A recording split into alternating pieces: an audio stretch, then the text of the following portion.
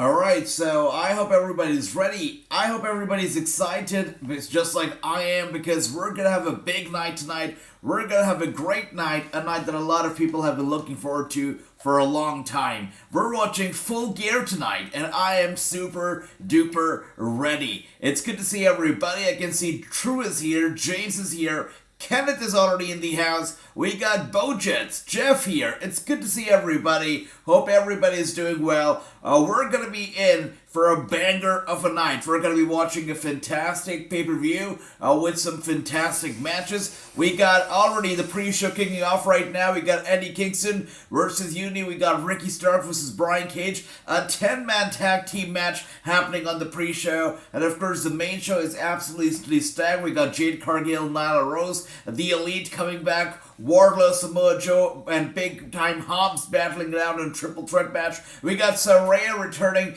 finally in the ring. We got Luchasaurus versus Jungle Boy. Hopefully, the final chapter. Acclaim taking on Keith Lee and Swerve. We got Tony Storm, Jamie Hayter, Sting, Darby Allin in action, Jeff Jarrett in action, and so much more. Tonight is going to be a banger of a night, and that is without a shadow of a doubt. It's good to see everybody. Gary, it's good to see you. Jacob, good to see you. James, it's great to see you. I hope everybody is feeling good and ready, just as ready as I am feeling, because I am feeling ready. I'm feeling so ready, so excited. It's going to be great. Tonight is going to be a fantastic night. That is for sure. It's good to see everybody. We got Renaissance here. Hey, good to see you, my brother Renaissance. Hope you're doing well. It's been a while. Good to see you. MGene is in the house. MGene, lovely to see you. I hope you're ready. And he says, I got a pizza in the oven at 4:20 time after that. I love the pizza. Skip the 4:20. You don't need the 4:20. We don't need anything to get high on tonight, because we already got some great wrestling to get high on tonight. So that's it. A pizza, that's a great idea. We got Lance in the house. My brother Lance. I miss you every day. Good to see you. Welcome. Hope you're ready for Full Gear. It's going to be a banger of a show. We got Andy in the house. Andy, lovely to see you, brother. Welcome. I hope you're ready for this pay-per-view. Now, of course, the main event is something we're all talking about. The main event, Moxley, MJF. Is MJF going to leave with the World Championship? Is Moxley going to retain? Everybody has their eyes on the main event of the night. It's a big show, a really cool show. So ready for this. Gary is here. Gary, my brother, welcome. And he says, I'm old school. There's nothing better than Saturday Night Wrestling. Oh, hell yeah, Gary. You stole the words right from my mouth. There's nothing better than Saturday Night Wrestling. Honestly, there's none. Saturday Night Wrestling is much better than Sunday Night Wrestling. So much better. I love it, Gary. Welcome. I hope you're ready. We got James here. James, my brother, welcome. Ron DMG, that's right, it is showtime, my brother. Indeed, it's showtime. True here says, indeed, oh hell yeah. Good to see you, True, our champion, our reigning, defending champion right here. Of course, the prediction time is on the line tonight. So make sure you predict. Make sure you get in the comments all the predictions that you think, the people that are going to win tonight, as the match goes on. And at the end of the night, whoever gets the most points, and gets the most predictions correct, they're going to be the champion. So let's see if somebody's going to dethrone True tonight. We'll find out. James says, let me know, are you ready? Oh, hell yeah, James. I am so ready. Are you ready? We got Renaissance. He says, AEW should change its Friday night show to Saturday night for a new version of Saturday Night Main Event. That's a pretty good idea. I like that idea. Sure, I do like that idea a lot. Yeah, why not? Let's do it. I love that idea. I like the sound of it. And James says, I can't hear you. You can't hear me? James, are you ready? Are you ready? Because I am ready. Andy says, can we all pray for K-Dog isn't doing well? That's right, Andy. Good to see you, brother. And you're right. Just like you mentioned, K-Dog is not doing too well at the moment. We're praying for him, just like you mentioned early on in the comments as well, that he is currently, unfortunately, his kidney has failed him. He's looking for a transplant, so hopefully he can get the help that he deserves. But K-Dog, absolutely, in our prayers. Yes, Andy. And Jacob, good to see you, brother, once again. And we got, James says, Moxley versus MJF match should be good. Tonight, we've got a lot of good matches, lots of big matches for sure. The entire match card is great. I mean, who would have thought that tonight we're going to be seeing Jeff Jarrett Jeff Jarrett wrestling for AEW. Who would have thought that was going to happen? But it's happening. Jeff Jarrett is going to be here. He's going to be wrestling here tonight. We got Tony Storm, Jimmy Hitter battling it out. We got Acclaim battling it out. So much goodness here tonight for sure. And right here, look at that. Seems like we are kicking things off with a 10-man tag team match. We already got QT Marshall and his guys in the ring right now. It's going to be interesting. It seems like we are indeed kicking things off right here with the 10-man tag team match. So that should be good. All right. And let's see. We got Chris, my brother Chris. He says, "Hey, Jam, I'm on my tablet because my phone is almost out of battery, so I'm on a backup account." That's all right, my brother Chris. Welcome. I hope you're ready. I hope you're excited. And yeah, it's going to be a fantastic night of pro wrestling, brother Chris. Welcome. Welcome. And that's right. We are indeed kicking things off right here with a 10-man tag team match. This is the first match of the night, and currently on the pre-show. It's a 10-man tag team. We got QT Marshall's gang. We got the Best Friends. They are going to be battling it out right here, right now. Let's see what else do we have here. The Chosen One, Double J. That's right, Andy. The Chosen One, Double J. Jeff Jarrett is here performing on an AEW show. 1 month ago, nobody would have expected that this was going to happen. So, really, they're calling it Full Gear, but I really call this pay-per-view All Out because they've gone all out and they literally have put together a card that is basically the best of its kind. Really, very cool. I'm so excited for this. That's right. Going with the Best Friends. That's right, guys. Start predicting now.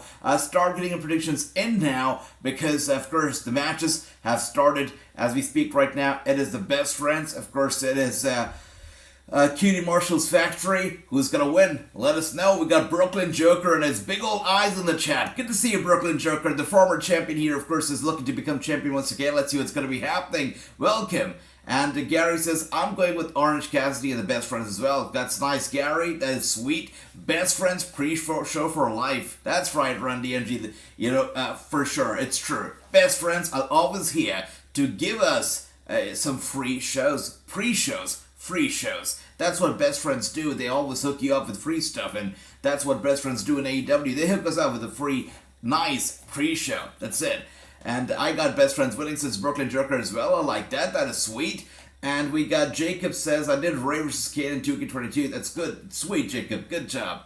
And I'm taking Best Friends as Chris as well. Sweet. As we see right here, Best Friends dominating, doing pretty well, but we're still just getting started. So let's see how this whole thing progresses. And James here with some AEW chants. I love that. I think everybody tonight can chant these AEW chants because tonight is all about All Elite Wrestling, right? So AEW, that's right. And thank you I'm glad you like my background, by the way. Thank you. Welcome. I hope that you guys like the whole setup, the whole place right here, like the whole studio.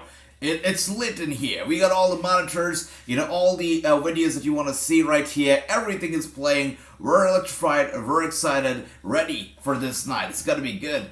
And let's see what else do we have here. Andy says, "Who are Best Friends taking on?" So QT Marshall's Factory. QT Marshall and his gang. The Best Friends are taking them on right now, brother. Let's see what else do we have.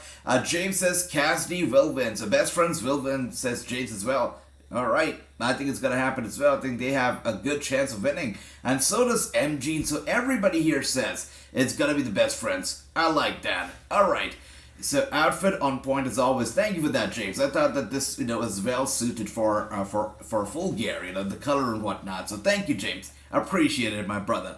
And as we see here, QT Marshall gets in. He was gonna go for a clothesline, but the Best Friends, of course, with the dodge. And now 3-on-1 assault. QT Marshall being outnumbered by the Best Friends. Of course, the referee doing nothing about it because, what's the problem in having a 3-on-1 assault in a tag team match? Nothing wrong with that. It's only 3 friends hanging on the ring. Of course, the referee's not gonna bulge about it. That's okay. And Thanksgiving and Survivor Series next week. That's right, Chris. I'm thankful for November of 2022 because we're getting banger after banger after banger weekends. Every single weekend this month has been a pay-per-view, and I'm not even complaining. It's great. It's great. And thank you for the background compliment again. Really appreciate that. Cassidy and Best Friends for the win, says Bojets as well. I think so too, brother. I think they gotta win. There's a big chance of them winning this match for sure. Yep. And your background kicks ass, says Andy. My brother Andy, you kick ass. Thank you for that, brother. I really appreciate it. Alright, as we see here, MG says Tony has some magic tricks up his sleeve tonight. He's looking confident. He's sounding confident. He sounds like he knows exactly what he's doing here tonight. He sounds like he has some big ideas in his mind for the night. So let's see. And there you see it, QT Marshall's factory. They hug it out, much like the best friends. But nobody, and I mean nobody, can hug quite like the best friends can, with the dramatic zoom out and whatnot. Nobody can achieve that, not even QT Marshall and his factory. I picked Moxley for the win, says Jacob. Alright, so we're talking about the main event now. Alright, Jacob, that's sweet. True, good luck tonight, says Brooklyn Joker. I like that. That is sweet. Yeah, that's great. Very, very nice. Alright, Gary says it's time for the factory to be recalled. I agree.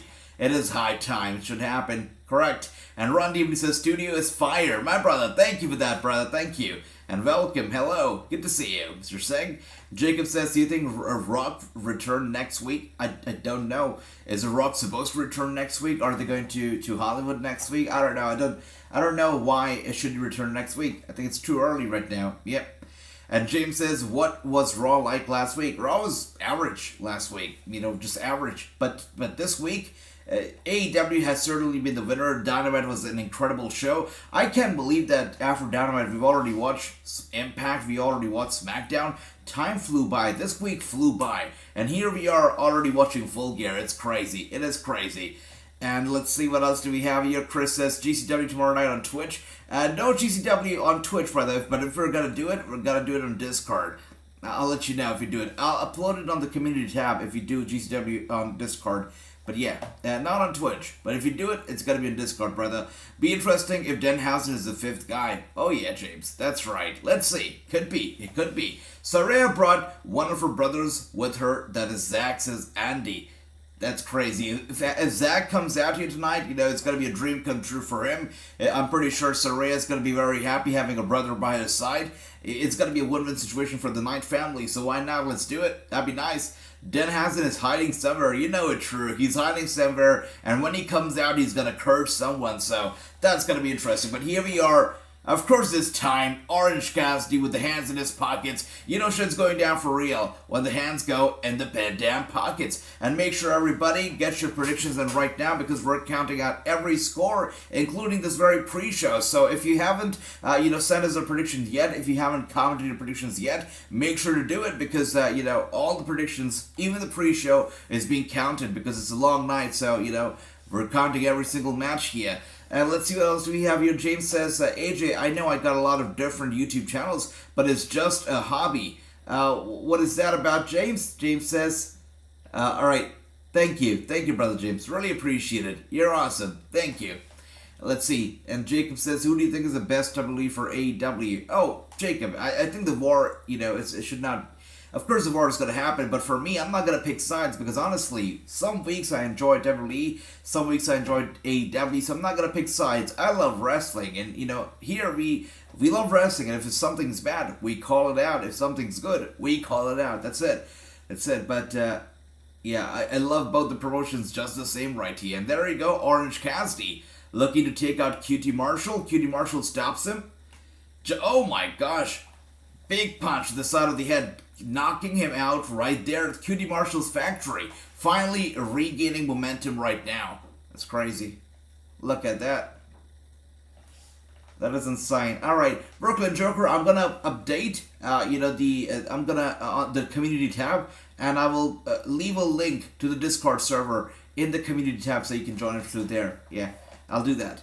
And WWE versus AEW, who wins, says James. Well, again, I feel like both of the companies are different, directions, different stages. I'm not going to compare the two. I think that either company can win some weeks and lose some weeks. It's a win and lose situation for them, but for us, it's a win and win. That's it. That's about it.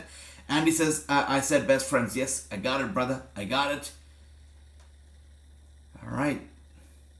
Oh, James says, I got 10 YouTube channels. I see, brother James. All right. You're awesome. Okay. Nice to see crowds into it, like unlike WWE, says James. Well, the crowd's definitely into it. The world's talking about Full Gear. That's for sure. And no other company has been able to achieve a feat like this as the AEW, in such a short time. In just a few years, getting thousands of people from across the globe into your programming. AEW has done a very good job with that, so there's no denying that. And there you go. Just taking him out, and Orange Cassidy gets in here. Kicking the guy straight in the head. Nice. Sweet. Orange Cassidy is on fire right now. I love it. Anybody who says AEW pay-per-views are too long are not wrestling. Exactly. Honestly, people tell me, I was there for the longest WrestleMania ever. WrestleMania 35, the longest one. And I fell asleep on the way back from the cab because I was so damn tired. But still, I never complained about it. I had a fantastic time at the WrestleMania. I loved it, and I feel lucky to be there for that final one-night WrestleMania, at least until now. It was great. And the longer the shows are, the better it is. It feels like you're going on a camp, you're going on a picnic when you go watch WrestleMania, one-night only WrestleManias that is. Long, full of star power matches, everything. It's great. So I used to love that. And there you see it. QT Marshall takes out Orange Cassidy. This could be it for him right here. We got Jonathan in the chat. Jonathan, my brother, welcome. He says, big up AJ, big up everybody in the chat. I'm in the middle of dinner, but I'm here. Bon appetit, my brother Jonathan. I hope you're ready for Full Gear. Right now we're on the pre-show, just like you can see. Right here, we got a 10-man tag team match going on at the moment. A scrambled eggs match, if you may. And yes, QT Marshall just destroying Cassidy as we speak right now. Wait a second. Oh, there he is. There he is, the bastard. Danhausen. Just like True said early on, he must be hiding somewhere. He was hiding somewhere. But Danhausen is here because he sees that his brother, his friend Orange Cassidy was in trouble. And Danhausen comes out here. He's looking red. Look at the all red everything. The red lights, the red Tron. Danhausen is angry. And he's coming out here to curse QT Marshall. That is without a shadow of a doubt. Let's see what else do we have here. Okay. Alright, other way. Sweet. That sounds sweet. Thank you for that, brother James. Thank you. Alright, let's see. Andy says, welcome, Jonathan. I hope you're having a good dinner. I love that, Andy. Has everybody here had dinner? Or you guys are still waiting? And here we are. Danhausen gets in here. Taking out QT Marshall. German wow. Wow, German suplex from Danhausen to QT Marshall. That's not bad at all. Nice, he's on a streak right now. I like that. WrestleMania 30 indeed was great, by the way. You're right, absolutely. And Danhausen once again sending the guy's shoulder first. Another German suplex from Danhausen. This guy is on a roll right now. I love it. Carter looks so much better here anytime he was in NXT. It's true, he definitely looks good. Sure. I like that. Thank you for that, out of the way. Really appreciate it. AJ, how many title exchanges happening tonight? Well, I feel like it's a pretty good question. Giving a number would be hard, but I feel like it's going to be at least two. I think that at least two titles will be changing hands tonight. What do you think about that, Run DMG? And anybody else? What do you think? How many titles are actually going to be changing hands tonight? Let us know in the chats. Here we are going for the cover. Danhausen with a 1, 2, and 3. And he picks up the victory for his team. Danhausen doesn't. He doesn't. He was the 5th member. He was the bastard child. And he gets the victory for his team. Good job, Danhausen. Wow, they gotta be proud of the guy. But let's see. Dream match, Cassidy versus CM Punk. Oh, wow.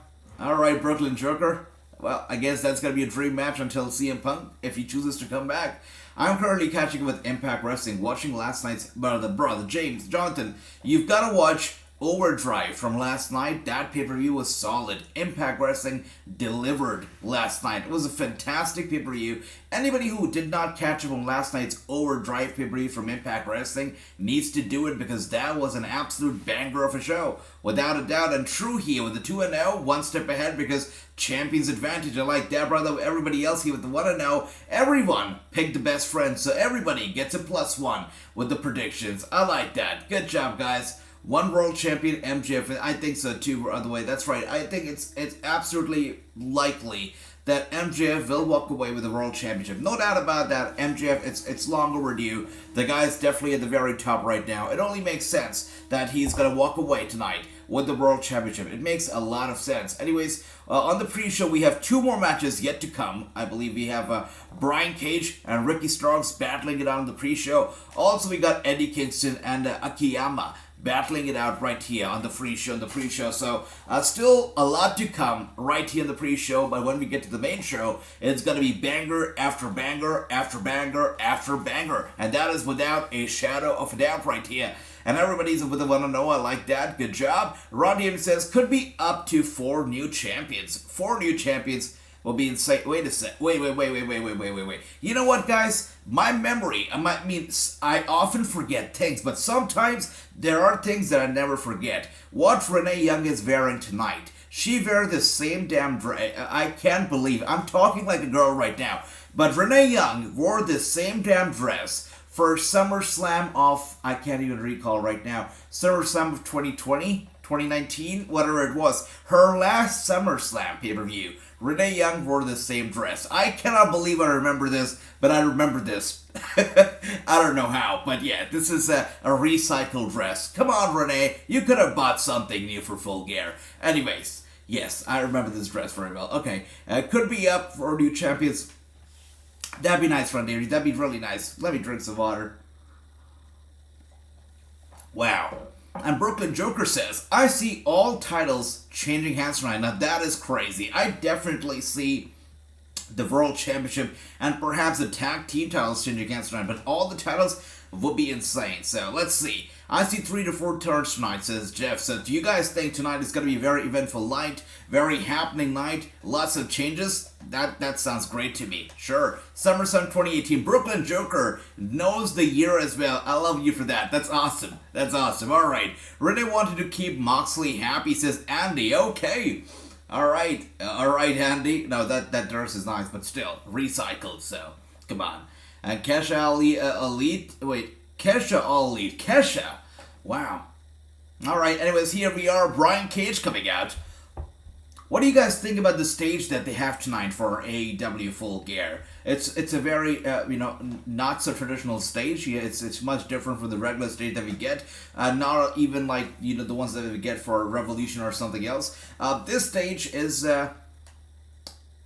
interesting. I mean, nothing extraordinary. You've got a few LED screens there, but that's about it. I am not such a big fan of the stage, honestly. I understand that it just makes sense logically. It's also more convenient and affordable for them to have these giant screens, other than having props like a physical logo of Full Gear hanging somewhere on the stage. That's more expensive. Also, they have to accommodate that somewhere.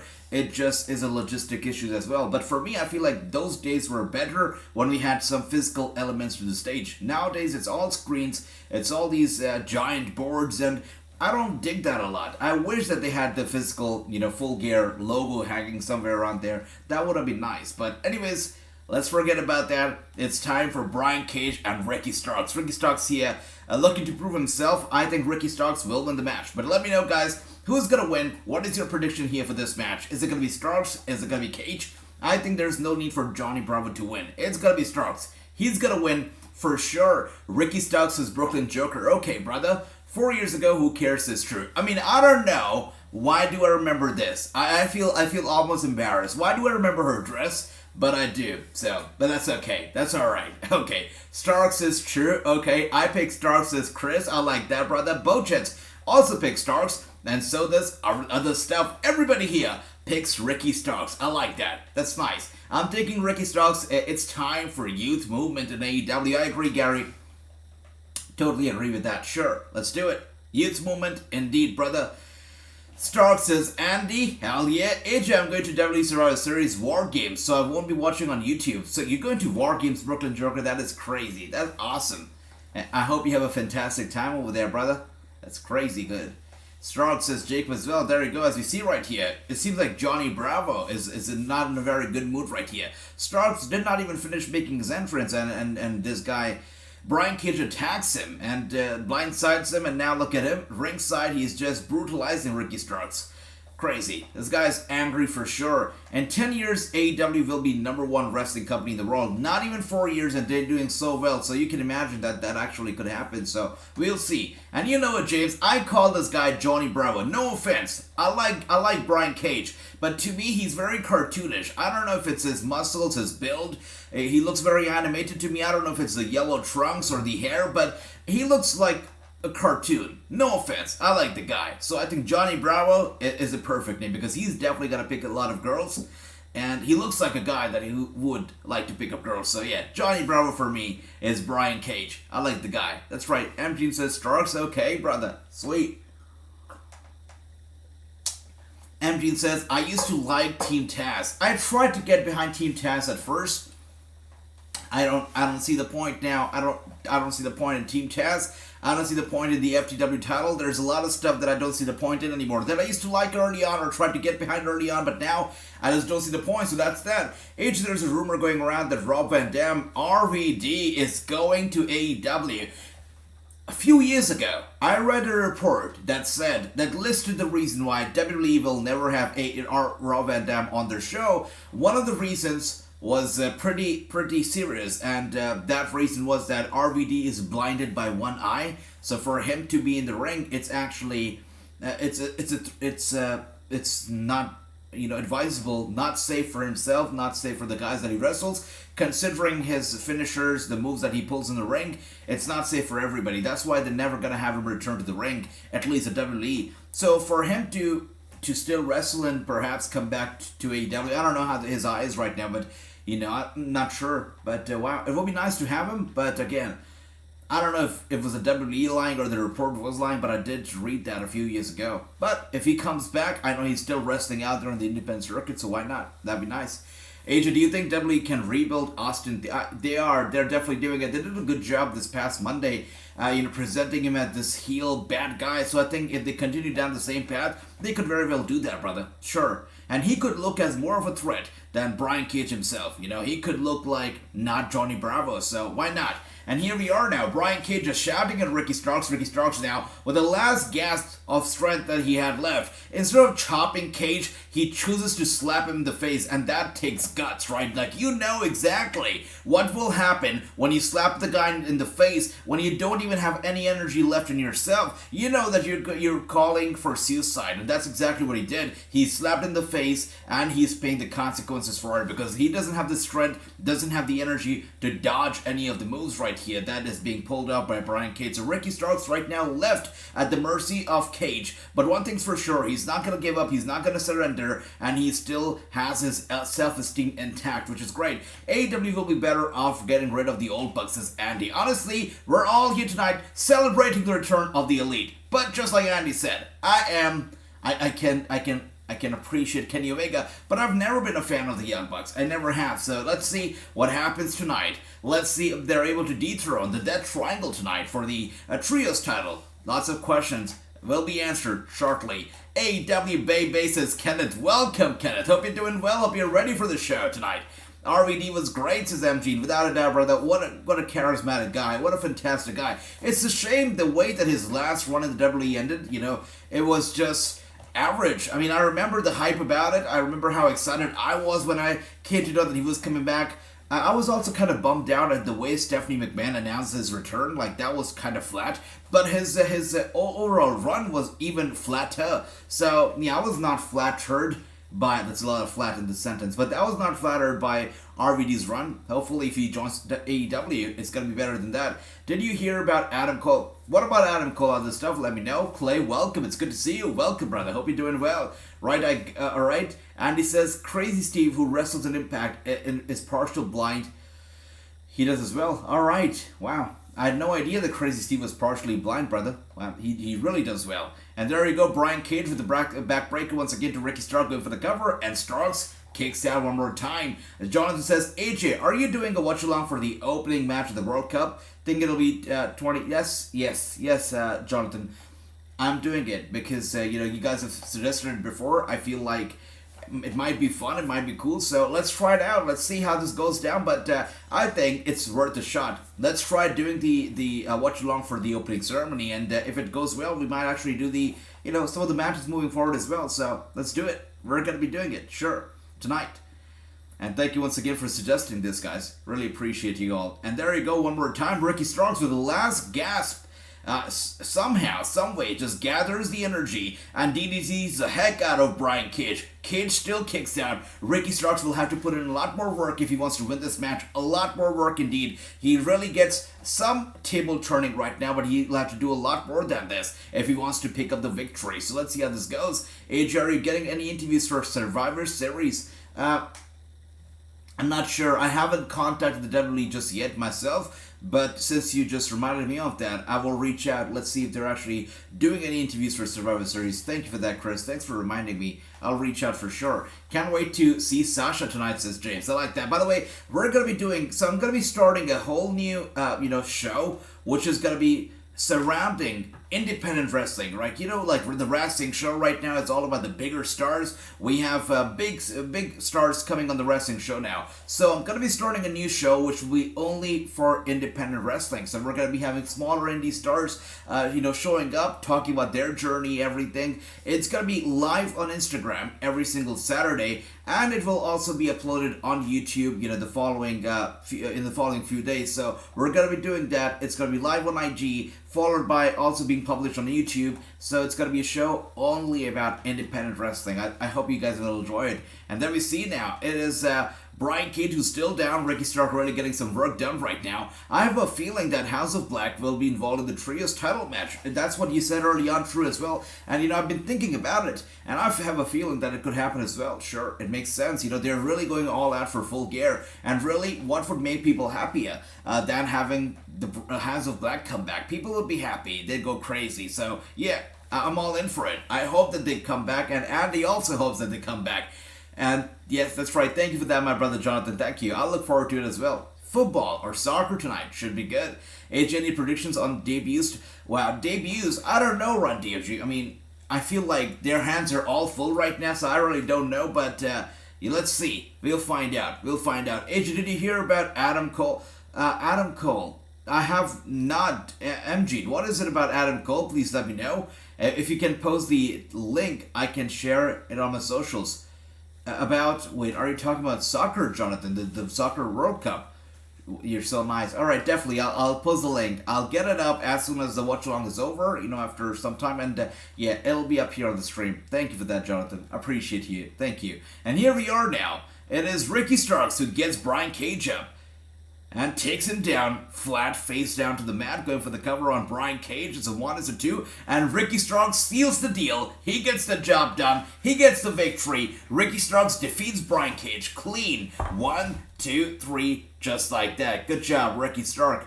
Really cool job. Now, there's only one match left. That is on the pre-show, and that is Eddie Kingston versus Akiyama. The pre-show's been long already itself, hasn't it been? It's been about, about 30 minutes now. Crazy. Time flies when you're having a good time. We still have one more match left. That's Eddie Kingston versus Akiyama. I hope the WWE is watching this and they realize that we don't want Booker T telling us all about the shucky ducky quack quacks on the pre-show. We really want, and we can appreciate, some wrestling on the pre-show. That's how pre-shows should be. They should be giving us some free trial, some free wrestling, so it compels and makes us want to buy the whole damn show. That's how it should be. But anyways, let's see. Alright, Brooklyn Joker says, I have a feeling that Kenny Omega turns on the Bucks and returning with Adam Page. Now that will be insane. If that happens, that'll be crazy. Let's see. Don't forget to add to join to the page. I will, James. I will. I'm still thinking about join. And somebody asked me about this yesterday as well, right? Somebody on my was calling with, and they said, why haven't you started that? And I said, I don't want to start the join thing just yet, without really having some good perks to it. I want to have the membership model right here on the channel, only if I can offer something valuable to you guys. So I really want to do it. I really want to make it happen, but I'm thinking of what can I offer in exchange to the membership. So Hopefully, I can think of something quickly, but if you guys have any idea, feel free to share them with me. Ricky Starks is a better version of Austin Theory. I love Ricky Starks. Actually, if you talk about Theory and Ricky Starks right now, I probably would go with Ricky. I like Ricky a lot. By the way, you're watching this right now. I'm watching this right now. Your immediate comments, your immediate thought on the whole AEW game, or as we see it at the moment, the graphics, the everything. A lot of people on social media are telling me that it's not about the graphics. We're not talking about graphics. The game is not. They don't want to make it graphically beautiful. They just want to make the gameplay look good. That's it. Let me know, what do you think about the graphics? What do you think about the gameplay? Everything. And True says, I'm getting it. I'm getting it too, True.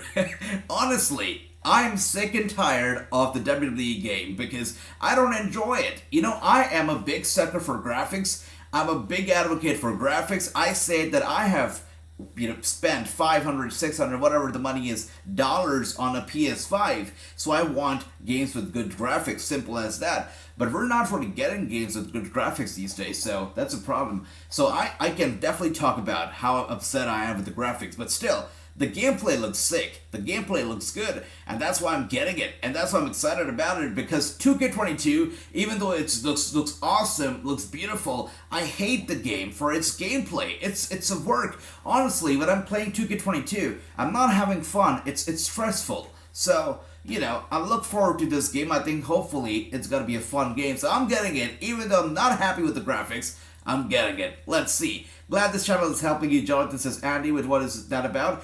Jonathan says, AJ, a big up to you, man. You bring a lot of joy to me and others. During the tough time, this channel has kept me going. My brother Jonathan, no. I should be thanking you guys because you guys bring joy to me and you've always been so supportive, during my hard times, my up and downs. So thank you so much, Jonathan, and everybody here. You know how much I appreciate you all. Thank you for the love, for everything. You guys are the best. Thank you. And Chris also says, I'm getting it. Hell yeah. I'm getting it too, says Kenneth. Hell yeah. And Clay says, you should interview Bailey. I'd love to. Honestly, if I do, I'm going to tell her that, your greatest fan ever is Clay. I'll do it. Sure. And also, James, a big fan of yours. AEW game reminds me of the old school wrestling games. Gameplay over graphics. It's true, MG. That's why I'm ignoring the graphics. I'm going with the gameplay. I need a good wrestling game that plays well. That's why I am so excited about the game. And here we are once again now with Eddie Kingston and Renee Young. Nice. And Saraya Baker Pack. That's right, True. So excited about Saraya's return. Let's see how this all things comes out. Of course, she's been sidelined for so long. There's got to be some ring rust. So I want to see how much of ring rust is there, or if there's any, and how the match turns out to be. I have high expectations from it, but we'll find out. The graphics are okay. 2K20 was better graphically, without a doubt, Kenneth, but the gameplay sucked in 2K22. So, yeah, I'm okay with the graphics. I just want a good gameplay right now. I'm getting it, and my first match is going to be Brody Lee versus Cody Rhodes for the AEW World title. I like that, Brooklyn Joker. By the way, the cover art has also been changed. So CM Punk has been kicked out of the cover art. He's no longer in the cover of the game, and I like the new cover better. It looks like, a graphic for an episode of Dynamite, but I like it better. I like it a lot better than the earlier cover. The earlier cover, I was not a fan because it was all green. I'm not the biggest fan of green color. And then you had a certain limited stars on there, CM Punk, the front and center. Now everybody has equal space in the cover. Everybody just gets equal, featured the same way on the cover. And I like the equality, so I like the new cover better. James says Kingston's got to win. Chris says Kingston's got to win. True says Kingston's winning. Andy says Kingston's winning. Everybody says Kingston except for Broken Joker, who says Akiyama is going to win. Now that is interesting, and I like it. So in the back, I also see two logos being flashed as he makes his entrance. I believe those are his companies, his promotions that are being sponsored. That I don't know if it's his. They're endorsing his brands, or is it just some other brands that they're endorsing? But I do see two logos in the back, so they're endorsing brands during entrances. That is interesting. All right, let's see what else do we have here. We got MG says, AJ, not great news on Adam Cole. What's going on, brother? What's going on with Adam Cole? Let me know, MG. A little nervous about that. And Jordan says, the best WWE game in my opinion was SmackDown vs. Raw 2008. Holy crap. Yes. My first console game ever. like I got a PS2, literally. I got a PlayStation 2 for that game, and that was my first game on the PS2. I loved it, everything about it. It brings back a lot of nostalgia. SmackDown vs. Raw 2008, it really does not get a lot of credit, right? Usually when people say best game ever, they say Here Comes the Pain, or I don't even know, the other games that were around, earlier than SmackDown vs. Raw. But wow, Jonathan, I love that comment, because SmackDown vs. Raw brings back so many good memories and fond memories for me as well. I love that pick of yours. I'm going Eddie Kingston on this matches, Gary. Okay, brother. Eddie Kingston says Bojets. I like it. And here we are. The referee rings the bell. Let's see who wins the match. It is Akiyama versus Eddie Kingston. One-on-one match. The last match right here on the pre-show. Should be good. Kind of random, but my first match will be Wardlow versus MJF versus Moxley. I like that. It's a triple threat match. Sweet. Tonight's triple threat is going to be great. We got three powerhouses. We got, of course, Hobbs. We got Wardlow. We got Joe. It's going to be a great match tonight. Super ready. Concussion related, says Troy. Wow. He's got to keep him sidelined for a bit. Yeah, well, whatever he needs to do, he should do. He should get some rest. And, I'm here. We're here. With open arms, waiting for him to come back. It's going to be worth the wait whenever he comes back. But, of course, health comes first. Hopefully he gets better soon. Yeah, I see that. Thank you for that, Brooklyn Joker. Thank you for that, True. But hopefully he gets better soon. And here we are now. It is Eddie Kingston and, of course, Akiyama looking to lock it up. Are they going to lock it up? Yeah. Nice. They lock it up right here. Very hesitant. Very careful. But there we see. Let's see who overpowers who. Eddie Kingston looks like he's going to overpower Akiyama. There you go. He's got the arm in place. Grabs him from behind. Akiyama will not give up. Will not let go so easily. He's giving Eddie Kingston a hard time right now. AJ behind the gate tonight. Unless my satellite is way ahead. I don't know. I'm watching this pre-show on YouTube right now. Are you guys watching it on satellite or Fight? I'm watching it on YouTube like it's a pre-show. So YouTube. Wow, I can't believe that YouTube is ditching me right now. Okay. Chua isn't here tonight. Yes, he probably will be during the main show. His main show, Chua, so probably he's waiting for the main show. And here we are now. The Nelson lock, or the Master lock, locked in right here from Eddie Kingston on Akiyama. Akiyama trying to fight back, trying to make it to the ropes here. He does. Rope break in effect. And Eddie Kingston has to let go of Akiyama, at least for now. And a big chop right there to the chest. Akiyama takes it like a man. Yeah. The Japanese wrestlers, they take chops like nobody else takes chops. I mean, wow, incredible. Gunther is lucky that Ludwig is not Japanese. Otherwise, if he was Japanese, he would take those chops so easily, and he would chop him back as well. So Gunther is lucky that he doesn't have Ludwig as Japanese or a Japanese guy on his team, because that'd be a problem for him. YouTube is fine TV behind for some reasons. It's true. Yeah, sometimes TV does get behind on the pre-show. That's why I just prefer YouTube. Where is Ricky at? Ricky also, I know, probably sleeping, probably driving. I don't know. Let's see. He'll be here for sure for the main show. He'll be here for the main show for sure. But he's already way behind when it comes to the points, the scores. So that's that. I'm watching it on my pay-per-view channel, says Gary. All right, brother Gary, that is sweet. And here we are now. Eddie Kingston with those chops laying down on Akiyama. His chest turning all red, going to the corner. Eddie Kingston clearly with the upper hand here. Irish whip to the corner. Kingston goes running to Akiyama. Akiyama gets his boot up just in the nick of time, taking out Eddie Kingston. Kingston with a solid punch. A big punch to the side of the head of Akiyama, knocking him out of the turnbuckle down to the ringside. Akiyama falls down hard to the mat. That's right, I'm watching it on my PS4, says Brooklyn Joker. Oh, hell yeah, I like that. Okay, and now Eddie Kingston once again, not giving him any time to recover, regain his stamina, goes to the ringside, grabs him, gets him up to his feet, and is now looking to, wait a second, looks like he's looking to punish him on the apron here.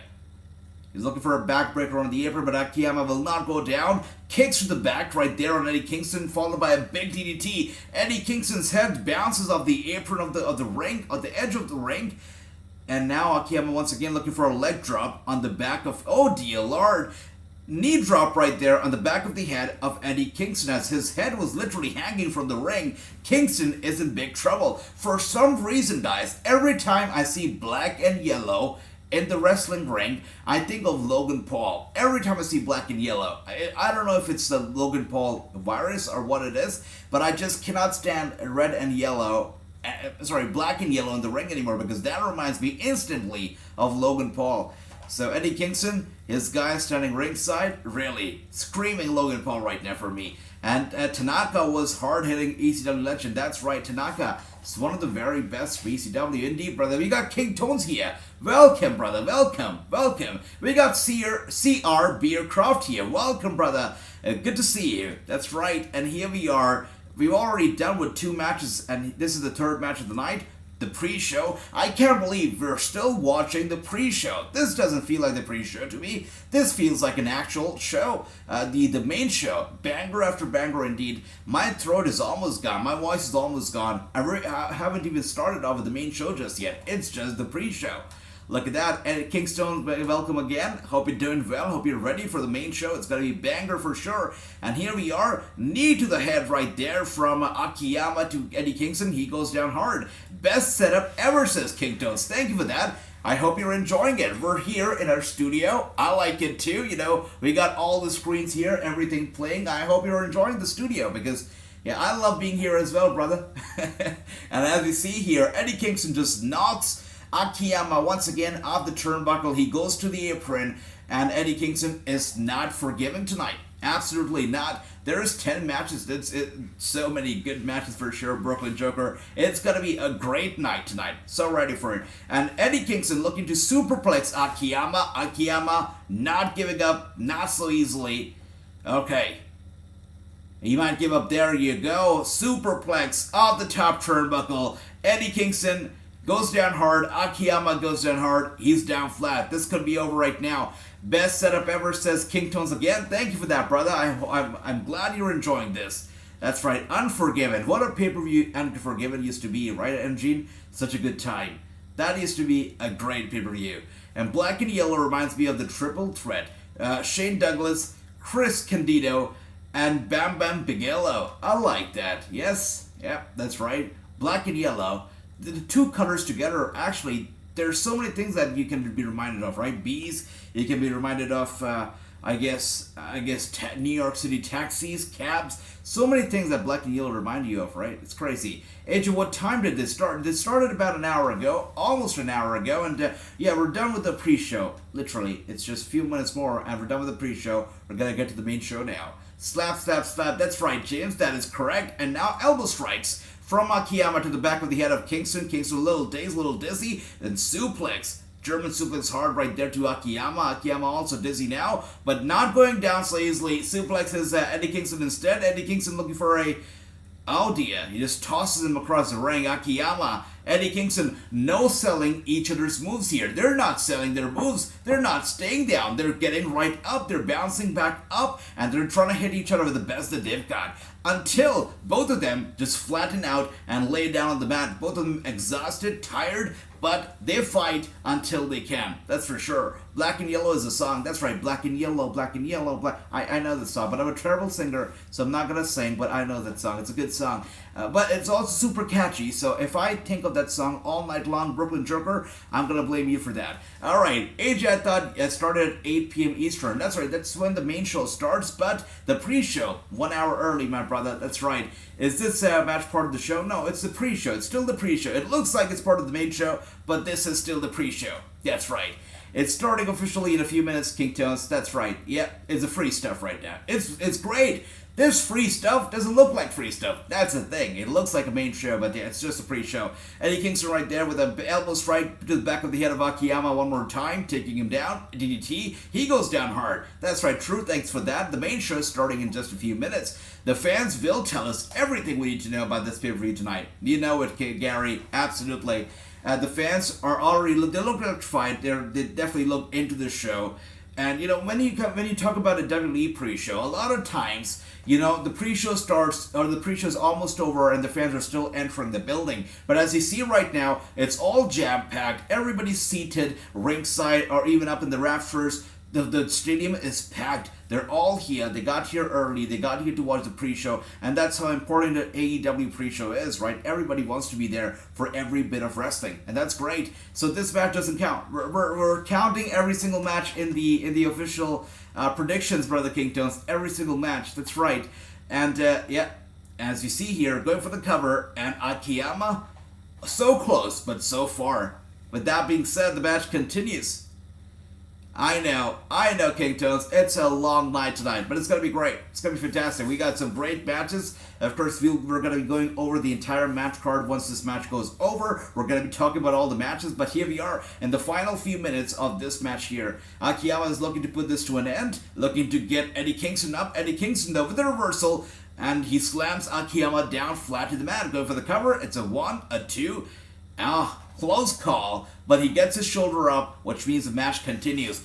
And Eddie Kingston now is taking his straps off. And you know what happens when a wrestler takes the strap off a singlet off? You know it's going down for real. He takes his straps down, pulls them down, and he's ready. He's asking Akiyama to get up to his feet. This could be getting over right here. Wait a second, for you guys it's already over? Oh, dear. For me it's still happening. Alright. Wow, okay. So I guess Eddie Kingston won? Alright, cool guys, cool. Cool. Alright. Nice. 1, 2, and 3. With that being said, Eddie Kingston, victory. Good job, Kingston. That's right. So, where am I right now? I thought Kingston was going to win, right? I thought that Best Friends were going to win as well. For the Brian Cage match, I also thought that Ricky Starks was going to win. So, yeah. I'm also at a 3-0 right now. So everybody basically is undefeated tonight. Everybody got all the matches right when it came to the pre-show. That's fantastic. And King Tone says that I was doing family stuff. That's alright, brother. That's good. Family stuff is important stuff. I like that. And Chris is here. Chris is right here. And yeah, we're done with the pre-show now, at least with the pre-show matches. Of course, they're gonna run us down with the match card for a bit before we go to the main show. But the pre-show matches, they're over, and every single match was a banger without a shadow of a doubt. That's right. But the main show is where it's all going down. Banger after banger after banger, indeed.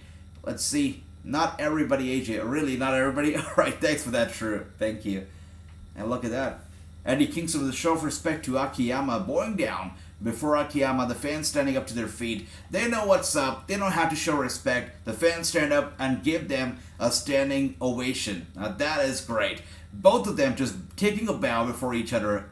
The look on Eddie Kingston's face, his emotions are pure, they're raw, they're true. This is not made up stuff, this is not fabricated. What we're seeing right now between Akiyama and Kingston is raw, pure emotions. That's beautiful. That's the beauty of pro wrestling right here. Love that.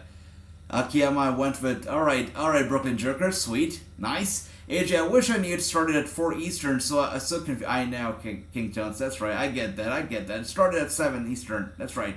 And let's see. That's okay, King Jones, you're okay, you're fine.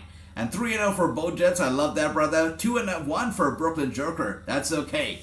We've got a long night ahead, Brooklyn Jerker, so you can definitely make it up. 3-0, Andy, love it. But Akiyama grabbed the arm of Eddie Kingston, raising it up in victory. Yeah, we're just about to get into the main show, and I cannot wait. So let's talk about the main show, right? Let's talk about all the matches that are happening tonight. And see, let's discuss if we see a title change happening or something crazy happening in either of these matches. So first we got Jade Cargill versus Nyla Rose for the TBS Championship. It is basically the TBS Champion versus the TBS Champion. It is Nyla Rose versus Jade Cargill for the TBS Championship. Do you guys think a title change will happen? I mean, both are champions, but is a self-proclaimed champion gonna become champion? Let me know what you guys think about this one. Let's see. Alright, Andy says, Nyla take... I know. Yeah, Nyla. Let's see what happens. You know, she says that she's the champion. Of course, Jade Cargill is really the champion. It'll be interesting to see how this goes down. Then we've got, of course, the Elite... You know, wait a second. Kingston grabs the microphone.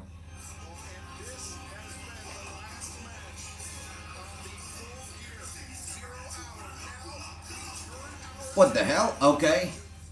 So Kingston grabs the microphone, he says something, he's addressing the fans who are live in the audience right now, but that audio feed has been cut, it feels. We're finally getting it. We're getting the audio. Okay. How many minutes does that mean?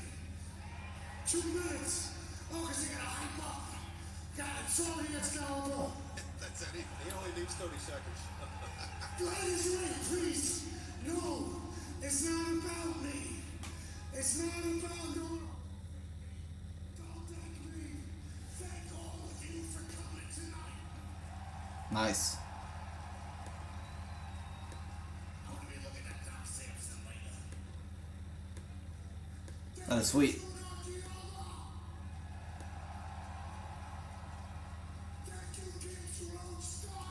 Eddie Kingston's a real one, right? He's telling the fans, don't thank me, don't thank me, thank you all for coming here out tonight. Now, he's a real one, without a doubt. What a great guy. What a fantastic guy indeed. It's fantastic, really. Alright, let's see.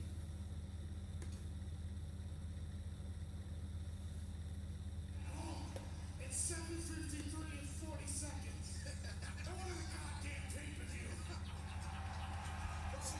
This guy's hilarious. Alright, let's see what else do we have here. We got Kenneth says Jade will win. Okay. AJ, let me know what time World Cup tomorrow. So World Cup will be starting at about 8 p.m. IST, which I believe for you guys should be about 9:30 a.m. in the morning Eastern time zone. So that's when the opening ceremony will kick off tomorrow for the World Cup. And we're going to be here. We're going to be watching it as well. And that's right. And Eddie is hype. But I'll text you on Twitter. Sure, King Toes. I'll text you on Twitter. Eddie is hyping up the show card. He really is. He's doing a good job. I don't think this was planned because as we saw, they did not even cut into the microphone at first. They only did that later when they realized this guy's not leaving. But yeah, he did a good job hyping up the crowd, hyping up the fans who are watching from across the globe. We're ready. Let's get into it. Full Gear. It's going to be a banger of a show. Let's get in, shall we? King Stones, how's it going, my boy? Love that, Kenneth. Love it. All right. That's right. World Cup tonight. It's going to happen. But before that, this show is going to be just as good. Full Gear. Our hands are full indeed. They had time. That's right, True. They definitely had time. And we're still about 4 minutes away. We're still 4 minutes away from the official match card starting off, from the main show starting off. So we still have 4 minutes left.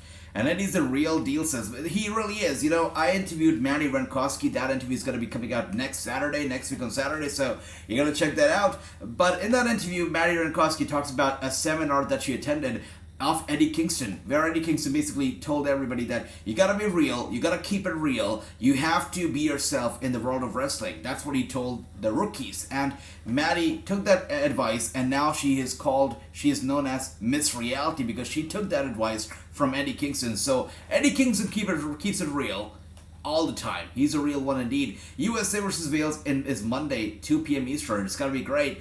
I don't know if US is going to win because, they still call football soccer. So I don't know if they're going to get this World Cup. But let's see. I'm definitely cheering for USA, but it's going to be a good match. Kenneth, little started stressful because I'm away home Thanksgiving, but I'm grinding, bro. All right, King Toes. You're always grinding, hustling. I love that. Love it. Alright, now they're talking about the Tony Storm versus Jamie Hayter match that's going to come up. It's going to be a great match. Super excited about this one. Tony Storm and Jamie Hayter. I think it's going to be fireworks all over the place. But again, let's not forget, this is for the interim women's championship. It's not for the real deal. It's not for the actual world title because that championship still belongs to Thunder Rosa. And whenever she comes back, you can only imagine the interim versus Thunder Rosa. It's going to be a crazy match, so cannot wait for it. Cannot wait for Thunder Rosa's return. And let's see, Drew Will Claymore, Team to Hell, says Kingdoms. Okay, let's see.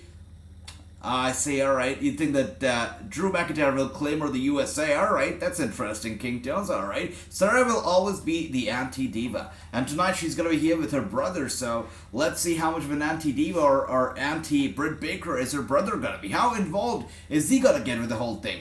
That's going to be interesting to see. Jack Perry and Lucha Kane open the show. Oh, are they really going to be opening the show? That's, wow. Or is that a prediction, true? Because if they open the show, I'm not going to mind that. I feel like that is perhaps honestly, even though it's not a bad match, but I feel like that's like the smallest match that they have tonight. So, sure, if they open the show, I'm not going to complain. Yeah. And they're going to open it, it's going to be definitely a showcase of athleticism. You've got a steel cage in there. It's going to hype up the crowd the right way. So, I'd like that. Sure, why not? They're lowering the cage, right? Yes, that's right. I'm definitely behind you guys by a few seconds. They're now lowering the cage. That is correct. So, it's happening. Jungle Boy, Luchasaurus, they're going to battle it out. This is the match that's going to take place first. Thanks once again, guys. That's correct. Jack Perry, indeed. I think Tony Storm versus Jamie Hayter will be the show stealer versus that. I think so, too. It's going to be fireworks all over the place. That's for sure. I picked Jungle Boy, says Chris. Jungle Boy, okay. Well, this hopefully will be the last match of their feud, because it's been a long-going feud now. They have been going back and forth for quite a bit, getting a little tired of this whole thing. So hopefully this is the last match that we're going to be having between Luchasaurus and Jack Perry in a long time. But we'll see. And love that, King Tones. Love the popcorns. That's right. Have the popcorns. Have a good time, guys. That's right. And Perry to win, says True. That's right. Wet your throat. I will, James. Thanks for that, brother. Jungle Boy, says Jeff. That's right. I think it's got to be Jungle Boy as well. Should be Jungle Boy.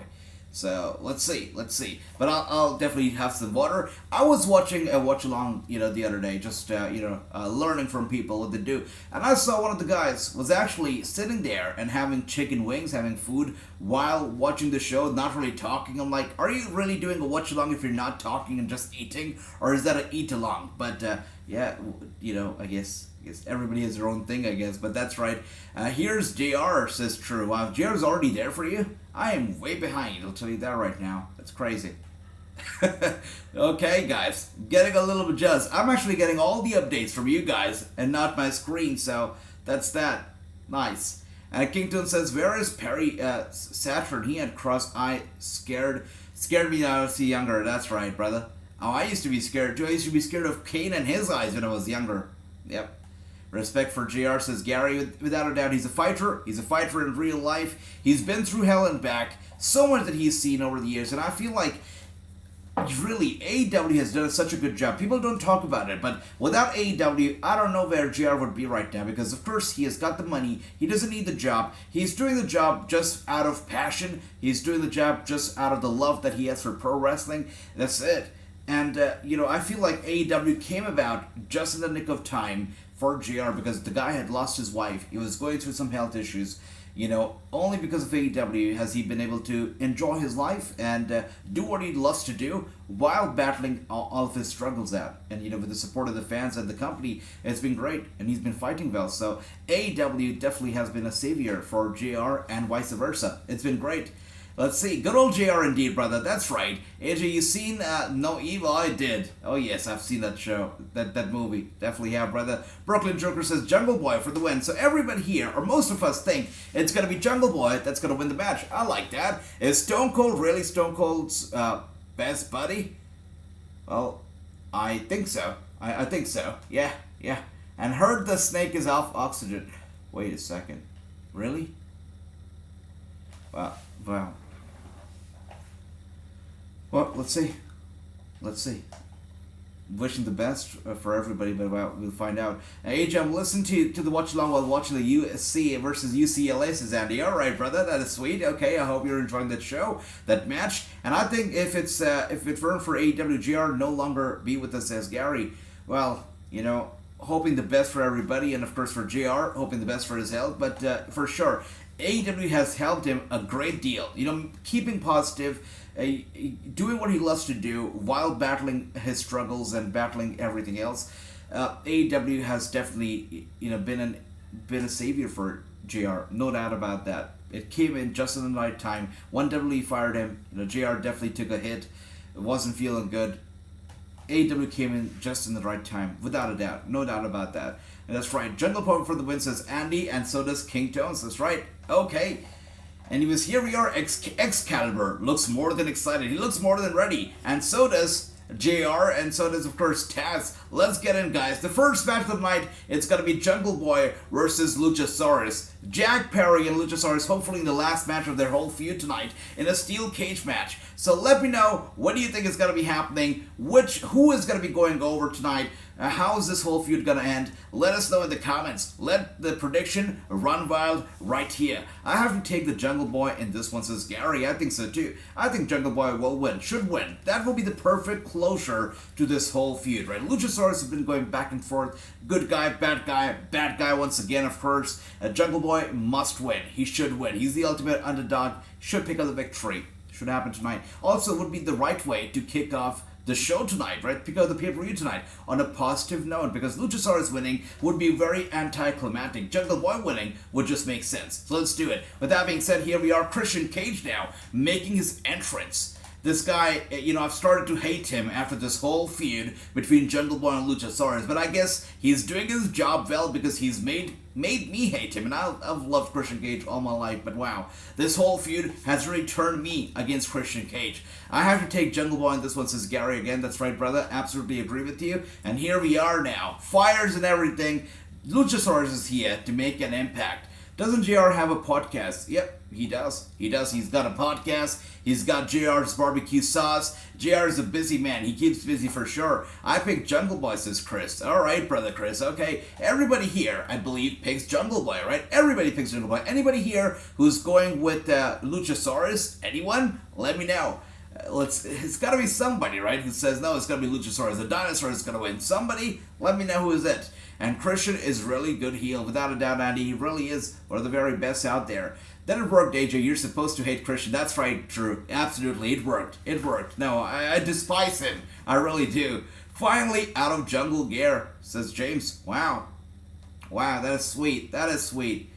This should be a good match. What a way to start the show with a steel cage match. It's going to get everybody excited. It's going to get everybody ready. It's a great way to do it.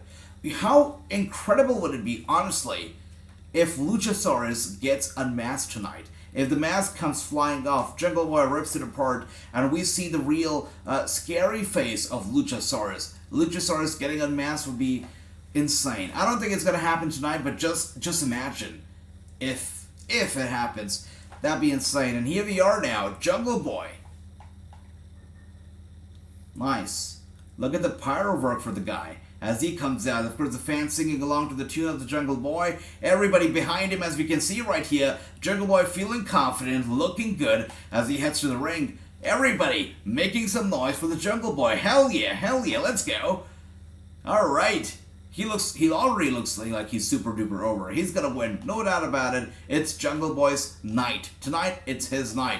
I'll take the dinosaur. So we've got somebody here who's going for the dinosaur, who's going for Luchasaurus. I like that, Run DMG, okay? And Gary says it's time for AEW to start getting over the young talent. That's right. It's important to get the young talent up, and yeah, let's start with the Jungle Boy. Let's do it. I bet Edge hates that Christian won a world title faster in his return to the ring.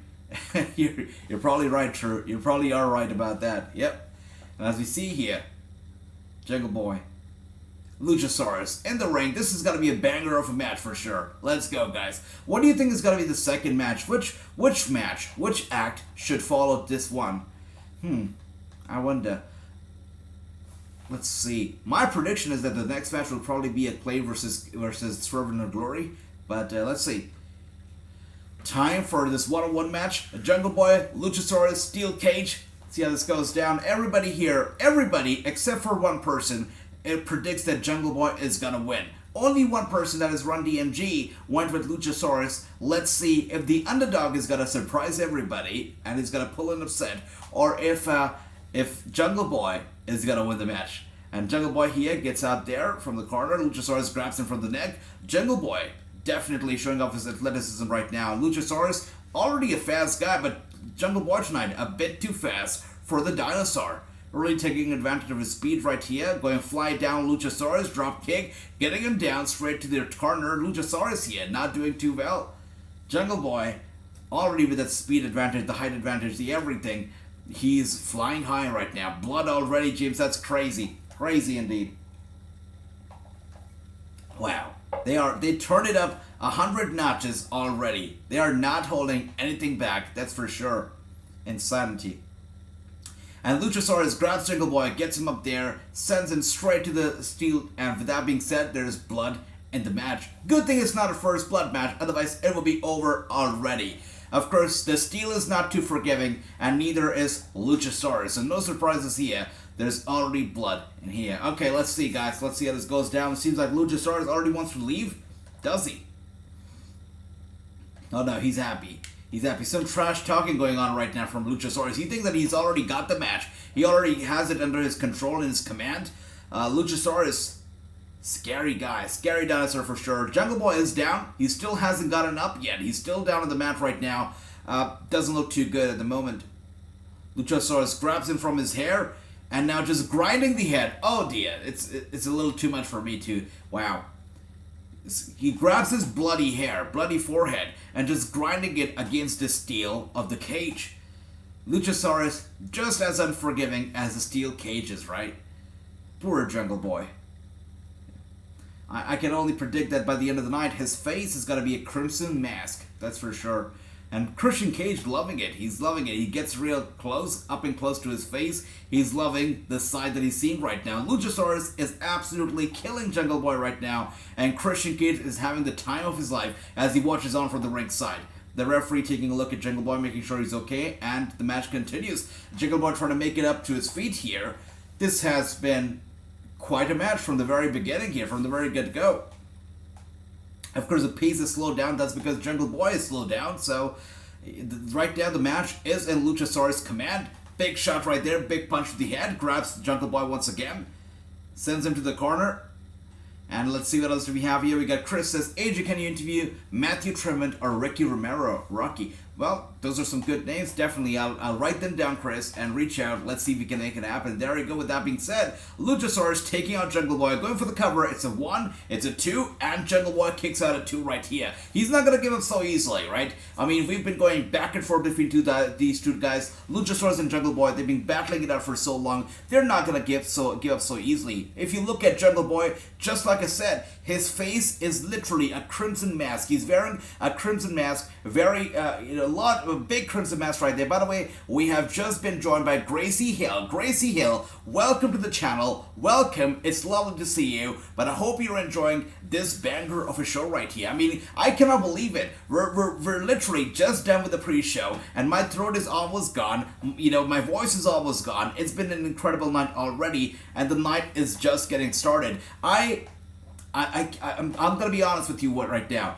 It's hard to look at this match. It's hard to look at the Jungle Boy and watch Luchasaurus just send him headfirst into the steel over and over again while he's already profusely bleeding. He's literally wearing a crimson mask right now. He's in a tough position. I don't know if he's still in this, if he's lights out, but the looks of it doesn't look very good. Once again, for the 4th time, Luchasaurus sends Jungle Boy into the steel. Jungle Boy bounces back from the ropes, and with a little bit of efforts, energy that he had left, he tried to clothesline Luchasaurus. Of course, couldn't get the job done because he has no energy left. Could not get anything done. Luchasaurus grabs him, sends him through the cage one more time, and now his body is literally squeezed between the ring and the steel cage. Crazy way. I did not expect the match to go down the way it's going down right now, but Luchasaurus is absolutely killing. He's murdering Jungle Boy, and I don't like what I'm seeing at the moment. Of course, the mother, the sister of Jungle Boy, they're sitting ringside. You can see the nerves kicking in right now. They're just as nervous, and once again, Luchasaurus grabs him, gets him up on the shoulder on the top turnbuckle now. Jungle Boy could be going for a ride, and there you go. This guy, he's got a big heart. He's a courageous kid, and there you go one more time. He's got the armbar locked in on Luchasaurus out of nowhere, just holding on to him, dangling on those ropes. The sister is not giving up just yet. She's clapping, she's getting him motivating, getting him out there. There you go, Jungle Boy once again with a boot to the chest of Luchasaurus. Oh dear. Okay, this could be it. He grabs Jungle Boy by the throat. And with that being said, grabs him by the throat, gets him down hard to the mat. Jungle Boy in a tough spot once again. It seemed like he was turning the tables around, but Luchasaurus once again slows him down, slows down the momentum, and keeps in control of the match. A reverse attitude adjustment, as I like to call it. Going for the cover on the Jungle Boy, and he kicks out at a 2. Crazy. Luchasaurus cannot believe it. He's almost getting angry, aggressive right now. How did the Jungle Boy kick out of that? How did that happen? Let's see. No change for me winning title tonight. So Ricky says, no changes for the titles tonight. Says Ricky. Ricky, it's good to see you. Welcome. Welcome. I love the new set. Says Ricky, thank you for that. I'm glad you're enjoying the studio. We're here all ready for Full Gear. And yeah, it's been quite a night already. The pre-show was a banger. Wait a second. What is Christian Cage? Christian Cage, the referee who was standing ringside, the guy who locked the door, I don't think he realized it, but Christian Cage just pulled out the key out of his pocket. The referee did not realize it. Christian Cage is now unlocking the door of the steel cage. The referee finally realizes it. He hurries up to Christian Cage. He's trying to stop him, telling him not to unlock the door, but Christian Cage, of course, being the guy himself, not listening to the ref. And there we see it. He has unlocked the door. It seems like the door is now... Oh dear. The security comes in, and now they're trying to take Christian Cage away. They're ejecting him from the ringside. Luchasaurus gets out, of course, through the door, and now attacking the... Oh dear. Wow. So Luchasaurus was going there to the aid of Christian Cage, but here we are now. Luchasaurus has stepped out of the ring. Of course, Jungle Boy has stepped out of the ring, and now they're battling it out ringside. They're battling it out on the ramp right now. Crazy. Jungle Boy... Oh dear, that not looking good once again. Sent face first into the steel cage one more time. Jungle Boy goes down hard. I mean, he's trying hard. He's giving it all. But Luchasaurus is clearly the better man tonight. I don't like to say it, but honestly, Luchasaurus is the better man tonight. I don't like this one bit. And now he's drawing out a wooden table from under the ring. We barely see wooden tables being used in steel cage matches, but of course this is a different kind of a match altogether. It has, thanks to Christian Cage's involvement, it definitely, changes course. We're now battling out outside of the ring, but Jungle Boy is being sent back into the ring, it seems. Luchasaurus grabs him once again, grabs him from the back of his head, sends him flying into the steel cage one more time, head first into the cage. Jungle Boy bleeding even harder than he was early on. And Luchasaurus is far from done, by the way. He's not done yet. After pulling out the wooden table, he's now pulling out a bunch of steel chairs from under the ring. This guy has got some evil intentions in his mind right now. Christian gone. That's right, James. So Christian Cage is gone. He's no longer involved. He's been ejected from the ringside. It all comes down to Jungle Boy, Luchasaurus, that wooden table, and of course the two steel chairs that are now in the ring. I really wonder what's going to be happening. But honestly, as history tells us, every time somebody stacks up a table or brings in steel chairs or any weapons into the ring, they're usually the ones who are on the receiving end of those weapons. So, as history suggests, I've got a feeling that it's going to be Luchasaurus who will be put through the table, who will be attacked by the steel chairs, and who will end up losing the match. We'll see. Must be a win by pinfall or submission. That's right, true, that's correct. That's why when Jungle Boy and Luchasaurus, they left the ring and went to the ringside, the match did not get over because the win should be by pinfall or submission. Thanks for bringing that up, True. I heard Tony said, okay, wrestlers, we're all going half gear until we're going, the pay-per-view is over, we're going full gear. That's right, Nicholas, that's it. These guys are killing it tonight. The pre-show was incredible, and right here, also, just so good. And here we are now. A dropkick from Jungle Boy to the back of Luchasaurus. Luchasaurus sent outside, back first into the steel cage. Once again, Jungle Boy with another dropkick right there. Again, sending Luchasaurus back first into the steel. Jungle Boy, red face and everything, blood all over his face. He's far from giving up. He's fighting back and using all his courage, all his strength here to fight back the bully. Now with the boot to the face, to the back of the head of Luchasaurus, Jungle Boy is showing the face of Luchasaurus against the steel chair, against the steel cage. But here's the thing, Luchasaurus is wearing a protective mask over his face, which is why, even if Jungle Boy, no matter how many times he smashes his head against a steel cage, he's not gonna bleed, or at least if he bleeds, we're not gonna see it because he's wearing a protective mask over his face. So if Jungle Boy wants to unmask him, take off his mask, reveal his identity, this is the right time to do it. Do it. And there you go. He was looking to power bomb him, it seems, on the apron, but Luchasaurus, of course, gathers his strength and instead tosses Jungle Boy over himself and down on the mat. Jungle Boy once again in a tough spot right now. Gary says, yeah, this feels right, Saturday Night Wrestling and blood. This is a bloody match. I mean, the first match itself on the main show has been incredible. the way it started off, I thought, okay, it was going to be a pop. Honestly, I'll tell you what I thought when we started off this match, right? I thought it was going to be a pop party. There's a steel cage. You got Jungle Boy, you got Luchasaurus. I thought we were going to see some big moves. Did not expect to see what we're seeing right now. This is such a back and forth. They're going at it. They're having an incredible wrestling match right now. You know, I'm not seeing a lot of poppy moves. What I'm seeing is some good old wrestling right here between Jungle Boy, Luchasaurus, and a lot of blood in between them. I'm loving it. And once again now, Jungle Boy grabs the steel chair, and with a kill switch to Luchasaurus, he does it, goes for the cover. It's a 1, it's a 2, and Jungle Boy has to fight on because Luchasaurus kicks out at a 2.7. The match continues. Luchasaurus is dizzy. He's dazed. Of course, he's having a tough competition ahead of him. It would be an embarrassment to him if he loses to Jungle Boy at this point in time. Jungle Boy already is a mess. Blood all over his face. He's weak. You know, he's dizzy. Luchasaurus, if he loses right now, it's going to be a big slap to the face for sure. Money Badger in the house. It's raining money because Money Badger is here. Welcome. Hope you're doing well, my brother. Welcome, welcome, welcome once again. Now, Jungle Boy standing right there on the shoulders of Luchasaurus and just shoving his head, his throat down into the rope. Luchasaurus in a tough spot right now. And he's got nobody to save him, not even Christian Cage, as Christian has been ejected from the ring. He is not there ringside in support of Luchasaurus. And there you go, Luchasaurus turns the tables around just so slightly, going for the cover on Jungle Boy, but Jungle Boy kicks out. He's not going to go back without a victory tonight, that's for sure. His mother, his sister, they're sitting ringside, and they are here to see their boy winning tonight. I think he's going to win for sure. There's one and only surprise I want to see is AJ, the Wrestling News, show up tonight. That's right, Nicholas. I'm here, though. I'm here right here, and I'm going to be here every single night, my brother. Thank you for that, though. Wow, we are at 50. That's right, James. It's lit tonight. It's great tonight. We're so ready. We're so excited, and there you see it. Once again, it seems like Luchasaurus was looking for a big superplex on the top turnbuckle. Jungle Boy, though, with those elbow strikes straight to the back of the head of Luchasaurus, he's gonna go for, oh my gosh, tremendous move on the top turnbuckle, getting Luchasaurus down. That's gonna break his neck for sure in half. Luchasaurus is done. He's done for.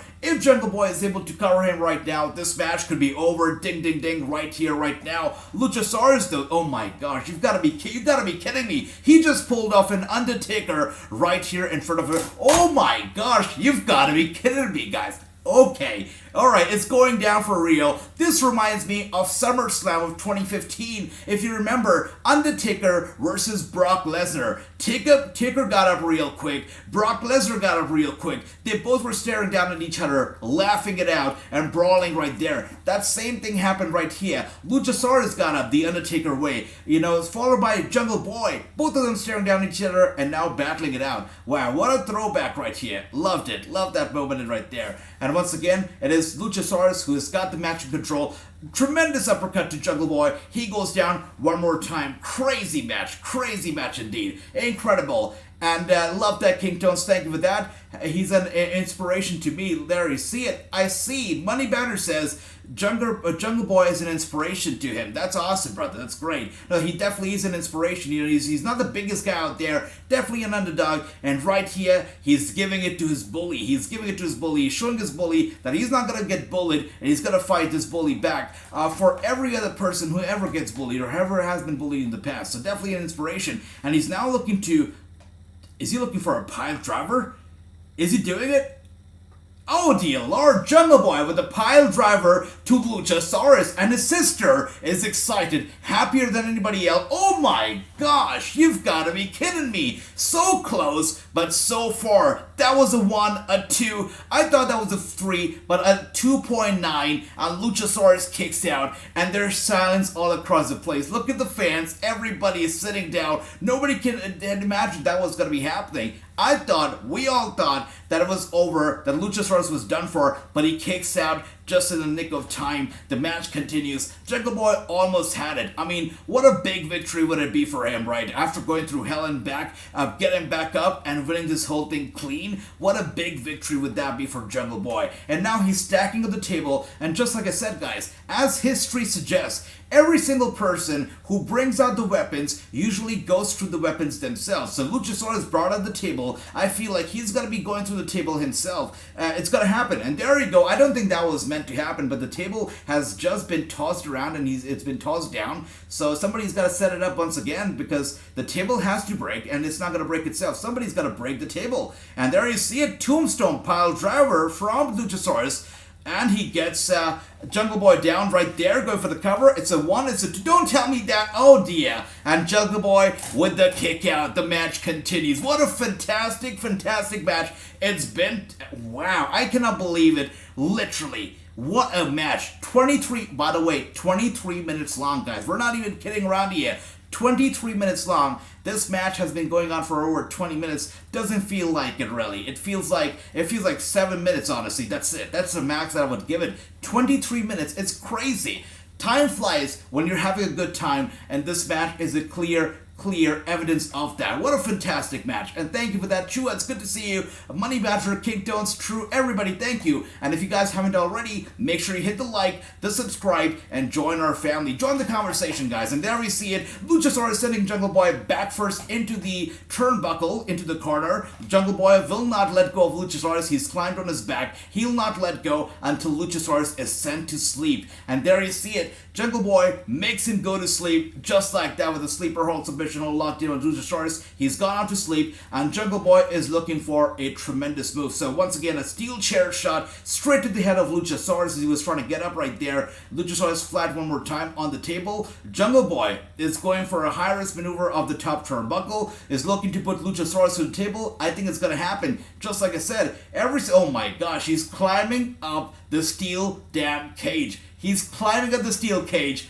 This is crazy. If Jungle Boy is able to do it, he's definitely going to get the victory. If Luchasaurus, though, gets out of the way, Jungle Boy is gone. Like, I can only imagine he's going to be gone for, I don't even know how many months. This is going to be crazy. Holy crap. I think he did that better than Shawn Michaels. That was beautifully delivered.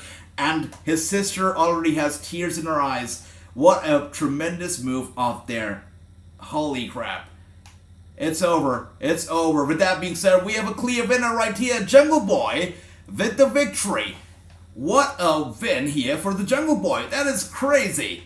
Holy crap. Well deserved as well. Jungle Boy, I gotta give it up for the guy. Wow. What a match. And you know, I can just see the raw emotions. Like, you can say it all you want that, okay, like, these wrestlers, they are putting on a show. But the family never puts on a show. What you see from them are raw emotions. And I got goosebumps, not only from this match itself, but looking at the mother and the sister of Jungle Boy, literally sitting there with tears in their eyes, clapping for their baby boy. It's incredible. That's pure raw emotions right there. This guy has made not only his fans, his family proud tonight. What a fantastic match. Went through hell and back, and really very deserved that victory. And he'd won in a very substantial way, really. Incredible job. Incredible match. Loved it. I'm gonna give this match a whole 10 out of 10. Loved it. Great match. And I can see everybody here with the 4-0, 1-4-4-0, 4-0. True with the 5-0, leading, dominating. Brooklyn Joker 4-1, good job. All right. And Andy says, really good opening match tonight. Really very good match for sure.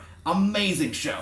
And yeah, this is just the first match, guys. We still have like 9 more matches left, and we're just getting started with Full Gear. Full Gear is full speed ahead, guys. What do you think is going to be the second match of the night? My prediction is that it's probably going to be for the tag team titles. I think it's going to be the Acclaimed versus Swerve in Their Glory, but we shall see. Anyways, this match was crazy. I don't know how long is it going to take me to get over the hangover of this match, because this match was a total banger, without a doubt.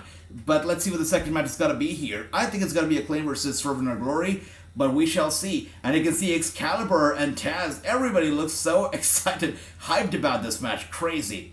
Crazy indeed.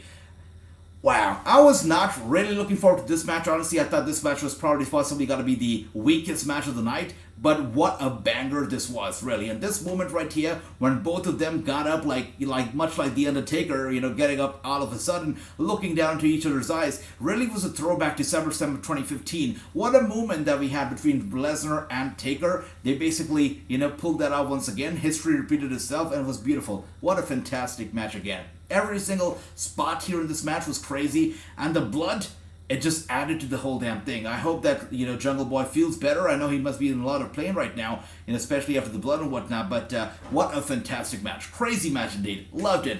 And that's right, really good match, Andy. That's right. The match was an awesome 4. You're right, Gary. An incredible match. All right, Brooklyn Joker says it's going to be for the Trios Tag Team Championship. That's right, James. Thank you for that, Bojets 4-0. I love that. So, next match is going to be...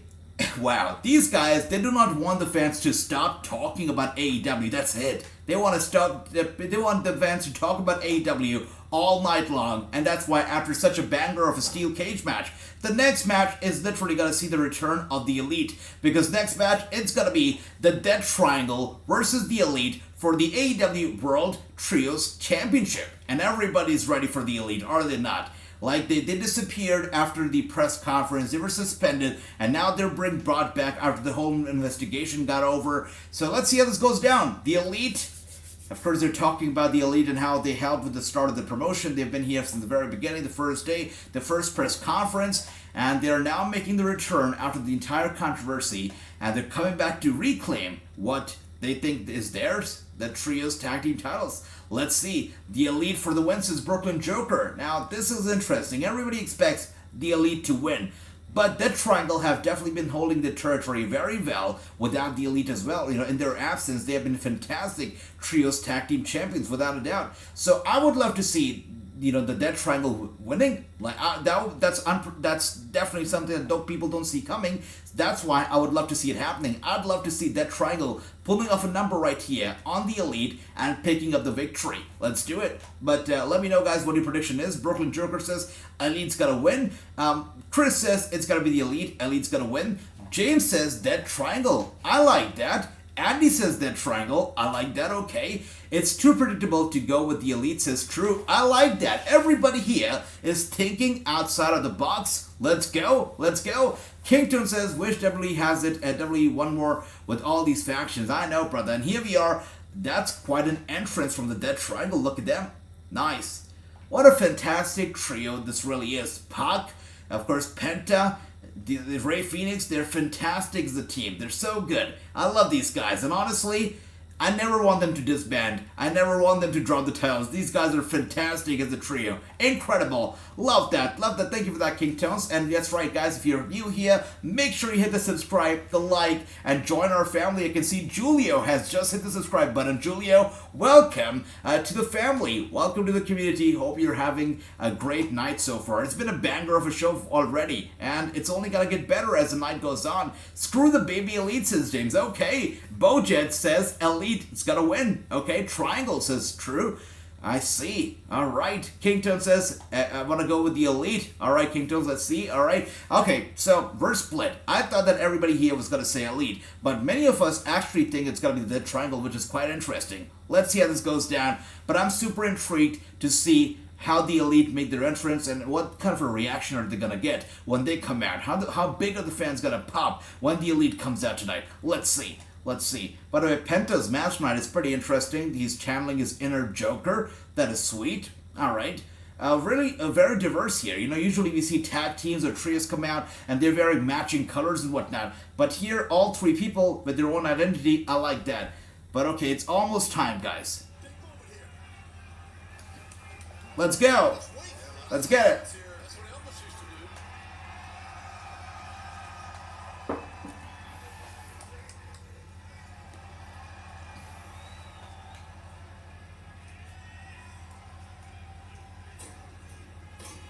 Wow, quite an entrance, yeah?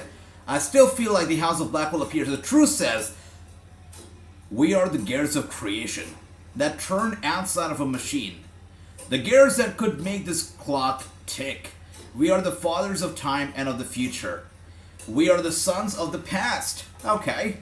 Never governed and built to last. We will carry on. Carry on. Alright. I like this, okay.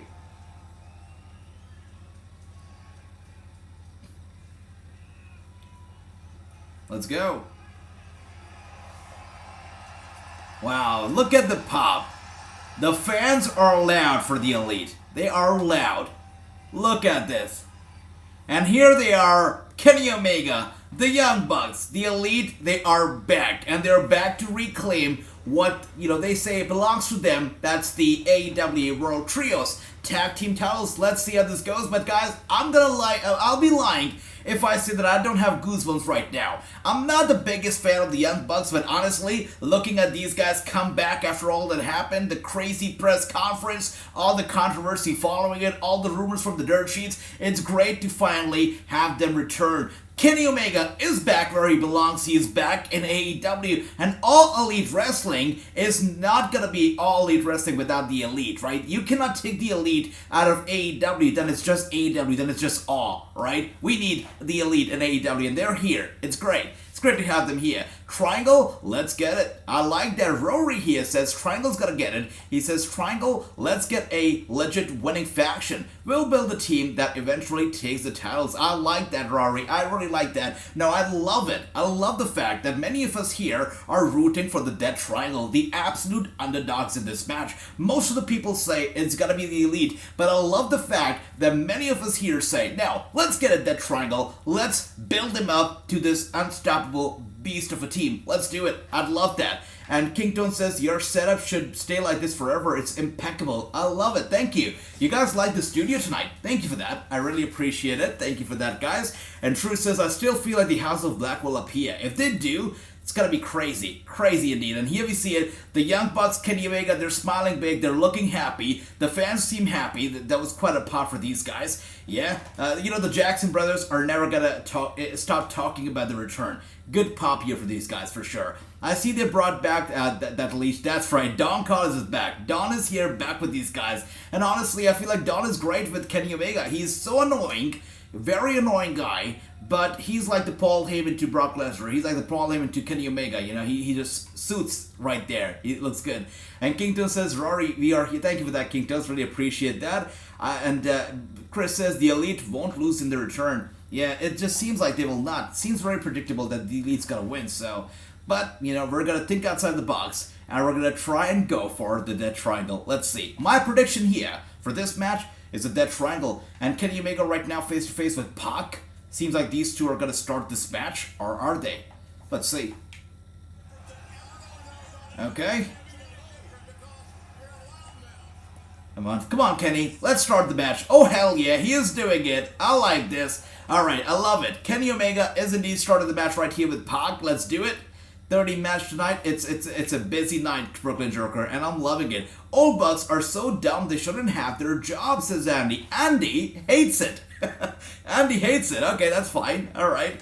Okay, let's do it, guys. Kenny Omega, Pac, circling around the ring right now, looking into each other's eyes.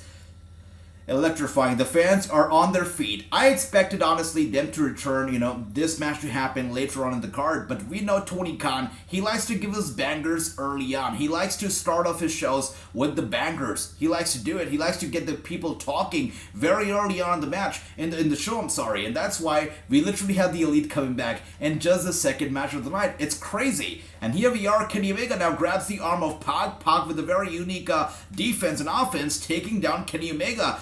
Getting him down right there to the mat once again. Arm grabbed, and he's just twisting the arm of Kenny Omega. Kenny Omega in trouble. Pac right now with the upper hand, and Kenny Omega turning around.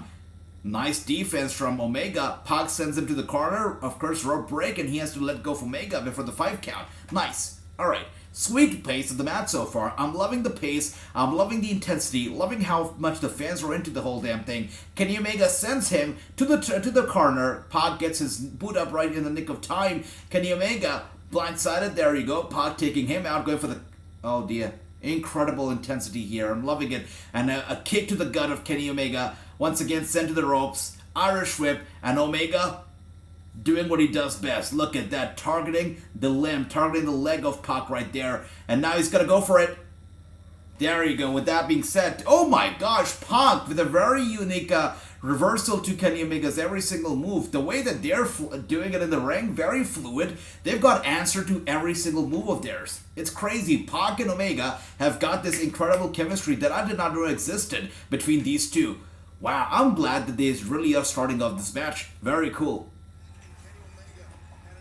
Alright. With that being said, it seems like... Oh dear. All right, Rey Fénix has now been tagged in. Matt's been tagged in. Should be good.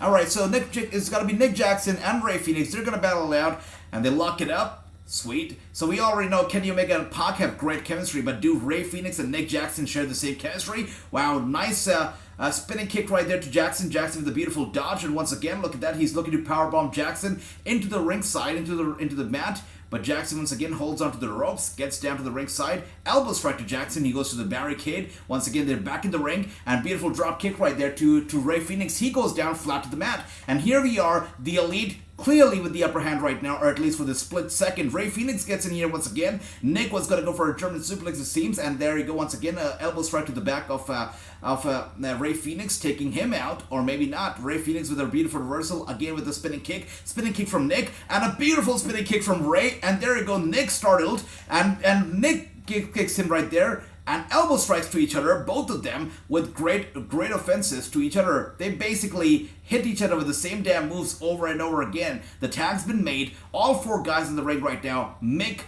Matt, of course, Rey and Penta, all of them down on the mat right now. The jump start once again. It's electrifying right now in the ring. It's crazy. Look at the intensity, the pace of this match. It's unbelievable. I don't think the referee can take control of this anymore. This is crazy. Once again, they were going to go to the super kicks on the Young Bucks. Young Bucks grab their legs in the nick of time, and double super kicks from the Young Bucks to Penta and Fénix, the Luchadors, and they go down flat to the mat. Crazy intensity, and double super kick once again from the Young Bucks to Pac, the Death Triangle. I love these guys, but they're flat down right now. I am loving the intensity right now. Honestly, guys, I'll tell you what this match reminds me of right now. This match reminds me of the first reign of the year. The first reign. I love the rain. I love the nature, and you know the feeling that I get when I'm walking in the rain. It's beautiful day, a beautiful evening. That's what I'm feeling right now. I'm feeling the freshness of this match. I'm feeling the freshness of Kenny Omega,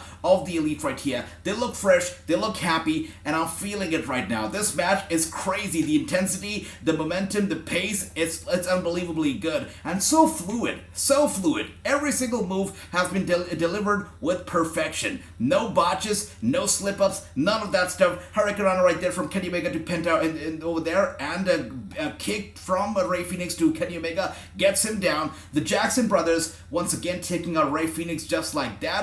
And the Elite are going strong. That Triangle do not stand a chance, honestly, right now. They are struggling to gain momentum and stay in control right here. Brandon will be the cause for the Elite to lose. Okada shows up. Kenny rekindles that golden love. I like that. I like how it's thinking. And is he really going to be... Oh my gosh.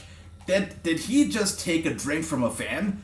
Nice. Young Bucks doing Young Bucks stuff here. Great stream. Most streams don't have any play-by-play. Very informative for us that don't have access. Thank you for that, Rory. Really appreciate that. Thanks for being here. Appreciate you so much. And here we are now. Up on his shoulders goes Penta. Kenny Omega with Penta up on his shoulders, just parading around right there in the ring, and Pac gets in there, goes after the leg of Kenny Omega, taking him down along with Penta. Pac with a bit of a save, it seems. Alright, Kenny Omega flat on the mat right now. The referee separating him. He's not the legal man, though. And there you see it. Penta gets in here, tags in Pac, and Pac, who is now the legal man, with a kick to Kenny Omega's face. And there you go, once again, to the back of the head of Kenny Omega. Now we have Pac in control. Kenny Omega is getting beat up. Yeah. Things have changed, the momentum has kind of turned, and the tables have turned as well. Now the Dead Triangle are in control. Pac tags in Penta. I don't think that should have happened right there because Pac very much was in control of this match. He could have done it by himself, but he tags in Penta. And now we have all three of the Dead Triangle. It's a 3-on-1 situation, a deja vu from early on, but the other way around is the Dead Triangle now in control. Pac goes for the cover on Omega, but Omega kicks out in less than the 2 count. And you can see the look on the face of Pac. The guy's bleeding, his nose bleeding, his mouth bleeding. He is struggling right there as he stands on the apron. And a big chop to the chest of Omega from Penta. Omega in pain. Penta tags in Pac one more time. I like the quick tags. You gotta make the quick tags to stay in control, to stay fresh. I like the strategy right here from the Death Triangle. And he grabs Kenny Omega from the back of his head, gets him up there, and body slamming Kenny Omega down hard to the mat. Kenny Omega goes down one more time. Pac is looking to go up to the top turnbuckle. Incredible match so far. New Botchamania is out. I haven't had the time to enjoy it though, says Bunny Batter. Oh, I gotta check it out too. Botchamania is great. And there you go, Pac. Oh dear, that's not good. Kenny Omega just pokes him in the eye, gets him down. Oh dear. Come on. Of course, Nick Jackson gets in here, and now taking out Rey Fénix over and over again. There you go, crazy. And Penta gets in here as well. Wow, he takes out both Penta and Rey Fénix in one go. Nick Jackson is Superman, is Man of Steel right here. This is insane. Nick Jackson now taking the beating right here to Penta, sends him to the corner. Rey Fénix throws Penta over the top rope, tags him in. Now Penta's the legal man. Rey Fénix grabs, oh my gosh, he holds on to Nick Jackson's legs. Penta goes in there, and with his legs dropping straight on the crotch of Nick Jackson, going for the cover, and Nick kicks out. But you know what? After a move like that, Nick Jackson has to be out. Like, he cannot be even a 50% after being hit right there between the legs. That's gonna hurt. That's gonna hurt for sure. And James says they picked the worst referee to do this match. Honestly, the referee doesn't even matter right now, because this match is clearly, like, I did not even notice who the referee was, because, you know, the star power or the momentum of this match is crazy that I'm not noticing anything else other than these guys. These guys are incredible tonight. And Pac once again gets Jackson into the corner.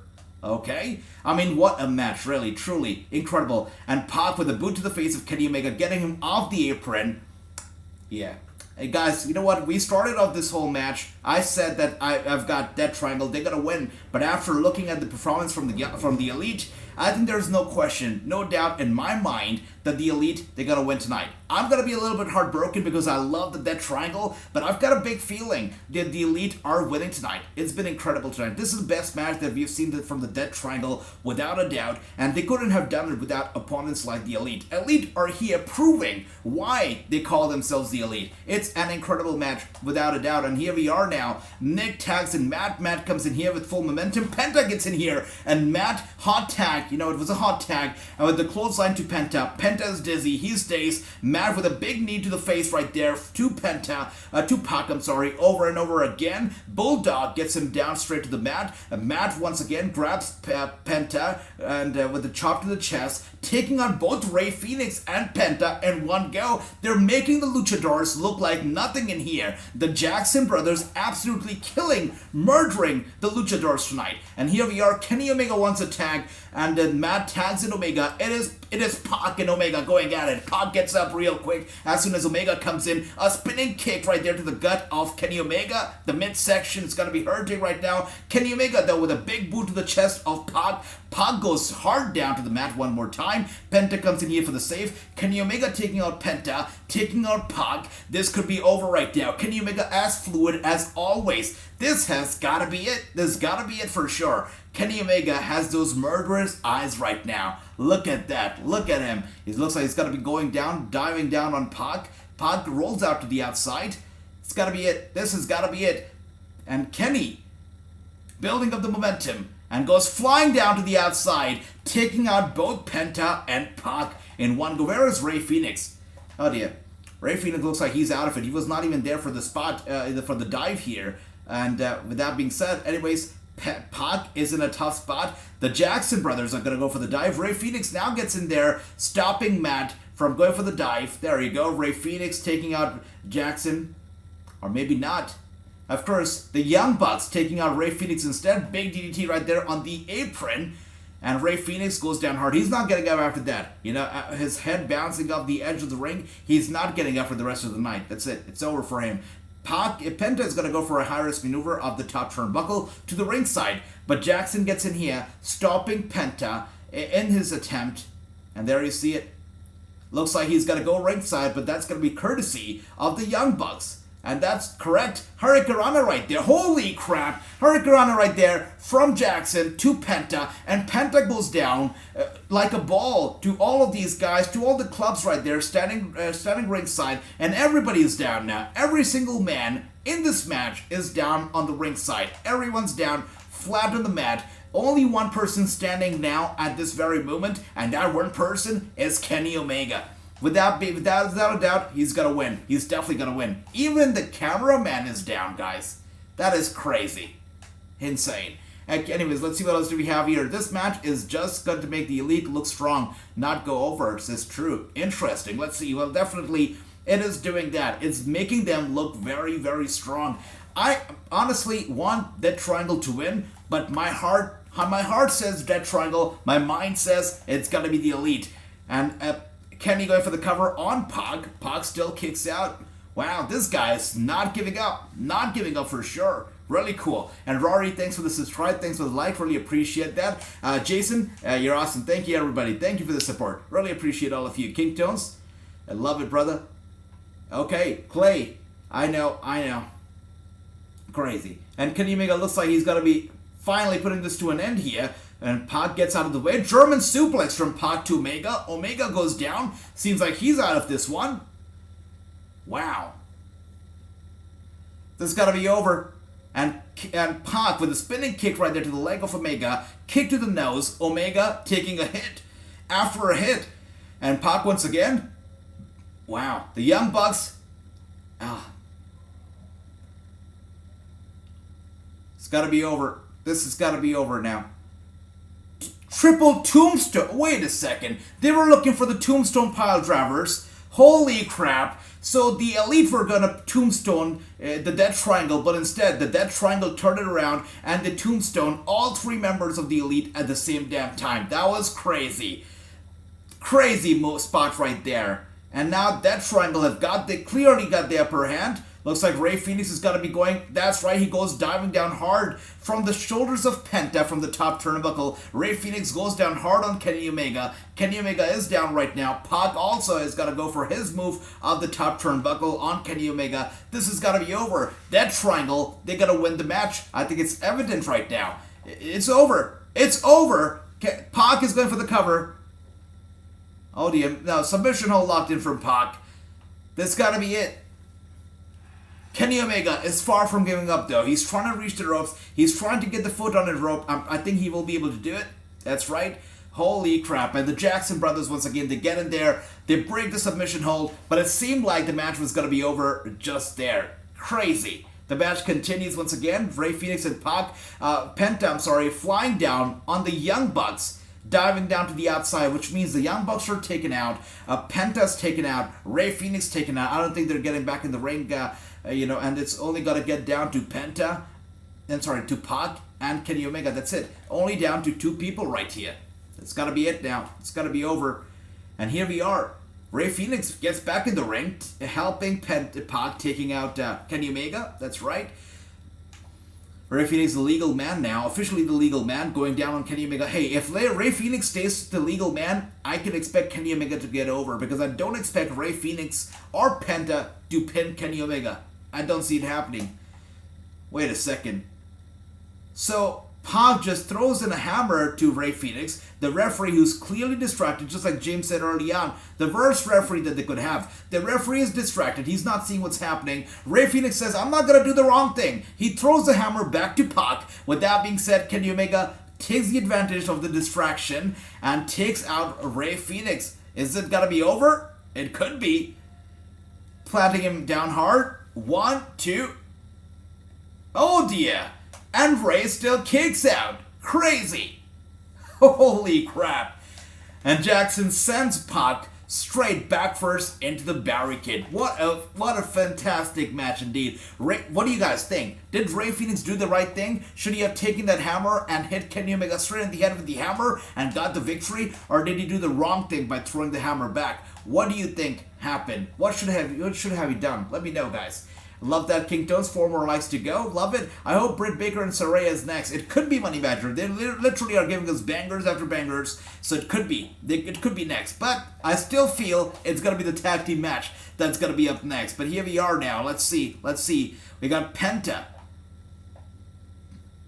Alright, Penta is looking to... Oh dear Lord, triple super kick right here from the Elite to Penta. And Penta is knocked out. It's over for Penta for sure. And the Elite are now looking to take out Rey Fénix. And they do. They take him out. Of course, Pac is there ringside. He's ready to get in the ring. He's ready to save the match for sure. Crazy. Abel, it's good to see you. Welcome.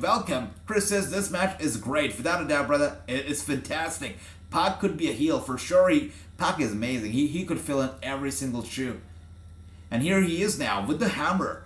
That's right. He knows there's only one way to win the match, and that is with the hammer. He was about to go in there, was about to hit Omega in the head with the hammer, but of course the Jackson brother gets in here, and now with the super kick right there to Pac, Pac's out. It comes down to Rey Fénix, it seems. That's right. It comes down to only Rey Fénix and Kenny Omega. This match has got to be over now.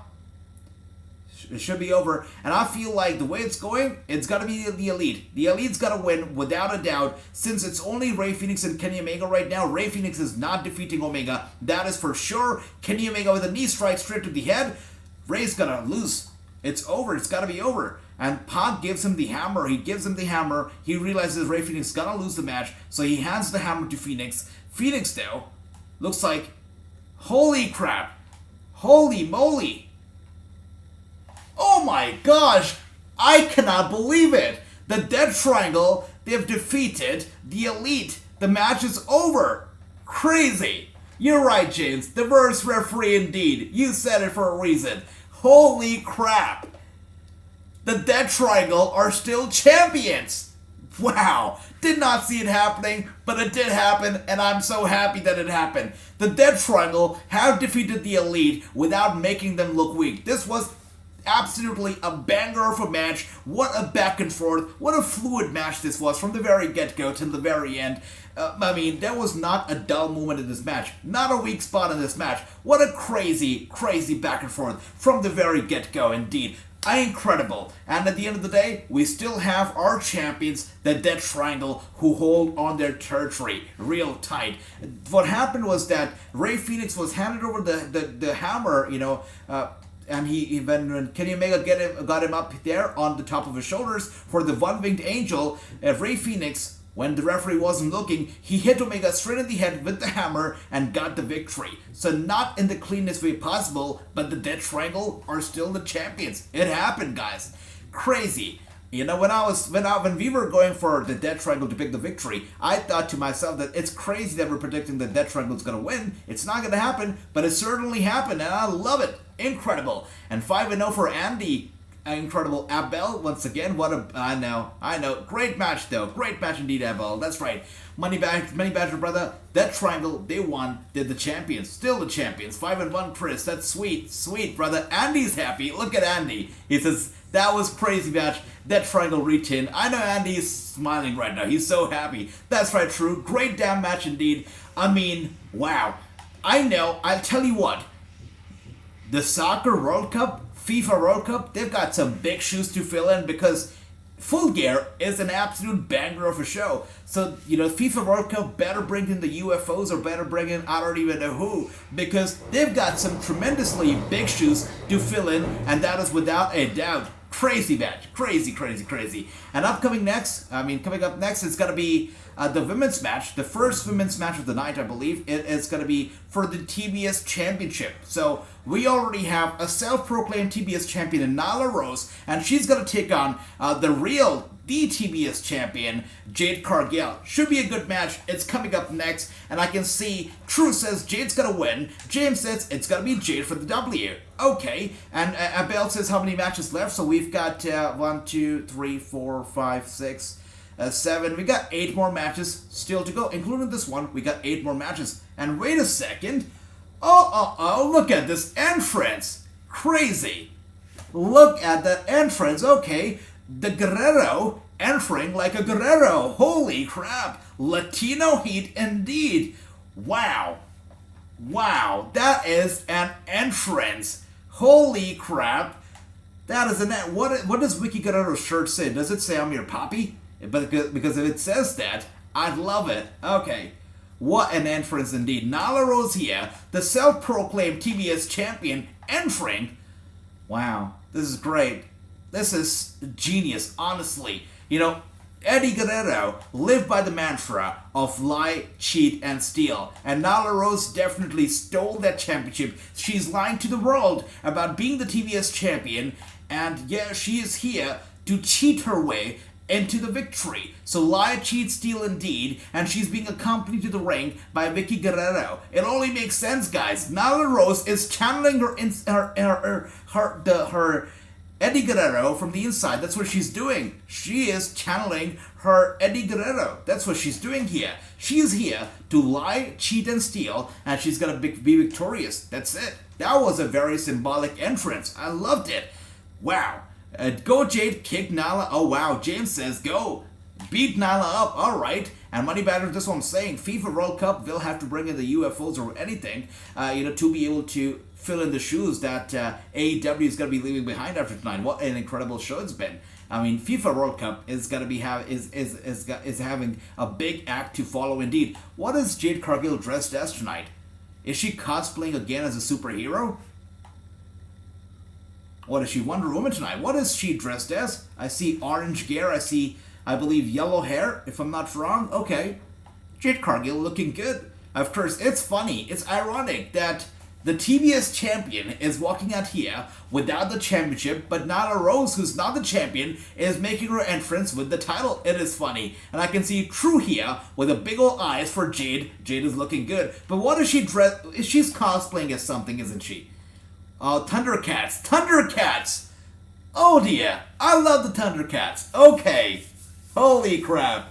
Wow, I popped. Thundercats is awesome. That's awesome. I love it. Alright, amazing indeed, Abel. It's a great show indeed. And Jeff here, Boches with the 4-1. That's lovely. Come on, Vicky Guerrero. Bring home the belt. Eddie always be happy, says Andy. Honestly, I really wanted Jade Cargill to win this match, but after that entrance, after, realizing that poor Nyla Rose is doing nothing else but trying to keep Eddie Guerrero's legacy alive in her own way, I've got a feeling that my heart's kind of changing right now, and I want to go with Nyla Rose. I want to see Nyla Rose win because she's channeling her interior Eddie Guerrero. That's what she's doing. And here we are now. It is Jade Cargill who's not going to hold back. She's beating up Nyla Rose from the very get-go of this match. The bell wasn't even rung, and this lady, Jade Cargill, just went haywire on Nyla Rose. There you go. But those big punches, big chops right there. I don't think this match is going to be a total banger because Nyla Rose is here. I don't think it's going to be a crazy match, but it should still be a good match. And also, it should let people, catch a breather before they give us another banger. That most likely will be up next. Let's see. And that's right, cosplay indeed, Bell and Chitara. I see, true. I see. Thank you for that. Thunder indeed. What a kick. That's correct. That's right. Jade Cargill looking good for sure. And here we are now. I believe this is her first match, Aubrey Edwards. This is the first match that she's officiating tonight, right? Nice to see her. And here we are, Irish whip to Jade Cargill. She holds onto the ropes, gets out of the way, and Nyla Rose has been thrown straight at the ring to the ringside here. That the match is so far already so good. I like it. And now we are here ringside. Nyla Rose goes to the corner, to the barricade. Jade Cargill with a big boot to the face and throwing Nyla Rose over the barricade to the fans. I love it. Alright, the fans gotta be happy, right? Every time you get these wrestlers up in close, the fans pop big. And yeah, everybody's happy. They're making way for Jade and Nyla.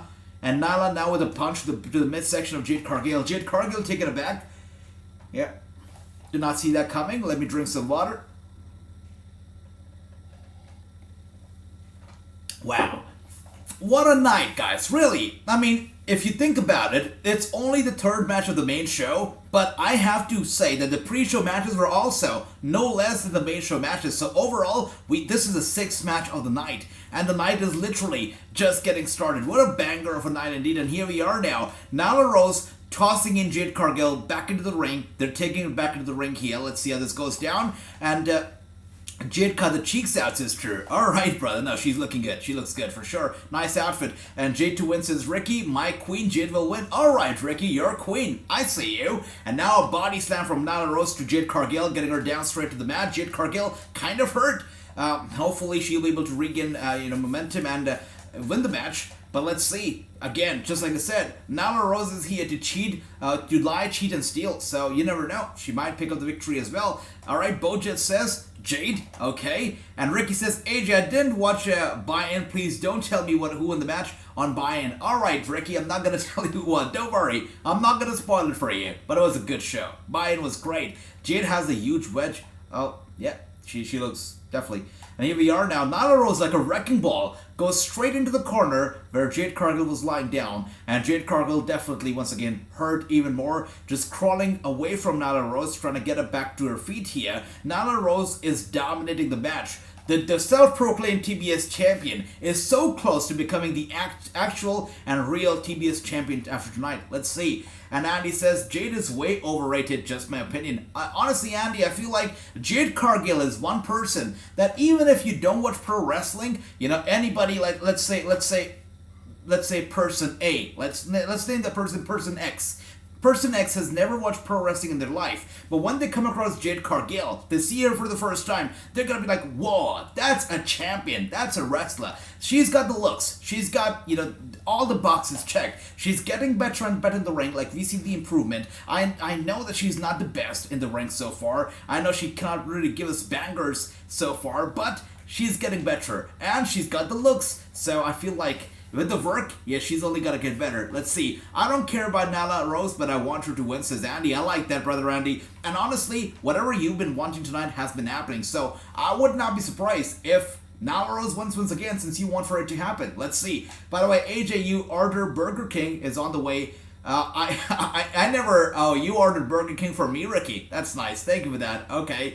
And here we are now. Jade was gonna go for the boot to the face of Nyla Rose. Nyla Rose gets out the way, and a boot right there to the midsection of Jade Cargill. Gets her up. Is gonna go for the suplex. Jade Cargill. Holy crap! Jade Cargill is gonna go suplex Nyla Rose. That's crazy. But Nyla Rose will not go down so easily. Of course, with the reversal right here, she gets Jade Cargill up on her shoulders and tosses her down hard once again on those ropes. Jade Cargill is hurt. Definitely hurt and dangling on the ropes right now. This is crazy. So Nyla Rose is climbing the top turnbuckle and she plans on flying down on Jade Cargill, who is dangling on those ropes. And she does it! Holy crap!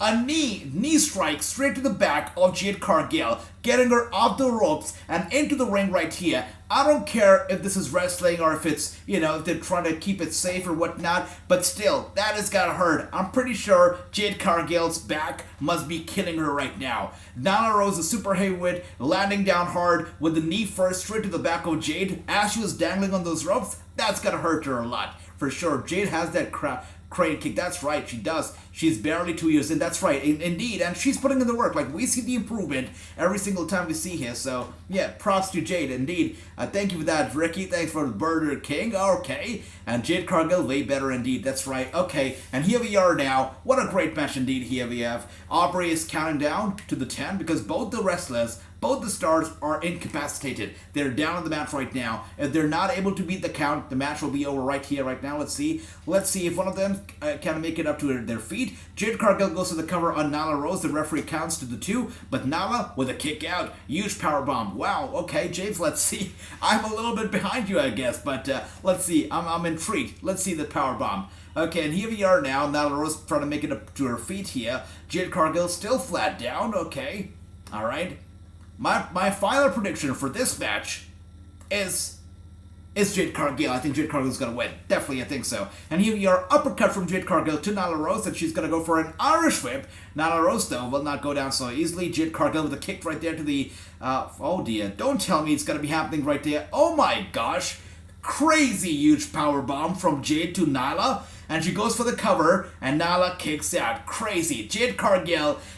being able to powerbomb Nyla Rose with such ease is incredible. Good job, Jade. Really cool. Very cool. That was crazy. That powerbomb was a thing of beauty, and again, showed off the pure strength. That's right, true. Jade is strong. That showed off the pure strength of Jade Cargill, which is incredible. And now the roll-up from Nyla Rose to Jade now rolling her up for the cover, but Nyla once again kicks out. I said Young Bucks and Kenny Omega lost the match. Oh, Ricky's not happy that they lost. Honestly, I'll tell you what, that match gave me tears in my eyes because that was a thing of beauty. That was a work of art. That match was perhaps one of the best wrestling matches that I've seen all year round. It was an incredible match. And also the result, I'm not unhappy with it because that Triangle have been holding the territory of this whole Trios Championship so strong and so well that they deserve to retain. They deserve to still, to not get screwed over by somebody who comes in and replaces them immediately. So I'm glad that Triangle did not drop the titles. They could have very well done that. They could have taken the titles off that Triangle, but they did justice to them. They respected them, and they're still champions. I love it. I love the way the whole thing happened. And here we are, Swanton Braun from Nyla Rose. Jade Cargill goes out the way, and Cargill now with a boot to the face of Nyla tosses her down hard. There you go, crazy. I've got to say this. Nyla Rose is doing stuff that is I do not expect for her to do, right? Flying out the top turnbuckle, swanton bombs, whatnot. Nyla Rose is going above and beyond to really deliver it here tonight. Really cool job. And once again, 1, 2, and 3, a short and simple match. Just like I said, I wasn't expecting a banger, but still was a pretty good match. Nyla Rose here has been defeated, and Jade Cargill, 1, 2, and 3, cha-cha-cha. With that being said, she gets the victory, and still the TBS champion. And what is the streak right now? Is it 42-0? I think that's right, 42-0. Incredible. I wonder who the 50th person will be. That's going to be interesting to see. But I see Young Bucks get the title back on Wednesday. Let's see, Ricky. It could happen. It could happen. And Gary with the 5-1. Hell yeah, brother. Ricky with the 2-1. That's right. 7-0 for Drew. Hell yeah. And Chris here with 6-1. Okay, brother. 5-1. Jeff, Ricky with the 4. Well, that's right. 42. 42 for of course, Jade. That's correct. Okay, coming up next is going to be another banger. This one's going to be good because the emotions are going to be running high in this match for sure. We've got an incredible match coming up next. It's going to be Chris Jericho versus Sammy Guevara versus Bryan Danielson and, of course, Claudio. And as you already know, it's a fatal four-way for the ROH World Championship. And the reason why the emotions are running high in this match is because anything can happen in this match. Anything can go down. We've got two people, both the people belong to a team. We got, of course, Claudio and Bryan Danielson belonging to the BCC. On the other hand, we've got Chris Jericho and Sammy belonging to the Jericho Appreciation Society. And the only reason why Sammy's in the match is because Chris Jericho trusts him. And he expects Sammy to sacrifice himself for the sake of Jericho so that Jericho retains the title, right? That's why Sammy's in the match. But Sammy wants to fight for himself. He wants to become champion himself. So that might get in the way. His ego, his self-respect might get in the way and could also cause a split in the Jericho Appreciation Society. When it comes to Bryan and Claudio, though, it's the BCC. They're gonna battle it out. They're gonna fight, for each other until the time it's down to one, them fighting each other. Then they're gonna go at it and they're gonna really put the smack down. So anything can happen. But my prediction for this match here is Jericho winning and retaining. I think Jericho will get the upper hand because there's gonna be chaos. People are going to be too distracted. Jericho is going to get the upper hand, is going to be the ultimate opportunist, and is going to win the match. I think Jericho will win, will retain. Let's see what else do we have here. Ricky says, I'm happy Jade won the match. She's so good. Good for her indeed. And here we are now, Claudio making his own entrance, right? They're not entering together tonight because, every man for himself tonight. It'll be interesting to see if Sammy and Chris Jericho, though, if they enter together. Because Claudio and Bryan are definitely making their own individual entrances, just the way that they should, right? Keep it fair. I thought that Triangle was keeping them warm for the Elite. Money Badger, I'm glad that, they are still champions because, this shows that Triangle were not just there to keep the seat warm, to keep the titles warm, and just get replaced by the Elite in a second. They respected that Triangle, they respected their efforts, they respected their run, and that's why they're still champions. I love the whole result. I love the way the match went down. And, they did not replace them immediately by the Elite, which is great. And Jericho to win, says Ricky. I think so too. I think Jericho's definitely winning, brother, without a doubt. Now let's see what else do we have here.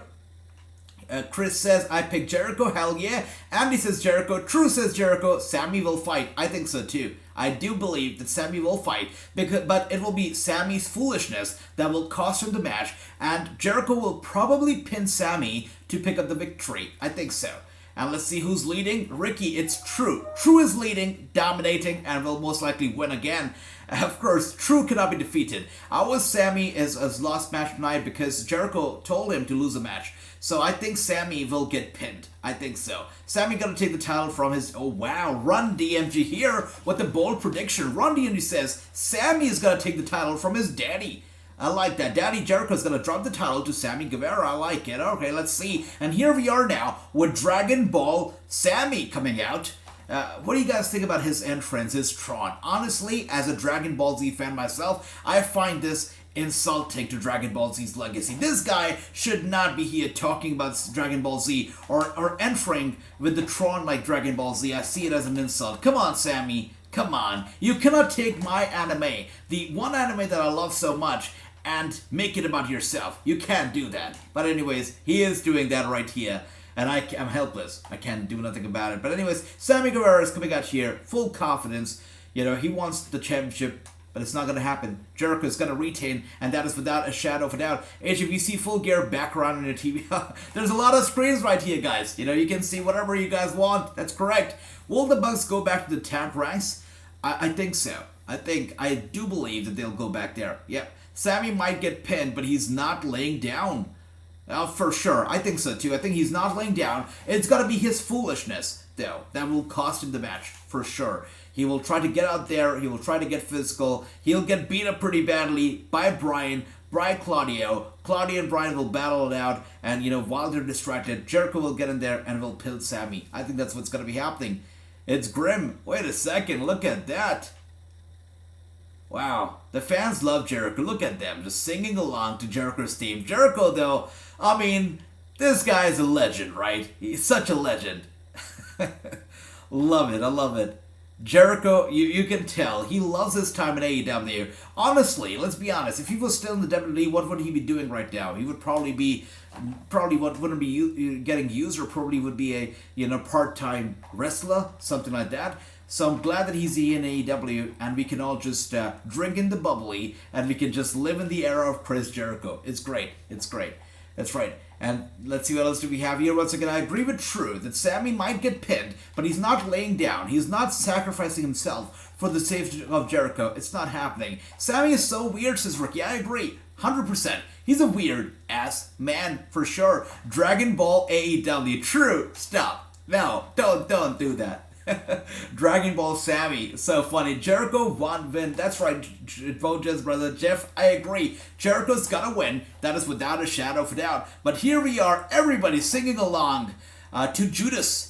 That's right, Judas in my mind. I wish I was a better singer. I would be singing every single stream. I'll be honest. If I was a better singer, I would be singing all stream long, and that would be it. Like, my entire streams would be me singing along to all the entrance theme songs. But I'm a terrible singer, and if I start singing, all these 7,000 subscribers will go down to like 7, so I can't do that. But anyways, here we are, fatal 4-way match for the ROH World Championship. Of course, Aubrey, the best referee that AEW's got, she is busy, right? I mean, she wasn't seen, we did not see her for the first 4 matches, including the pre-show, but ever since she stepped in, she's been busy, and here we are now. They clash it out, of course, as expected. The teams are not battling out each other just yet. We've got Claudio, and we've got Sammy in one corner. I'm sorry, we got Brian and Sammy in one corner.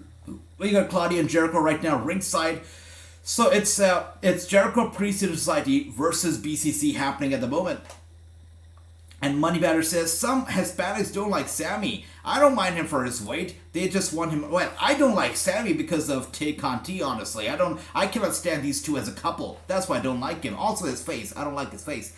That's a kick-ass song. That's right, Andy. Without a doubt, brother. Jericho got better. It's true. Jericho is incredible. He's really good. I can't see Jericho keeping the title in the 4 ways around DMG. So you think that somebody else will get pinned, and that's how Jericho will drop the title. That's interesting. But I think that he's gonna win. I think Jericho's gonna win. But let's see. Let's ring a bell. Hell yeah. And Jacob, welcome. Money Badger says, sing them in your... Oh, my brother, Money Badger. I talk more English than I talk any other language. It's a true story. And here we are now. Brian looking to fly down, and he goes flying down right there on Sammy. Sammy taken out, sent straight to the barricade, and Sammy is down and out. Brian, literally, how long has it been since we started this match? And Brian's chest is already red. Those were some heavy chops from Sammy, and that is for sure. Let's have some love for Anna Jay. Oh, we love Anna Jay. All day, every day. She's fantastic. Hell yeah. We got Peter Griffin in the house. Peter, welcome. Hope you're doing well. Hope you're enjoying this banger of a show here tonight. And right here, we're back in the ring. It is Jericho and Brian. So the partners have changed. You know, Jericho has moved on from Claudio and has turned his attention on Bryan Danielson. Interesting. And referee Aubrey, the best referee. You know it, brother. She's awesome. She's a lady of many hats. You know, she's a referee. She does previews with Tony Khan before the pay-per-views. She's also, you know, behind the AEW video games. So she is a lady with many hats. Super talented. And also a super fan. So she's awesome. I do the same with the hat. Oh, wow. All right, Money Badger. Okay. All right.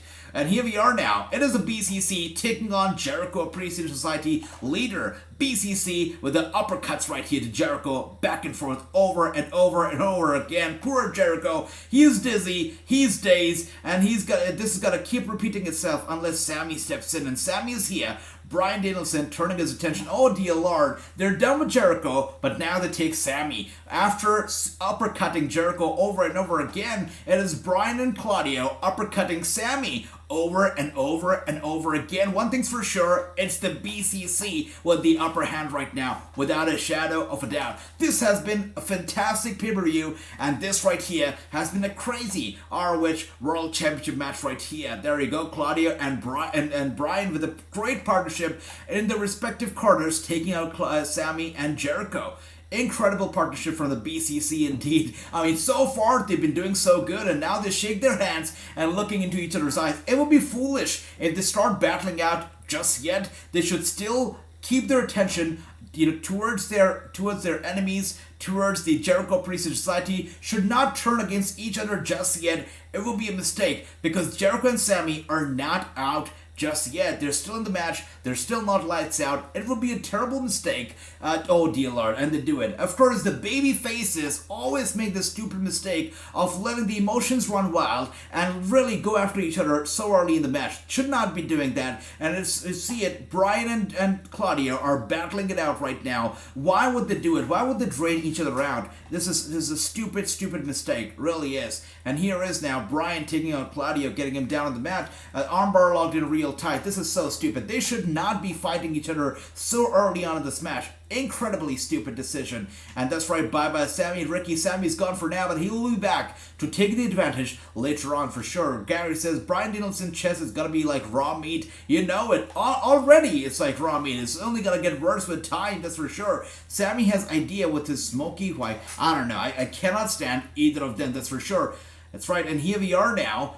Back and forth roll-ups right here between Claudio as well as Bryan. And with that being said, Jericho gets in here with a kick through the face of Claudio, breaking up the frenzy of covers and roll-ups here. With that being said, it is Jericho now with the upper hand, and those kicks to Bryan and Claudio over and over again. Again, it was stupid of them to turn against each other so early on in this match. Absolutely stupid of a decision, and Jericho is taking the advantage. It's interesting, though, that Sammy and Jericho have not really worked together from the very get-go. It has been Claudio and Bryan really showing great partnership, but Sammy and Jericho have not really worked alongside each other in this match just yet. And now we have a brilliant submission hold locked in on Jericho. Sammy gets in here, flying, oh my gosh, taking out both Claudio and Bryan. Beautiful maneuver from the top turnbuckle from Sammy. Going for the cover on Claudio. Claudio kicks out. Going for the cover on Bryan. Bryan kicks out. Sammy wants the victory, wants the championship. That is for sure.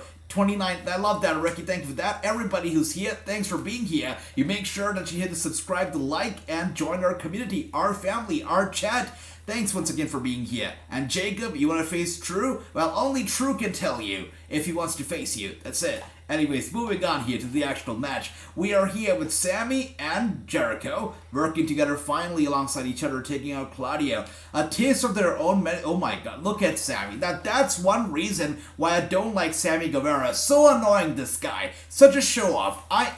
I despise this guy's charisma. He's charismatic, but in a super duper annoying way. That's for sure. And now a double clothesline here from Sami and Jericho, taking Claudio out of the ring to the ringside here. And yeah, these guys are just picking up the pieces. Further took out Claudio, and now turning their attention towards Bryan Danielson again. Whatever Bryan and Claudio are going through right now, it's their own fault. It's their own mistake. They asked for it, basically. Stupid decision to turn against each other so early on. And here we are now, once again, double suplex to Bryan. Bryan looks like he wants to counter. Is he going to be able to do it? They're holding him up 90 degrees.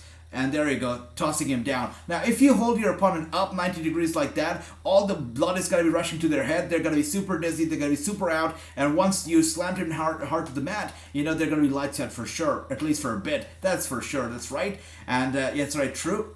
And that's right. Yeah, that's right. It's a TREW. Correct, true. And as we see here, Sami once again with the upper hand.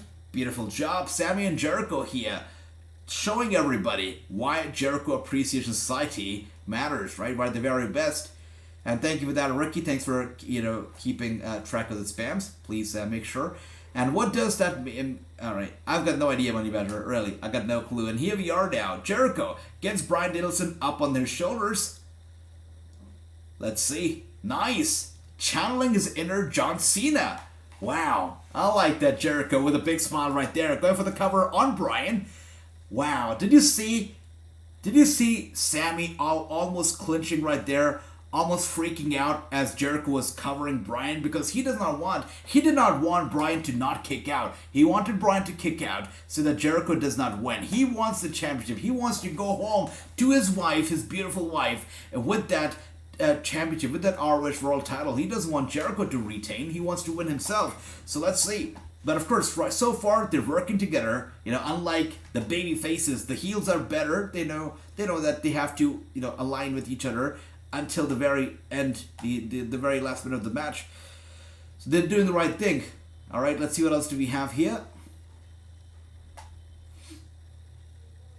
Thank you for that. And that's right, and here we are. Bryan Danielson now with those elbow strikes back and forth between Jericho and Sami. There you see it. Finally an opening that he needed. Finally, the tables that he had to turn around. It's happening. And now we're going to be seeing those yes kicks, I believe. That's right. The yes kicks here between Jericho and Sami. Just kicking them in the chest. Wow. And Sami doing a brilliant job selling them. Wow. Sami's selling those kicks a lot better than Jericho. That's for sure. Bryan now kicking Jericho straight in the head. Followed by Sami. Is he going to be doing it? And he's going for it.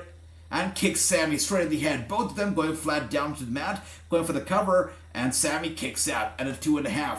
And that's right. Yeah. Jacob, you're not the champion. You're not the champion. True is the champion. That's it. You were, champion for like a little bit. That's it. And here we are now.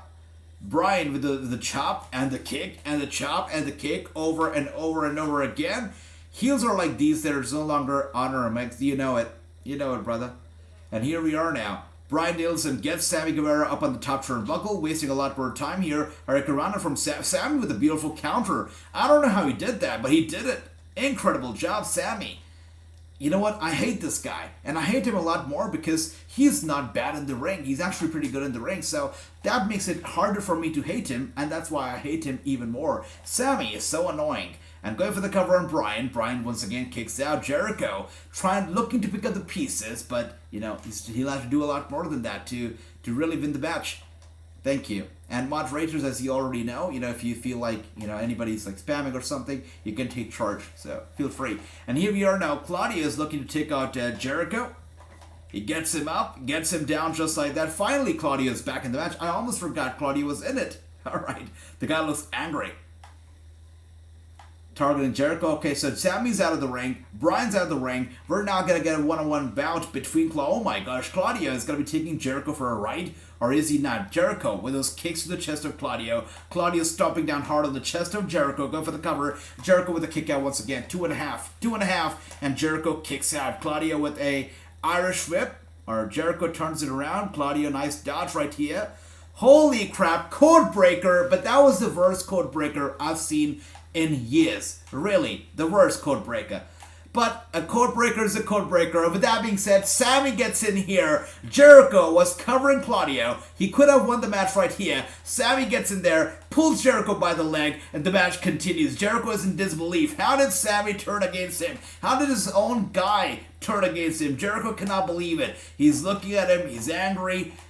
And look at that. Jericho and Sammy now arguing. He cannot believe that his own guy turned against him. And there he goes. Sammy just shoves Jericho. He's not here for the Jericho Appreciation Society. He's here for the World Championship. And now we're going back and forth here. These guys are battling it out. Just like True said, Sammy might get pinned, but he's not laying down himself. He's not sacrificing himself, and he's absolutely not doing it. They're battling it out right now. Sammy with those tremendous chops to the chest of Jericho. Jericho's chest is going to light up like Bryan's chest in just a bit if this continues. And Sammy with another tremendous chop gets Jericho down. Jericho could have won the match. This match could have been over right now, but because of Sammy, the match is still happening, and it has taken a very abrupt turn altogether. And here we are now. Jericho's chest indeed total red here. Sammy goes running to Jericho. Jericho gets his boot up just in the nick of time. Boot to the face of Sammy. Sammy with the code breaker. Sammy with the code breaker to Jericho. Going for the cover. 1, it's a 2, and Jericho kicks out. The match continues. But he went for the code breaker on Jericho. And that code breaker was a better execution of the move than Jericho did on Claudio early on. Crazy. Crazy.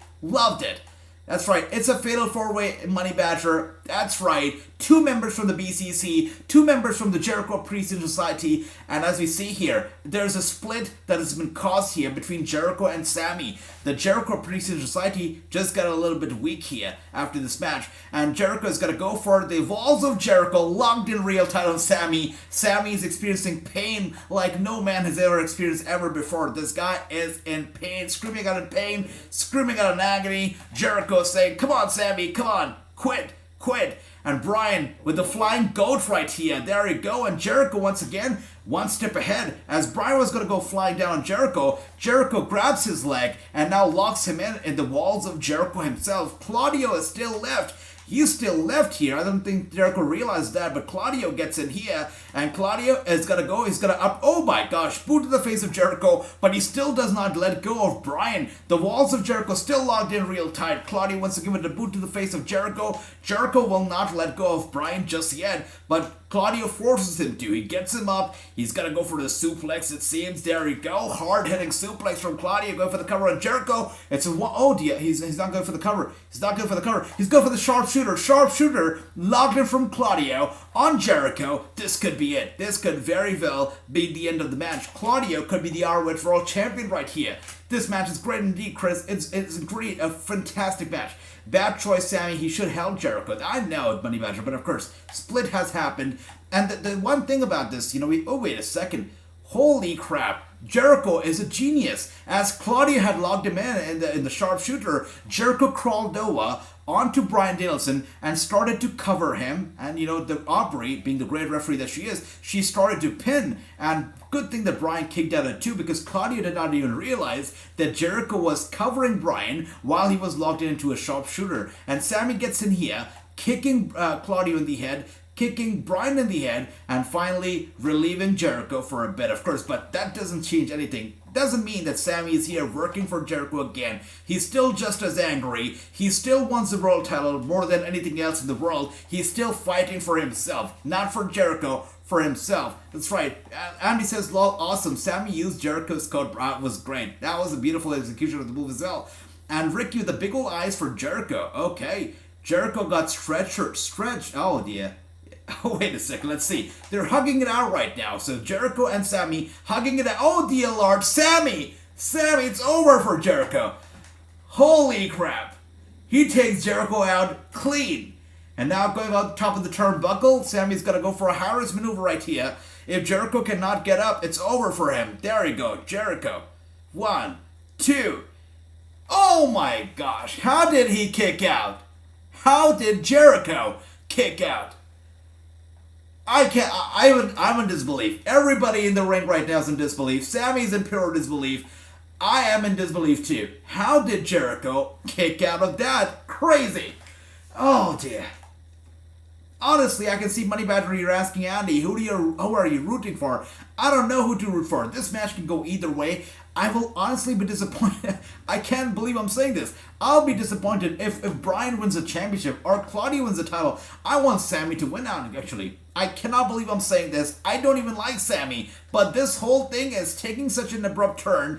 I am rooting for Sammy right now. I cannot believe it, but Sammy, I hope he wins. This show will blow off the roof if MJF becomes the new world champion. I actually forgot that we have Jon Moxley versus MJF still to come. This show has been a banger after banger after banger after banger. This is the 6th match of the night if you count the pre-show matches too. And really every single match has been excellent.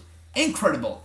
And here we are now, Bryan and Sammy just staring down at each other. Bryan showing little respect towards Sammy, slapping him in the face, sending him over to Claudio. Claudio gets him up like a trophy in his hand and is looking to toss him at the ring.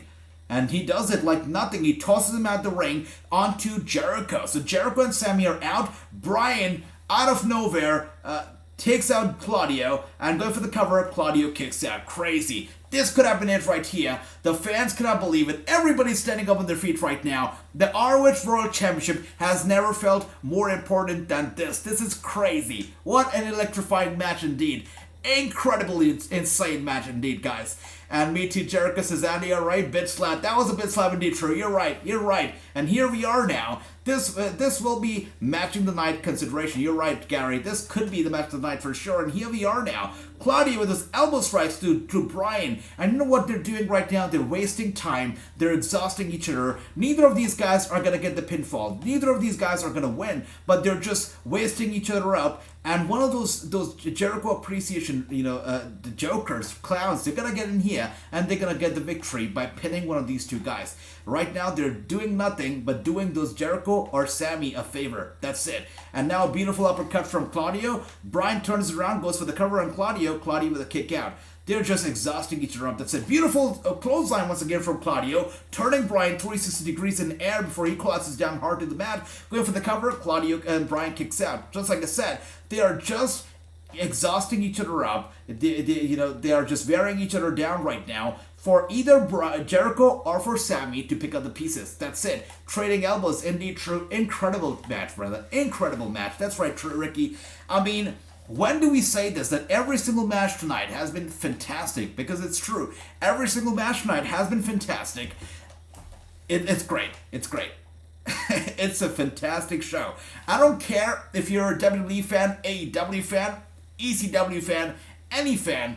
You've got to appreciate good wrestling. Tonight, we have seen nothing but great wrestling. I love it. And here we are. Claudio's going to go for a big move on Bryan. He's going to pull up Bryan looking for a superplex on the top turnbuckle. Bryan will not go down so easily, though. He's fighting back. He's fighting back as much as he can. Sammy gets in here out of nowhere. And now he's looking to... Holy crap.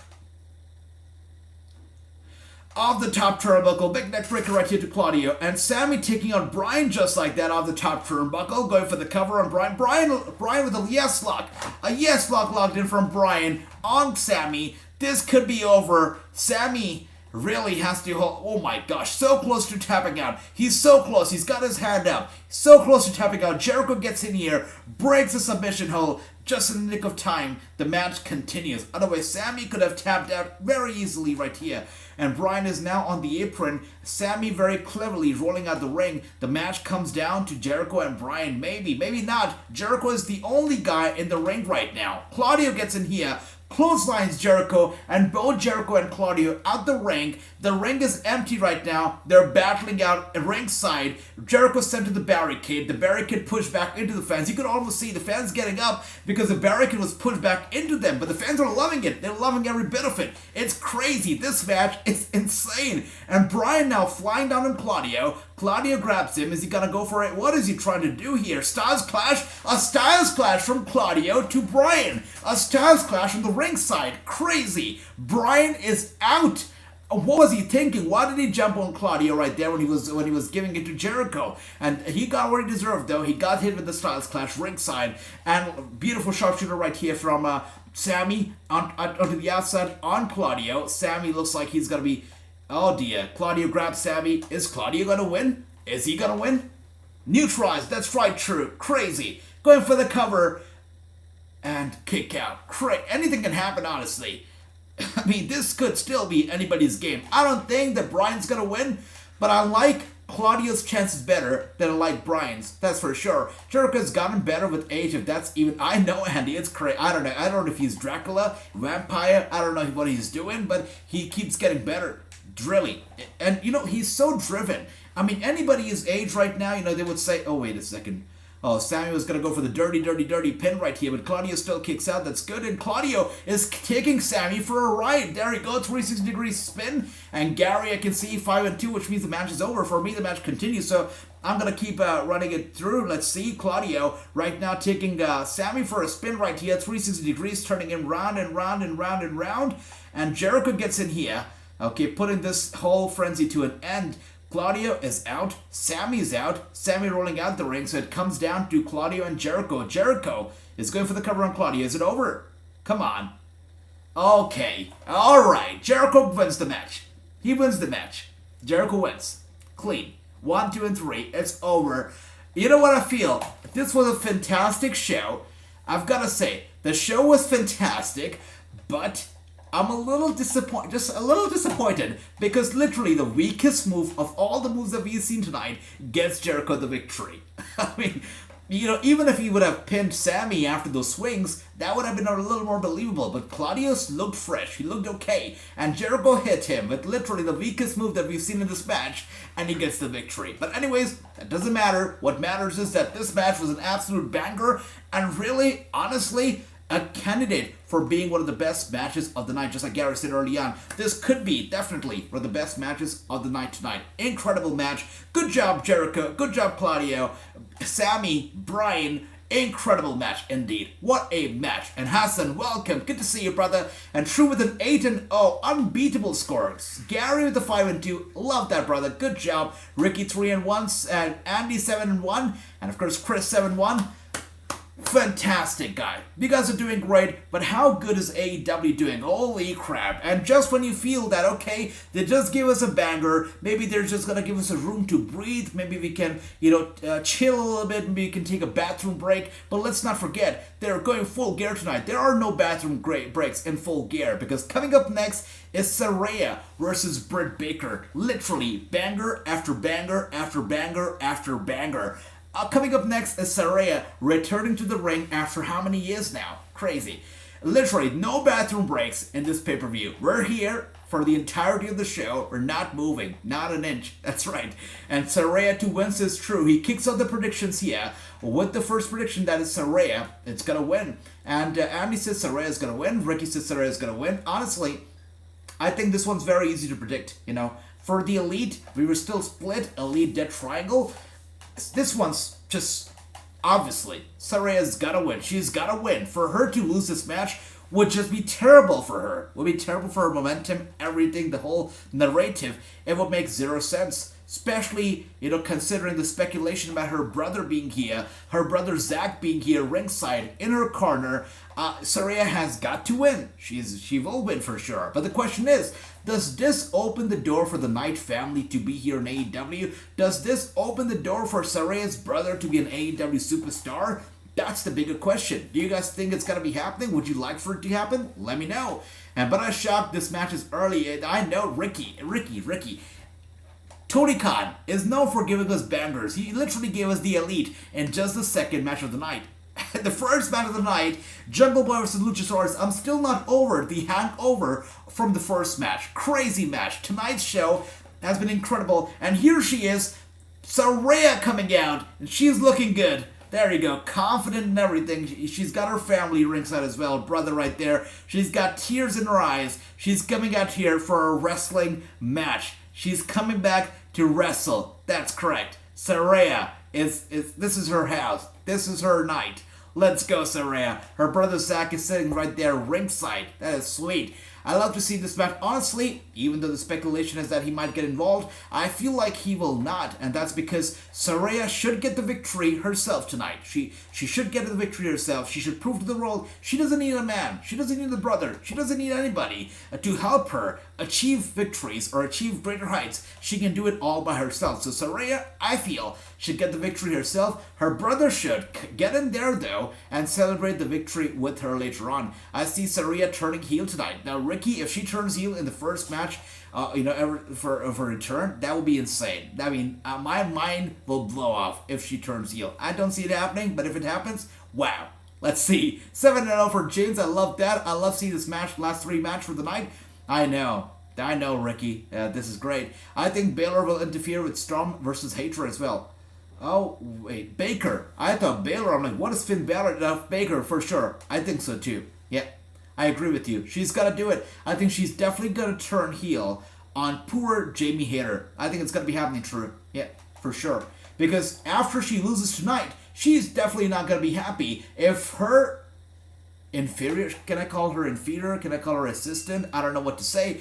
But if her, somebody who's newer to her rookie, I guess, would be the right term. If Jamie Hayter wins the world title and Britt Baker suffers a loss, she's definitely going to turn heel on Hayter. That is without a doubt, for sure. Saraya says, James, there you go. I hope Saraya's top is extra secure, says True. True, what is going on here? Why so concerned about her top? Okay, alright. Okay, with that being said, guys, it's happening. It's not La La Land that we're living in right now. It is real life. Saraya is back, and she's here wrestling. Britt Baker, Saraya, let's go! Looking deep into each other's eyes, there you go. Some trash talking here from Britt Baker. Saraya, though, is not here for the talks. She's here to wrestle. She is here to lay the smack down. That's what's going to be happening. Saraya has not uttered a word just yet. Look at her. See, she's looking good, guys. Yeah, I love it. Love the gear. Love how she looks tonight. And here she is, getting physical right away. Grabs Britt Baker by the throat, just smashing her head against the mat right here. Saraya right now overpowering Britt Baker. A rope break. Britt Baker has to let go of Saraya for a bit. Let's see. Moneybacker says, Vitter takes the phrase, this is my... Oh, that would be funny, right? That would be nice. And here we are now. Headlock locked in from Britt Baker on Saraya. Saraya down to her knees right now. Ricky says Brick is turning babyface. Seems like, well, let's see. Let's see what's going to be happening. Too early to say right now.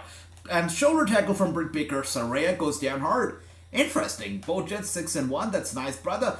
Ricky says, but I agree with you, AJ. This match and Elite match should be the last 4 match. That's right. Yeah, but Tony has been giving us bangers, so it's great. He's not making us wait. He's giving us the incredible matches early on, so why not? I'll take it.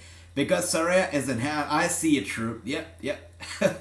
You're awesome, but she's looking good indeed. And here we are. How many of you guys think that Alberto Del Rio is actually watching this match right now? Anybody? Let me know. I see Britt Baker interfering with Tommy and Hater match. I definitely see it happening as well, brother. This is Saraya's house, says Andy. Indeed. And once again, headlock locked in from Saraya on Britt Baker. Britt Baker is down to a knee right now. Saraya dominating, overpowering Britt just the way as she should. This is her house indeed. And here we are. Britt Baker sends her to the ropes. Saraya once again with a nice reversal, kick to the face. And Britt Baker has made her point. She said, Saraya, I was here during the darkest times in pro wrestling, during the darker time of the world. I was here when you were at home, you were chilling, you were eating your popcorns, you were watching TV, you were binge watching Netflix. I was here wrestling for AEW week in and week out in front of an empty audience. I did this for the company. I did that for the company. What have you done? You've been here for barely a few weeks. So Saraya, is definitely here to prove a point that this is her house, while Britt says that this is the house that she built.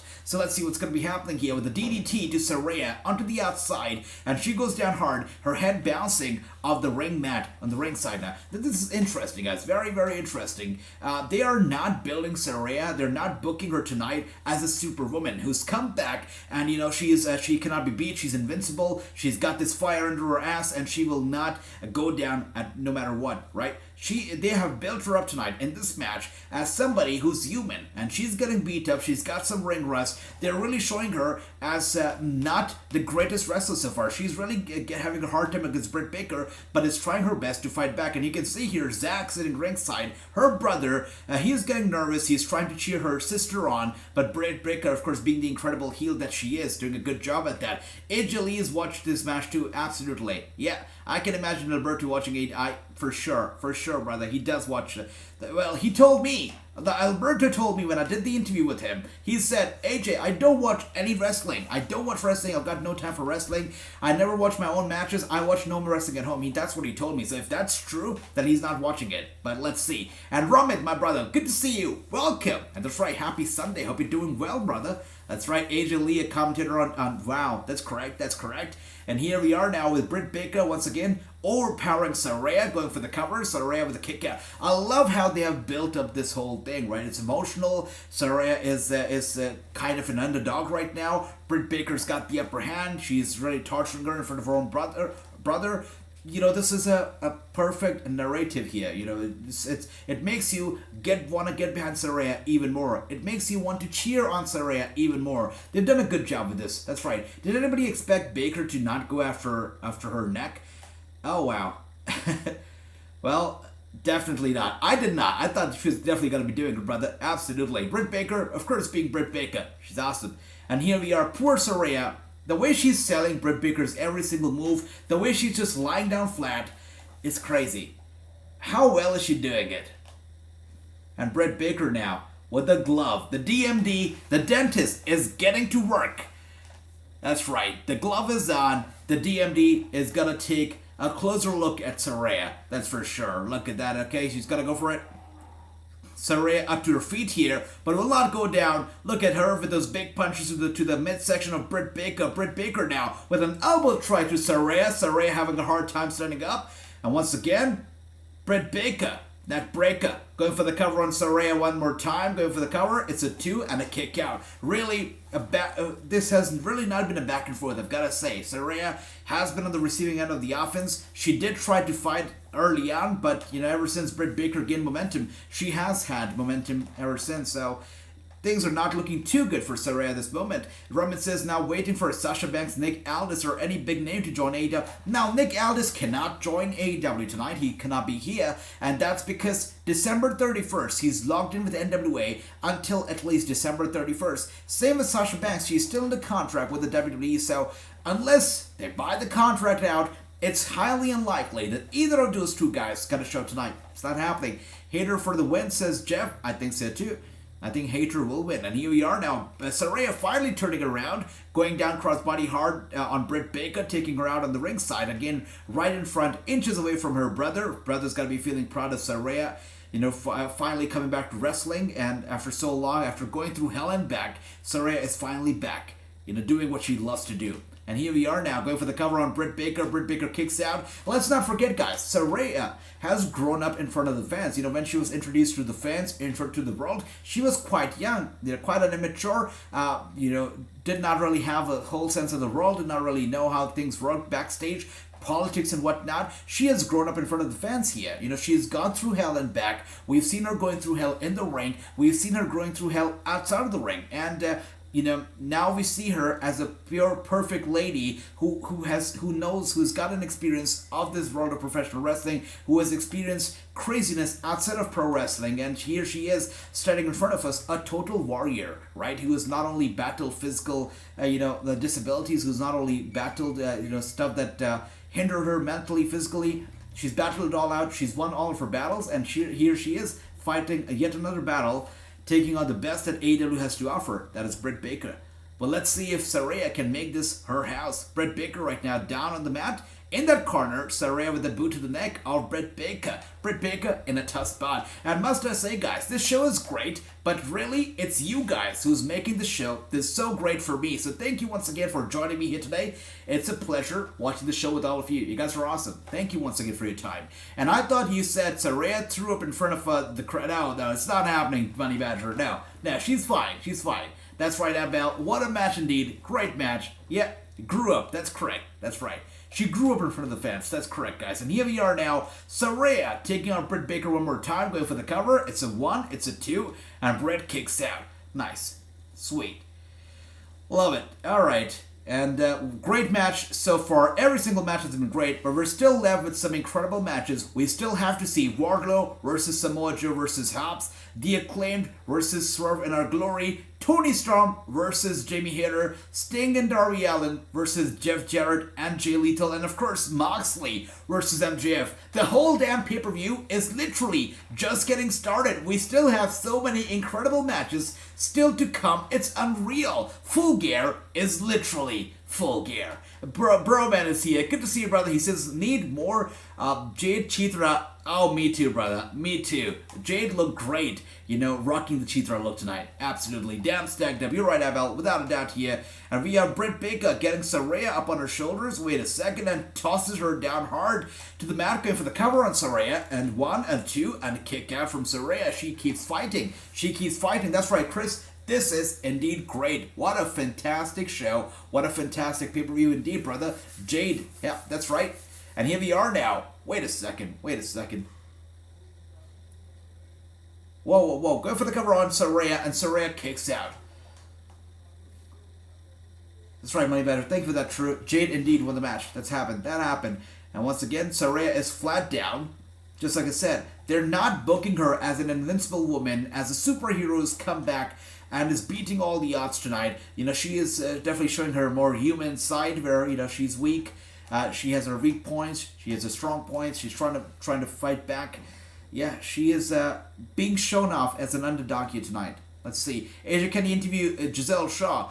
Sure, definitely can do it. I will ask Impact if that's possible, and would love to have her on the show for sure. And that's right, Bell. This is indeed great. Britt Baker is going to go for a high-risk maneuver of the top turnbuckle, taking Saraya down hard, but Saraya will not go down so easily. Fighting back Britt Baker, and there you go, powerbombing her hard from the top turnbuckle. Go for the cover on Britt. It's a 1, it's a 2, and Britt with a kick out. That's right. What a match indeed, guys. Holy crap. Saraya, incredible. Britt Baker's head bouncing off the mat. Once again going for the cover. Britt kicks out at a 2.6, but she kicks out. The match is still on. Still continues. Saraya, literally, she has not uttered a word in this match, right? From the time that Britt Baker was trash talking until now, Saraya has kept quiet. She's kept calm. She is in control of her emotions. She's not letting her emotions get the best out of her, and she is staying calm and trying to stay in control of the match here. And once again, Saraya with the beautiful submission hold locked in on Britt Baker. Britt Baker's too close to the ropes. I'm pretty sure it's got to be a rope break. She's literally there. With that being said, she holds onto the ropes. Rope break, and pulls Saraya in, sends her face first into the turnbuckle. That's gonna hurt. Saraya gets out of the way, and now with the Nelson locker, the master lock, locked in on Britt Baker. Britt Baker turns it around and gets Saraya down. With that being said, the DMD is at work. That's right. It's at work, and there you go. The dentist is at work, shoving her hand down into Saraya's mouth. Saraya turns it around, going for the cover. Britt Baker turns it around, going for the cover on Saraya herself, but Saraya kicks out. Once again, DMD getting to work here. Saraya with a nice reversal. Kick to the face of the DMD, getting her down to her knees here. Saraya with a knee to the face of DMD. Britt Baker flat out. Saraya goes for the cover, and Britt kicks out of the match. Oh, there you go. The match continues. Crazy. They are incredible indeed. And I can see Saraya is dressed in all black, but she's wearing a colorful wristband here tonight. I wonder what that wristband signifies, what importance does it hold, because honestly, if you look at her outfit, that wristband doesn't go with the outfit, so I don't know if I don't think that's the Connor's Cure wristband, so it's got to be something else, possibly something, personal, but wow, nice. And here we are now. Britt Baker with an elbow strike to Saraya. Looks like she is looking to put this to an end here. And it's it. Crossbody. This could be it right here. Saraya trying to get it back to her feet. Britt Baker stomping down to the neck of Saraya, just like True said. Of course she is targeting her neck. Stomping back on the back of her neck. Goes for the cover, and Saraya still kicks out. Britt cannot believe it. She literally targeted the very weak spot of Saraya.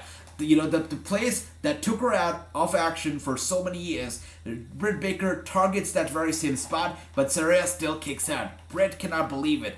And I can see James says 8-0. Alright, 6-2 for Gary, which means the match is almost about to be over. Few seconds behind you guys, so we're almost getting there. Britt Baker now grabs Saraya by her hair, gets her up. And Saraya with a roll-up. Is she going to win? Oh, wait a second. Okay. Nice. Knee to the face of Britt Baker. This could be it. Is it over? Wow. 4-1 for Ricky. Nice, guys. Okay. It's gotta be over now. This has gotta be it now. That's right. Saraya go for the cover. Finally.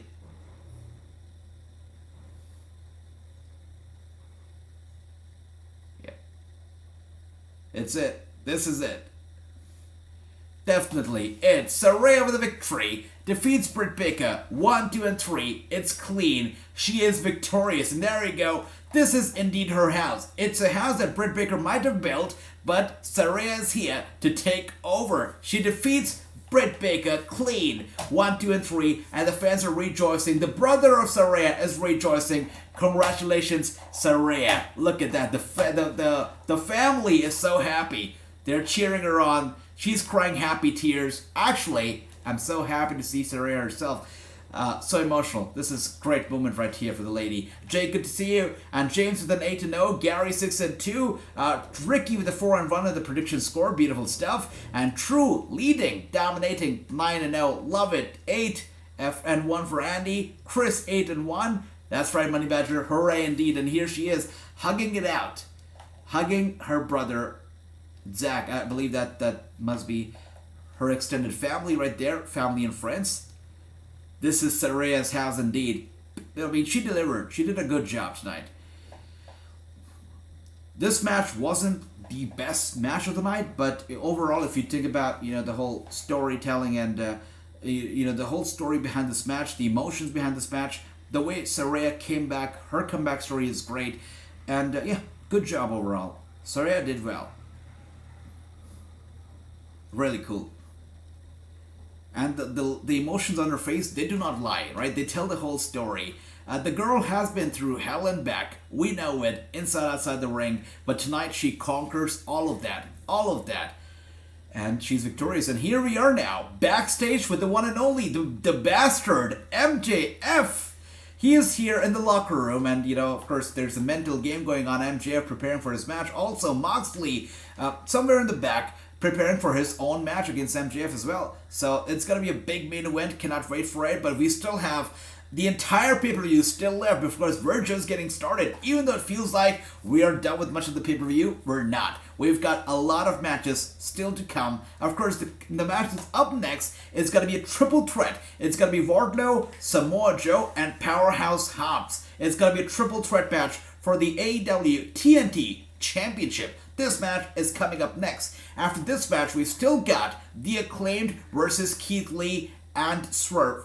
After that, we've got Tony Storm versus Jamie Hayter. We've got Sting and Darby Allin versus Jeff Jarrett and Jay Lethal. And of course, the main event, Moxley versus MJF. So overall, we've still got 5 more matches left. And all 5 of those at least gotta be half an hour longer. So we still have literally the entire pay-per-view left. If you think about in comparison, right? I hate comparing the WWE to AEW because I feel like both are awesome and both have their pros and cons. But in comparison, Clash of the Castle, that pay-per-view in total, I believe, had 5 matches. Right here, we're done with like 7 matches if you include the pre-show, and we still have 5 more to go. But let's go! It's incredible. Tonight has been an incredible night, and it's only gonna get better. This triple threat is gonna be one of the most explosive triple threats that we've possibly ever seen. So it's gonna be good. Saraya is dressed as China. Wow, good observation, True. I was thinking that's a great outfit, so powerful, but dressed as China. Did not think of that. That's awesome, True. Thanks for sharing that with us. Incredible. What a symbolic outfit. Very nice. I love that. I know Saraya has a little sister, so does Bailey. Okay, Money Better, alright. Okay, I see ya. Wardlow 2-1 says Ricky. Okay, I pick Wardlow, says Chris. Big man slap me, it's gonna be that. It's gonna be a meaty slappy match for sure. I want to go with Hobbs, says True. Me too. Honestly, I love Hobbs. I would love for him to win tonight. I think he needs it. Honestly, I'll say this. I'll definitely say this. I feel like Wardlow does not need the title because when he did not have the title, I feel like Wardlow was more over without having the championship around his waist. Down with the championship, I think he's fine without the title too. So I wouldn't mind him dropping the title to Hobbs tonight. I wouldn't not mind that. And Andy says, Wardlow, I want Joe or Powerhouse Hobbs to win. Might as well put Brian Cage in all. Oh my gosh, Money Badger. No, Johnny Bravo, aka Brian Cage, is not in the match, so we're fine. We're fine. China was, that's right. All right, as I can see here, most of you guys think it's gonna be Wardlow. True says it's gonna be Hobbs. I wanted it to be Hobbs as well. So let's see. Money Badger says it's gonna be Joe or Hobbs. Let's see. I'm gonna go with Hobbs myself. I want Hobbs to win, and I hope that he wins. Let's see. Whatever happened to Park, chilling. He's chilling, and here we are now. Of course, Samoa Joe just flaunting his title. You know, of course he's proud of it. He's showing it off, and that's because he's not defending his title tonight.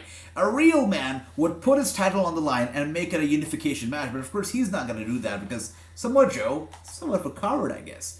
Haven't picked yet. All right, True, I see you. Okay, all right, True hasn't picked yet. And here we are now with Wardlow. With a 20-match winning streak. He's won 20 matches in a row. Is tonight going to be the 21st that he's going to win? Or is he going to lose? Definitely, you know, on a streak here. 20-match winning streak is no joke. Is he going to maintain his record tonight? We'll find out. All right, Money Badger, my brother. See you soon. And here we are. Wardlow looking impressive. And of course, Samoa Joe not liking what he's seeing. Obviously jealous of Wardlow, it seems, right? The horrible referee again, says James. Oh my gosh, James, you're right. You know what? I never thought that the referee could screw up as much as he did in the Elite match. I'm glad he did, but he did screw up. So I wouldn't be surprised if he screws up yet again, James. And here we are. Aubrey is hands down the best. Like, when she is, you know, officiating a match, you know it's going down for real. Like, it's going to go down fair and square. That's for sure. All right, here he is. Wardlow looking confident as he stands on top of the turnbuckle, showing off to the fans. This is going to be a good match, guys. It's going to be a great match. And all of you guys who are new to the channel, you know, make sure to get your predictions in the chat. You know, talk to us. Let us know, who do you think is going to win this match? And here he is, all about the TNT Championship. Wardlow, of course, Samoa Joe, Powerhouse Hobbs. One of these three guys walking away with the TNT Championship. Which one is going to be? We'll find out. True says it's going to be Wardlow. Alright, King Jones, welcome back, brother. We missed you. Just have a feeling he's retaining. I think so. Honestly, I feel like Wardlow's winning too, but I'm going to go with Powerhouse Hobbs because I want him to win. But my heart, my mind and my heart tells me it's going to be Wardlow. He's going to win for sure. Here we are now with the big punches to Samoa Joe. Seems like they got nothing to do with Hobbs. Like, Hobbs is here for nothing. Even though this match was supposed to be Wardlow versus Hobbs, it's now Samoa Joe versus Wardlow versus Hobbs. But these guys want nothing to do with Hobbs. He's just sidelined. All they really care about is each other. And there we are. Wardlow sending Samoa Joe straight headfirst into the ring post. Hobbs reminding them that he's also part of the match, running into Wardlow like a bulldozer, taking him out. And now there we see it. Hobbs grabs Wardlow by the back of his head, sending him headfirst into the steel steps. Only one person standing right now, looking strong, and that is Powerhouse Hobbs. That's correct. Yeah, he is. I want him to win, but he's definitely not winning. And here we are now. Hobbs rolling Wardlow into the ring right here. Of course, this is gonna get Samoa Joe ample of time to recover, recoup, regain his stamina, whilst Wardlow and Hobbs battle it out in the ring right here. And Hobbs right now has got the upper hand, looking to hit him with a suplex, and he does it, suplexing Wardlow as if it's absolutely nothing. There you go. We got Reese here. Good to see you. He says, this is the best watch-along I've ever been. Thank you so much. Thank you. I really appreciate it.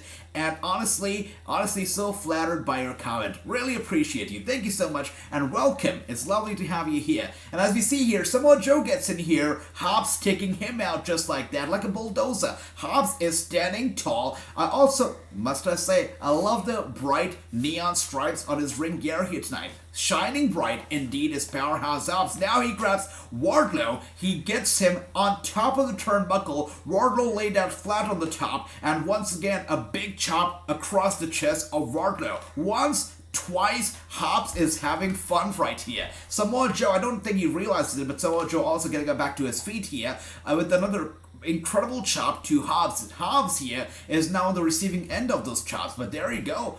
Oh my gosh, did you see that? That is crazy. He just power slammed Samoa Joe. Hobbs is indeed, he's doing justice to the name, powerhouse, because this guy is showing to the world that he really is a powerhouse tonight. Derek, welcome. It's good to see you. And James, that was incredible. I know what you popped in for there, brother. The way he just power slammed Samoa Joe was crazy. If power slamming Wardlow isn't crazy enough, doing it to Samoa Joe immediately after doing it to Wardlow, I mean, wow, this guy is running on pure momentum, pure power indeed. Derek says, I really love the Fatal 4-Way match. Claudia didn't win, but put on an awesome effort, showing his strength. Oh yeah, the Fatal 4-Way match was incredible. The end result was kind of predictable, but I enjoyed it a lot. Honestly, I'll tell you, I don't like Sammy Guevara. I despise Sammy Guevara, but I loved Sammy Guevara in the Fatal 4-Way too. He was great. Incredible match. Every single match tonight has been a banger after a banger after a banger. Must I say, after a banger. And here we are now. Wardlow turning the tables around. Super kick left and right to Wardlow. To Powerhouse Hobbs, to Samoa Joe. Wardlow now with an incredible clothesline to Hobbs, taking him down. Samoa Joe, I'm sorry, but since the very get-go, since the very beginning of this match, Samoa Joe has been a punching bag. Literally. You know, the guy, I mean, poor guy. He's literally getting punched by all these guys. He's been beaten up by all these guys. Wardlow was going to go for the cover on Hobbs. This match could have been over right here, but Samoa Joe, like a wrecking ball, goes down hard, breaking the cover just like that. And James says, surprised that, oh yeah, that's right, brother. It's all love right here. All love. Samoa Joe is a better heel. Thank you for that, King Tones. Thank you. Appreciate that. You're awesome. And Derek says, I'm just so happy Claudia's in AEW. Hell yeah, brother. Hell yeah. Sure. Tell us your dream match. And here we are now with an elbow strike to Hobbs, followed by a beautiful kick straight to the head of Hobbs, flattening him down right there in that corner. Samoa Joe is dominating, doing so well, incredible. And now nothing but pure disrespect, just showing his foot right there across the head, the face of Hobbs, followed by a big boot to the face. Nothing but pure disrespect on display from Samoa Joe towards Powerhouse Hobbs. And now here we are with Wardlow and Samoa Joe battling it out in the center of the ring. Samoa Joe has got this thing under control right now. Boot to the face of Wardlow, taking him down, once again flying down on him like a wrecking ball, going for the cover. And Hobbs going to cover? He's not. He doesn't need to, because Wardlow kicks out. One thing's for sure, Samoa Joe is not winning, because I don't see the ROH champion also holding an AEW title at the same damn time. I don't think it's going to be happening. So Samoa Joe is not winning, that's for sure. Hobbs winning would be incredible, but I don't know if they feel like it's too early to pull the plug on him just yet. So I'm not sure if Hobbs going to win. I want him to win, but Wardlow seems like the likely candidate for sure. Absolutely. And Samoa Joe, once again, he's got the sleeper hold locked in on Wardlow. It seems he's trying to put him to sleep, trying to get him off. Let's see.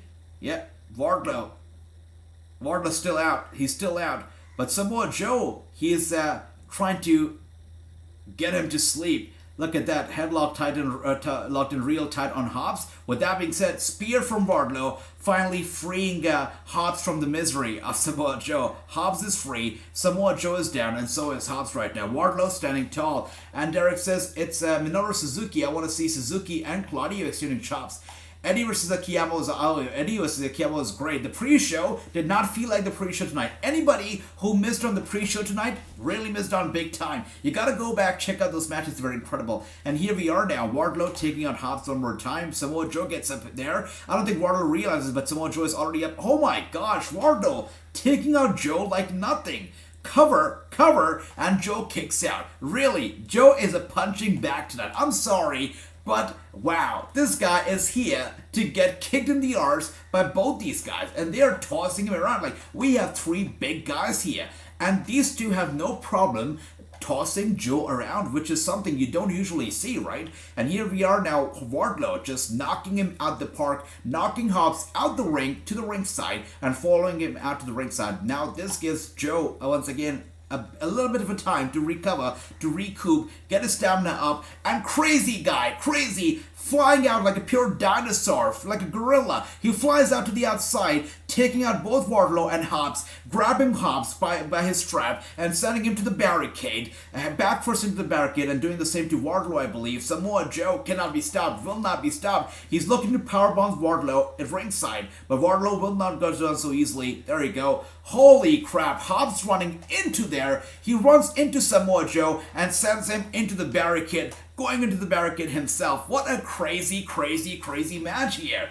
I mean, these three are not staying back. Like, usually you see the triple threat or fatal four-way matches. One or the other opponent is just resting, is relaxing while the other two battle it out. But in this match, neither of these guys want to rest. They don't want to relax. They're all big guys, and they're full of aggression, anger, and they're letting it know to the world right here. Nothing's holding them back. They don't want to sit back and relax or wait for the perfect opportunity. They want to get in the ring and want to dominate. That's what they want to do here. Spine buster, beautiful spine buster from Hobbs to Wardlow, going for the cover, but Wardlow still, once again, with a kick out right here. I'm guessing that the Sting match is next. It makes sense, Drew. You're right. It does make sense for the Sting match to be at next. Absolutely. It's either the Sting or it's the Acclaim, but I think that Sting makes a lot more sense. It does. But it's interesting how they're going to give us a tag team match after a tag team match, because I think that the women's world title match and the world title match will be the last two matches of the night.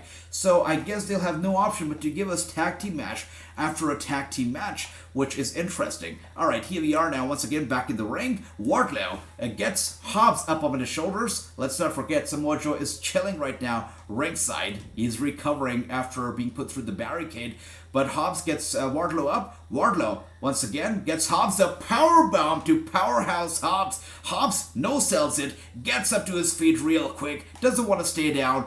Wardlow grabs him again. A second powerbomb in a row to Hobbs. This time, Hobbs cannot get back to his feet. This could be it. He could cover him for the victory right now. Wardlow is wasting a lot of time. I'm not sure why is he not just covering Hobbs. This could be over. He's wasting too much damn time, too much precious time, just feeding to the audience, just cheering on the. He shouldn't be doing that. Should not be distracted by the fans just yet. Just cover him. Finish it right now. This could be over. He's going for the third powerbomb. Is it gonna be over right now? Third powerbomb from Wardlow to Hobbs. Oh my gosh, he's gonna go for the fourth one. This is crazy. Samoa Joe gets in here with the championship, hitting Wardlow in the back of his head with the TNT championship, and now a sleeper hold locked in on Hobbs. Holy crap! What the hell? What the hell just happened here? Did not see that coming. Samoa Joe steals the victory. Oh my gosh, you've got to be kidding me. 4 power bombs back to back from Wardlow. I told you, the guy was wasting way too much time. And as he was going to go for the fourth time, when Samoa Joe gets in here, he attacks him, hits him in the back of his head with the TNT Championship, and then locks in the sleeper hold on Hobbs. Hobbs, of course, he passes out, and Samoa Joe wins the TNT Champion. He is a double champion, holding a ROH title as well as the AEW TNT Championship. Samoa Joe, once again, making history as we see right here. Crazy. Did not expect that this would be happening, but he just stole the championship from Wardlow. But it's Wardlow's fault. He got a bit too confident. He forgot that Joe was still around. He thought he had the victory in the bag. Wardlow paid the price for overconfidence. You know what they say? Be confident, don't be overconfident. Wardlow is responsible for whatever happened right here. It's his fault. That's right.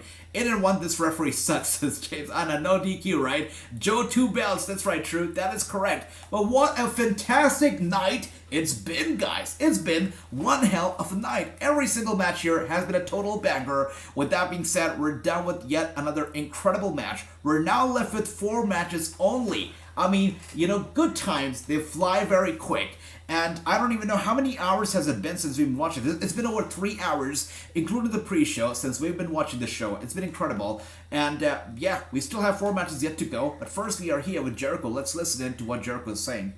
Has been by my side for 3 years. I kind of expected Sammy to do this, and I appreciate it. Sammy is a future world champion. Wow. Not tonight. Wow. Because I'm in the ocean. I am Are you kidding me right now? This is crazy. This is crazy. Speaking of, Oh my gosh. So, Jericho here, being the bigger guy. is to be a former Ring of Honor champion, he has earned a title shot. My very good friend, Tomohiro Ishii, Ishii. wants to fight you What the hell? this Wednesday on Dynamite. Okay, we already, alright. Full Gear is such a success. We're already here talking about Dynamite. And Orange Cassidy gets in here, says, a former ROH World Champion, my good friend Ishii, wants to fight you for the ROH World title this Wednesday on Dynamite. Young boy, that started in Japan when I was main eventing. It seems like Jericho's going to accept the challenge. That's right. So this Wednesday on Dynamite, it's going to be Ishii versus Jericho for the ROH World title. Jericho being the bigger guy tonight. Like, he forgives Sammy for doing what he does. He says, I expected Sammy to do it. He's going to be a world champion, but not today. Not tonight. So Jericho is being a bigger guy tonight. Like, not only did he forgive Sammy apparently for what he did, but also accepts Ishii's challenge. Big up to Jericho. Wow. And Derek says, I never thought we could get Jarrett and Sting in a match together. I never thought that we would get Jeff Jarrett in an AEW show in 2022. I did not expect that, but here we are, and we're going to be getting this incredible match, Sting and Darby Allin versus Jeff Jarrett and Jay Lethal. It's going to be great. It's going to be good. That's right. And let's see what else do we have here. Andy says, wow, Joe double champion. That's right, Andy. That is right. Incredible end to the match. Unpredictable. This show, without a doubt, has been unpredictable. Yeah, it's been good. Let's see, 7-2 for Chris. Trujillo leading, dominating, 9-1 in the prediction score. Love it. And that's right, Derek, you're awesome. Thank you for that. And Sting and Darby Allin. Hell yeah, James. Hell yeah. It's gonna be happening. It's gonna be happening. And Cassidy and Hager. It will be a good match as well, True. Let's go.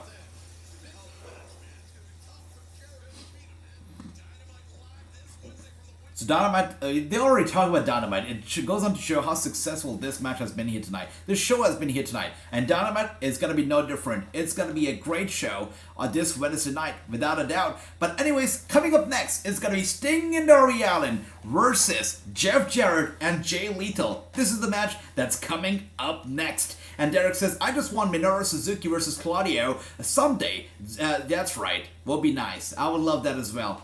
Yeah, I think we're very close to it. I think we could actually get it. Why not? You know, Suzuki's in a very good relationship with AEW. That match is definitely possible. Sure.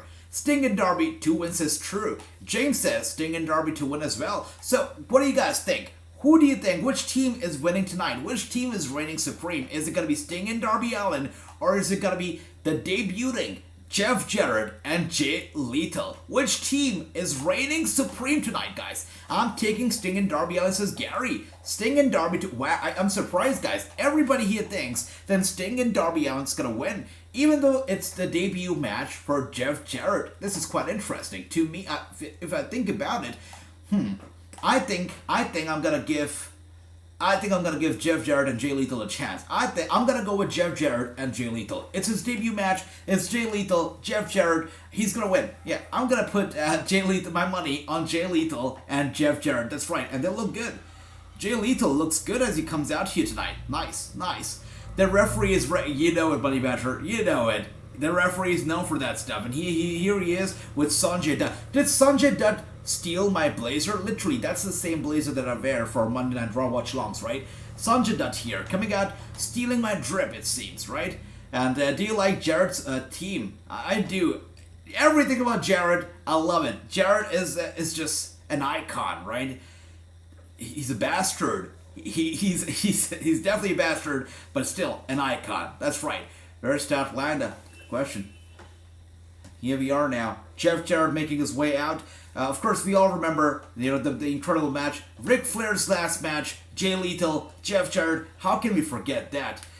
Who expects anybody here expects Karen Jarrett to come out one day in AEW to accompany her husband to the ring, to maybe be a valet for Jeff Jarrett right here in All Elite Wrestling? Let me know if anybody expects for that to happen, or if you want to see Karen Jarrett in AEW. For me, I'll say it, I want Karen Jarrett in AEW. I feel like she just adds a lot more charisma, a lot more personality, and she makes me want to boo Jeff Jarrett even louder. So I really want Karen Jarrett to be here, because first of all, Jeff Jarrett himself is an a-hole, and Karen with him, it's like twice the a-holeness. I love it. I want Karen and Jeff, both of them right here in AEW. That's what I want to see. That's right. She's recovering from a knee injury, says Ricky. Says True. Thanks for that, brother. I hope that she recovers quickly and joins him right here in AEW. And Money Batter says, I'm going with Jeff Jarrett. Me too. Absolutely. So am I. Who is he? Wait a second.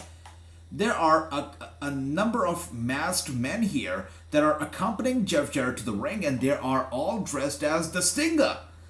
Here you see it. Howling like the Stinger, making their way out like the Stinger. They're making a whole mockery of Sting at the moment, as we see here. Crazy. And Derek, thank you so much. You take care, and yeah, enjoy the rest of the pay-per-view. We got DC1982 here. He says, House of Black returns, Lethal and Jarrett win. Well, let's see what's going to be happening. You think House of Black's returning?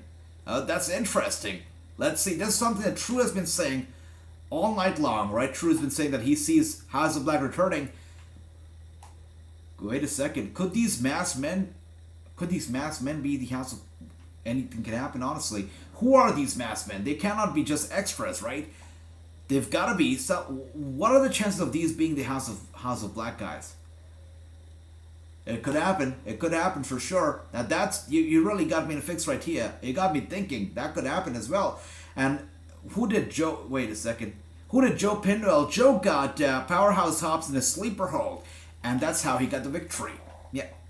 He just picked up the pieces that Wardlow left behind for him. That's what happened. And Sting and Darby to win, says Chris. Alright, Chris, let's see. Sting and Darby came out with Jarrett. Oh. Let's see. So lights out right. Wait a sec. Oh, dear. What is going on?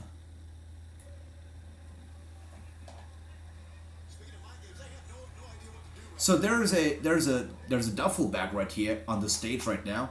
I'm not sure. There's a spotlight on the body bag basically. Not sure what's happening.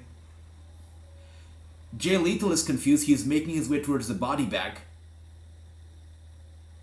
And as he makes his way there, Darby Allin's Tron starts to play, the music starts to play, but the spotlight is on the body bag. Jay Lethal is, wait a second. As he gets close to the body bag, the smoke goes off, and Darby Allin comes out here with a skateboard, taking out everybody. Taking out Jay Lethal with the skateboard, taking out all those masked Stingers with the skateboard. What is going on right now? Sting is, oh my gosh, inside the ring, Sting is standing right behind Jeff Jarrett. Jeff Jarrett does not have a clue what's happening right now. Darby Allin, he asked Jeff Jarrett to look behind. Jarrett has no clue. Stinger is already in the ring, right behind Jarrett. Jay Lethal is out, flat on the ramp. Jeff Jarrett looks behind. And now he realizes, he sees it like a ghost. Jarrett cannot believe what's happening. Sting is right in front of his very eyes. Jarrett is asking for mercy. He's trying to get away from the Stinger. And with that being said, the referee rings the bell. Just like Money Batter says, the referee is rigged. The referee is bought. That's right. He rings the bell before Jarrett was even ready. Before Darby Allin even got to the ring. Before Jay Lethal could stand on the apron. And the match has officially started. Sting right here with a big punch right there to Jeff Jarrett. And a kick to the gut. And a punch to the face. And Darby Allin with the punch to the face. They're going back and forth. Poor guy Jeff Jarrett really getting a nice and warm welcome right here in AEW. Saraya's first ever debut AEW match was memorable, was great, and we all celebrated Saraya. Jeff Jarrett's debut AEW match, we're probably going to be laughing at Jeff Jarrett by the time it's over. And here we are, Jay Lethal looking to take out Stinger, and Stinger just throws him on the top turnbuckle to the ringside right here. And wow, look at that. Darby Allin and Jeff Jarrett take it to the crowd, take it beyond the barricade, and they're battling it out in the dark right now. Of course, it's way too dark for us to follow, the cameras to follow, way too dark, and also a bit too crazy to cameras to follow right here. They're doing a good job though. So Darby Allin and Jeff Jarrett are going in one direction. Sting and Jay Lethal are going in a whole different direction. Darby throws Jeff Jarrett onto the barricade right there, right by the stage. This is crazy. What a fantastic match indeed. Total haywire. Wow, that is insane. I know the WWE, whenever they use the trash cans, most of the times those are planted trash cans, are not actual trash cans, so they don't really have a lot of trash in them. But Sting literally used a trash can that was full of all that garbage and tossed that on Jay Lethal. I mean, talk about, yeah, keeping it real. Sting keeps it real. AEW keeps it real, that's for sure. And here we are now, on top of the stage. What is Darby Allin looking to do? Darby Allin is headed to the back. What is Darby doing? Anyways, oh my god, he's coming out here with a ladder. I never knew this turned into a ladder match, but Darby Allin has definitely got a sick and sadistic plan in his mind. Don't tell me he's gonna do that. Darby Allin is stacking up the ladder on the ramp right now. He's gonna climb the ladder and he's gonna be jumping off the ladder. I'm sorry, better use of words. He's gonna jump off the ladder onto Jeff Jarrett. Oh, this is gonna be crazy. Oh dear, a coffin drop from the top of the ladder, but here we are. Satnam Singh was there to catch Darby Allin, and he's looking to put out Darby Allin for good. Satnam Singh is just marching down with Darby Allin up on top of his shoulders. Oh, this is not going to be good. Satnam Singh, as if Darby Allin was just a toy, he just tosses him straight into the ramp, and Darby is out. He's out. I don't think he's getting back up for the next 10 minutes, but he's out.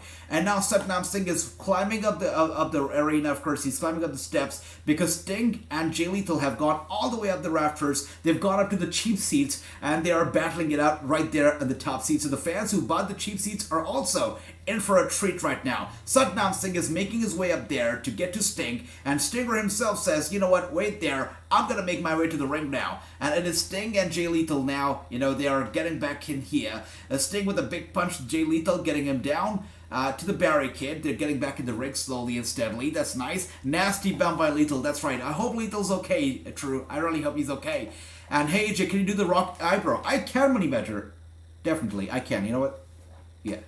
You see that? You see that? That's a rock eyebrows right there. Yeah, I can do it a lot better. I can do it with both my eyebrows. That's right. That's right. Both the eyebrows. And here we are now. Look at that. The fans are in for a treat for sure. I mean, they're loving every bit of it. Wow.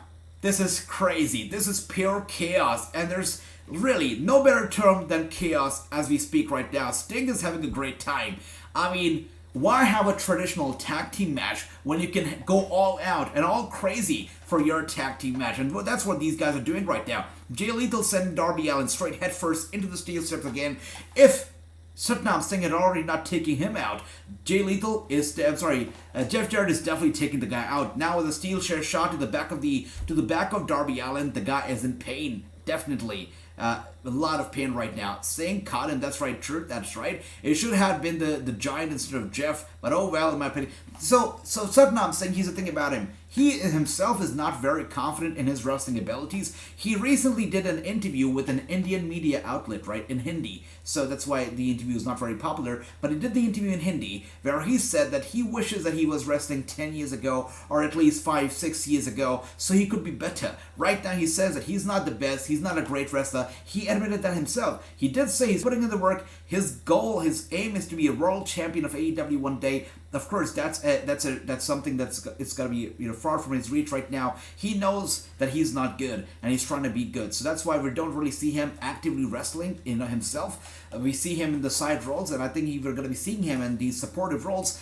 until he himself is capable and confident in his own wrestling ability. That's why he doesn't really wrestle in matches himself quite a lot. And here we are now with Jay Lethal just stretching out Darby Allin. Finally, this has started to look like a tag team match. Sting is standing on the apron. Jeff Jarrett is standing on the apron. We got two legal members battling it out in the middle of the ring. Isn't this a nice tag team match? This is crazy. So good.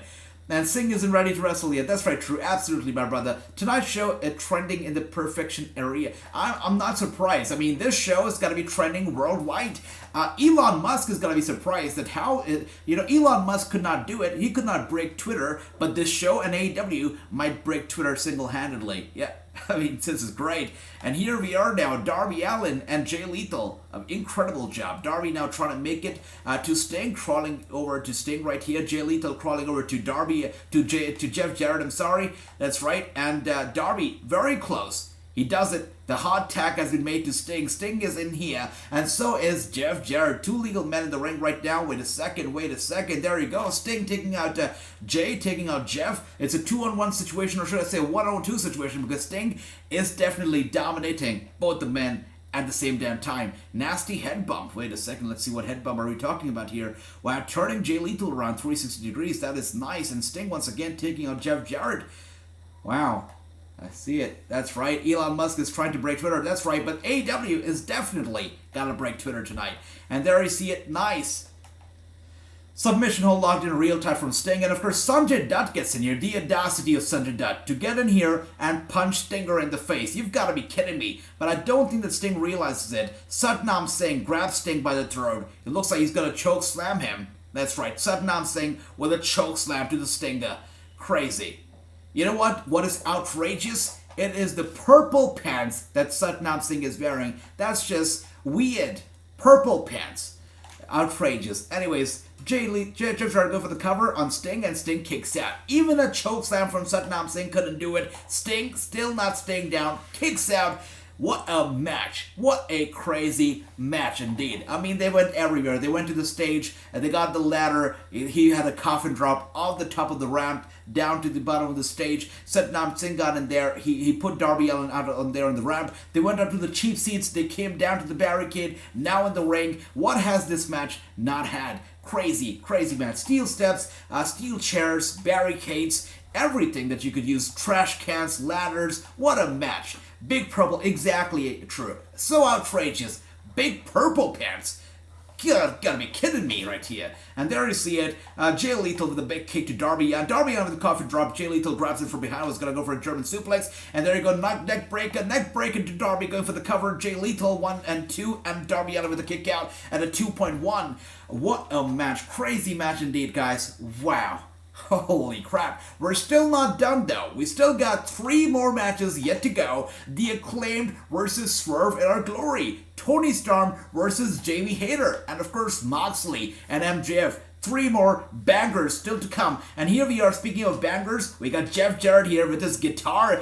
Oh my gosh, and he almost accidentally hit Jay Lethal in the head with the guitar. Nice and red guitar, matching his outfit. With that being said, Darby Allin takes Jay Lethal out. And Jay Lethal's flat down on the mat right now. I think this could be a mistake. Darby Allin is climbing the top turnbuckle. This could definitely be a mistake. He's got to go for the coffin drop. Will not work out. Somebody's got to get in here, interfere. And I told you it was not going to work out. Jeff Jarrett was waiting for Darby Allin with his guitar in place. Darby Allin went for the coffin drop, but he dropped on the guitar. The guitar broke, and he shattered his own back with that stupid move right there. That was a miscalculated move, mistimed move. I mean, couldn't have been worse. The timing of it was ridiculous. And of course, Darby Allin paying the price for it, but still jump starting. There you go. He gets up here. He's angry, not refusing to give up here. There you go. Chops from back and forth here, from Darby to Jeff and Jay, back and forth here. Darby is not going to stay down. He is bringing it. That's right, guitar to the back. Must have heard. Coffin drop once again to Jeff and Jay, taking them out at the same damn time. And now Rohit once again trying to get involved, but Sting takes him out. Good job one more time, Sting. And once again, it is the big purple pants who gets in here looking to take Stinger out, but Sting gets away, and there you go. Stinger doing what Sting does best. That's right.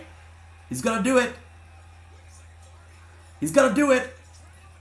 I think Sting needs some help from Darby Allin as well.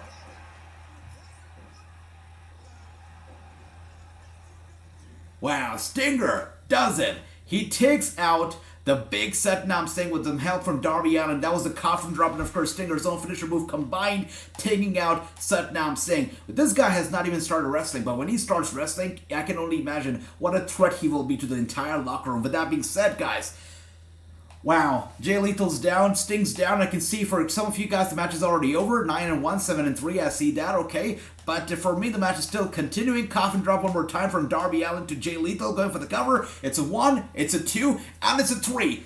Wow, what a match. Jay Lethal with a tremendous match, tremendous performance, but couldn't get the job done. Good job, Darby Allin. Pins Jay Lethal, 1, 2, and 3, gets the victory for his team. Good job. Bit of a botch. That's okay. This match was haywire. It was crazy. I'm surprised there were not a lot of botches because, with crazy matches like these, you're not in control of your own body, let alone your opponent's body. But they went out there through, to the top, back to the stage, back here in the ring. What a battle. And at the end of the day, Sting and Darby Allin, they reign supreme. And really, they killed it. Everybody here in this match, they killed it. Sting did a good job. Darby did a good job. Jay Lethal, of course, is good. And Jeff Jarrett had quite a welcome as well. Great. So Jeff Jarrett lost his first match without looking weak. So that's good. That's good. 10-1 for True. Love that. James right behind True with a 9-1. Gary with a 7-3. That's good. Tony is coming up next. That's nice, James. All right, 5-1 for Ricky. Good job, guys. Anyways, we're now done with this match here. Sting, Darby Allin get the victory over Jeff Jarrett and Jay Lethal. Up next is going to be a women's world title match. A match that we've been looking forward to very eagerly, it seems. It's going to be Toni Storm versus Jamie Hayter. A lot of us expect Britt Baker to get involved, after losing to Saraya. I think, and I feel like some of you also think, we share the same idea, that Britt Baker is not going to be very happy, or she's going to be quite bitter after losing to Saraya. And she will not take, her subordinate, her trainee, her rookie, Jamie Hayter, to become champion while she is taking such a big loss tonight. I think that Britt Baker will get involved in this match and will cost Jamie Hayter this championship match. She will cost Jamie Hayter the title. I think that I really do feel that Toni Storm will retain thanks to Britt Baker. Let's see how this goes down, but I feel like Britt Baker is getting involved. AJ, who won? Chris Jericho, Sammy Guevara, Brian Brother. That match was won by the one and only Chris Jericho. Great match. You gotta look it up. Fantastic match. If you have not checked it out yet, you gotta do it. Incredible back and forth. And we got Chris here saying 8-2. Lovely. Andy 9-2. Good job. And Storm to win, says True. Alright. So True says it's gonna be Toni Storm. Chris says it's gonna be Toni Storm. Ricky says it's gonna be Toni Storm.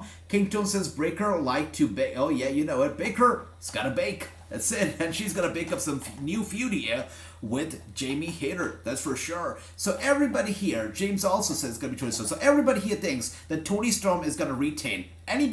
Anyone here who thinks that Toni Storm is not going to win, that Jamie Hayter is going to walk out with the title, let us know. Gary says Toni, Andy says Toni, I like it. And here she is, the challenger. She's looking good. Jamie Hayter is looking good. I love the outfit. Honestly, I feel like that outfit almost kind of reminds me of Lady Frost. I definitely have seen Lady Frost with a similar jacket more than once, and nice though, nice. But she's looking good. I love the hair, love everything. Hayter is ready. The biggest match of her career is up next, and she looks more than ready for some war. That's good. And Chua says Toni Storm's gonna win. Jamie Hayter. Alright, we have the first person here who thinks that Jamie Hayter is gonna win. Chris thinks that Jamie Hayter will win the match. I like that. Chris, let's see what's happening. If she wins, I'd love it too. But anything can go down. Anything can happen here. So let's see. And here we are now with Toni freaking Storm. Or as True likes to call her, Marilyn Storm, is making her way out. I love her with the new hair. You already know it. She looks great. And here she is, the AEW Interim Women's World Champion, Toni Storm. And she's been an incredible champion, must I say. Really, very cool. And James says this is where Sasha Banks shows up. So James thinks that Sasha Banks will show up tonight. Anybody here who thinks that Sasha Banks will be here tonight, give me a thumbs up. Give me a thumbs down. What do you think about Sasha Banks showing up? Let make some noise, guys. Be a part of the conversation. Ricky says Jamie Hayter has booty meat. Alright, Ricky. I see you. Okay. Storm and Hayter. Big old eyes. Okay, True here with the big old eyes right here for Storm and Hayter. Both of them looking good. You're right, True. Yeah, I like that. And here we are now. The referee about to ring the bell. It is all about the AEW Interim Women's World Championship. It is Toni Storm and Jamie Hayter, both of them looking determined, looking good. Let's go. I wouldn't mind if Banks showed up, says True. I would not mind that either. I would actually love it. But you never know. You never know if she's going to show up, though. I've got my doubts. I don't think it's happening, but if it happens, I'm going to pop big time. That is for sure. I'm going to pop big. And Chua doesn't think it's going to be happening. Chris says, no Sasha Banks. Still in the contract with the WWE. That's what I think as well. That's right. Sasha is not showing us as Chris. I don't see it happening either. But if it happens, hey, I'm going to have fun. We're going to have fun. And here we are now. Hayter and Toni Storm, they lock it up real tight. Nice. Try to overpower each other, but of course they let go once again. Look at that. for some reason, I'm looking at Tony, I'm looking at Hayter. I feel like Tony doesn't look nearly as confident as Hayter does. Hayter is oozing confidence tonight. Look at these ladies going at it. Looking good as well. But yeah, for some reason, I don't see that confidence in Toni Storm tonight that I see in Jamie Hayter, that's for sure. But yeah, about Sasha Banks showing up would be nice, but I don't think it's going to be happening tonight, guys. AJ, how you like Fight Forever video game recent trailer? King Tones, we were talking about early on, you know, I'm going to buy the game. Many of us are going to buy the game for the gameplay.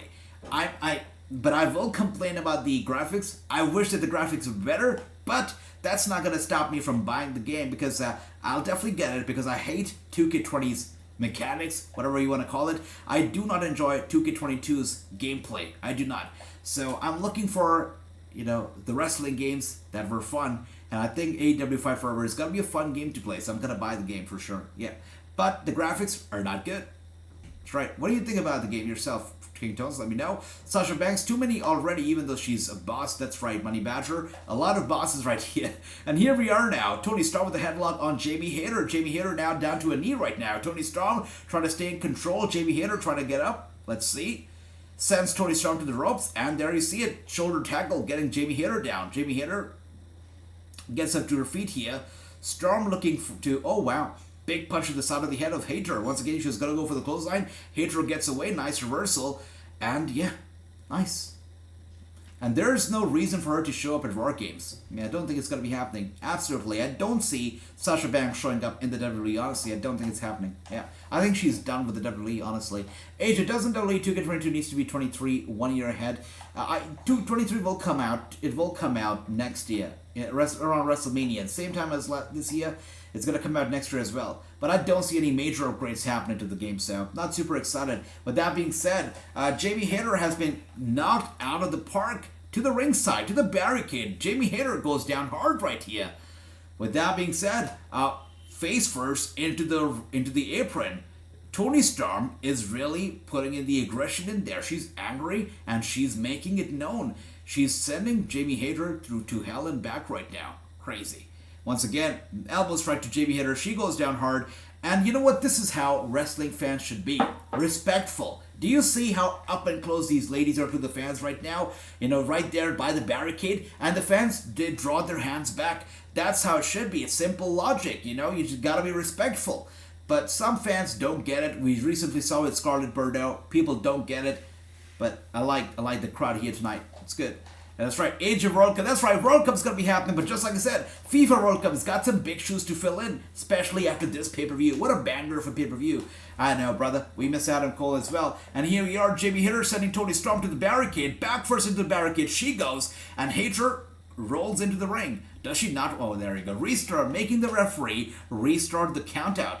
All right, looking good. Jamie Hayter is oozing confidence. Just like I said, from the very get-go, this lady is oozing confidence. And Toni Storm sends her face first into the ring post. This will definitely change the whole course of the match without a doubt. Sasha and War Games will be a good... She'd be good, but I don't think she's going to be in the match. That's right. Love that, King Tones. That's right, baby. All right, they already teased Beth Phoenix. It's true. That's right. And here we are now. Toni Storm grabs Jamie Hayter by the hair, gets her up to her feet here, chop to the chest. Hayter is now on the receiving end of the offense. Toni Storm here, dominating, leading. Oh my gosh, beautiful defense here from Hayter. She takes a little bit of a... Wait a second. Wow. She kneels down, and of course Toni Storm was about to chop her, but instead she chops the ring post, and that creates all the difference. Now, this is her opening, the opening that Jamie Hayter needed, and now, of course, is sending this lady Toni Storm here to hell, right? Back first into the barricade, big chops, big punches, and both the ladies are back in the ring, beating the 10 count, of course. Hayter, just like I said from the very get-go, oozing confidence. I love it. Storm's hand might be broken. The way she chopped the ring post so hard, I wouldn't be surprised if she really injured her hand after that. That looked bad, brother. Adrian, do you see ROH making of it? I don't see it, brother. I don't.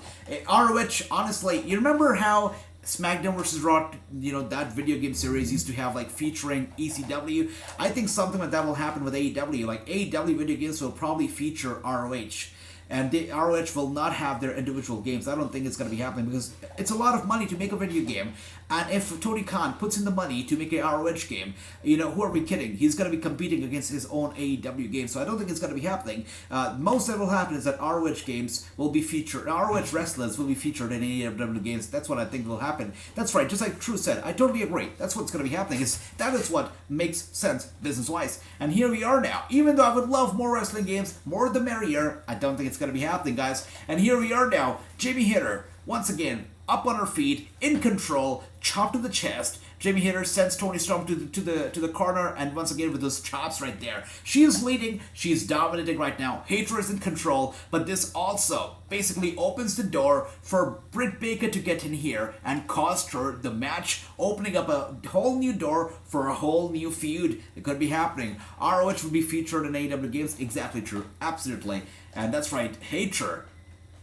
Yeah, she wants to end this quickly for sure. But once again, guys, we got 2 more matches left after this one. We got some scissoring to go. We got Acclaim taking out Swerve in Our Glory. And after that, we got the match that everybody's looking forward to. Moxley versus MJF. 2 big matches yet to come. And here we are now. Hayter doing so well. AJ, what do you have for wrestling food? Wrestling food? What do you mean by that, King Towns? What is wrestling food, my brother? And here we are now. Hayter gets Toni Storm down once again. Toni Storm is on the receiving end of things, not doing too well at the moment. Hayter with the headlock locked in real tight on Storm. Storm is, just like I said, from the very beginning, she did not look confident. And here we see it. It's out there. Hayter is dominating, Storm being the champion.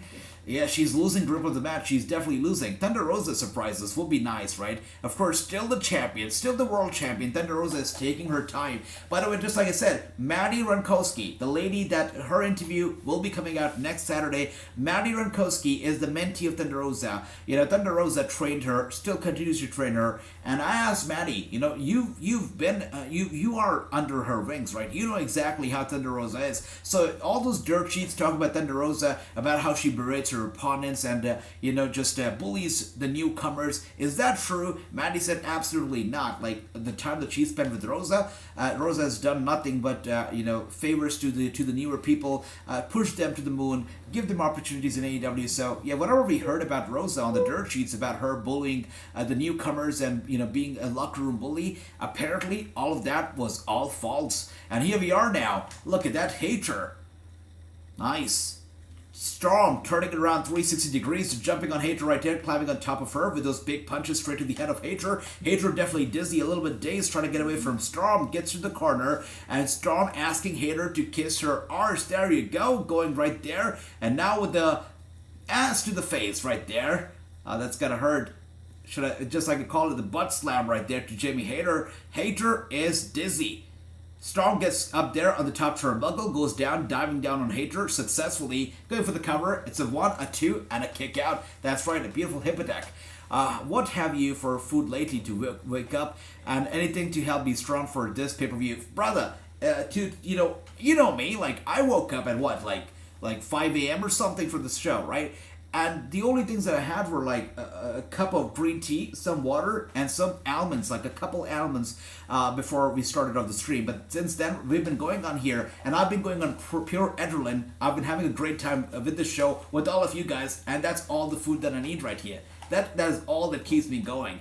And there you go. Toni Storm goes for the cover again. Jamie Hayter still kicks out. Not going to give up. Not so easily. That is certain. She's not going to give up. So I believe that this whole card, including the pre-show, this whole show is going to be a 5-hour mania because the pre-show was an hour and the main show is definitely going to be 4 hours long. We still have 2 more matches. Those matches are definitely getting an hour each. 30 minutes each. So definitely it's gonna be a 4-hour main show, including the pre-show, a 5-hour mania, full gear, really indeed a full gear.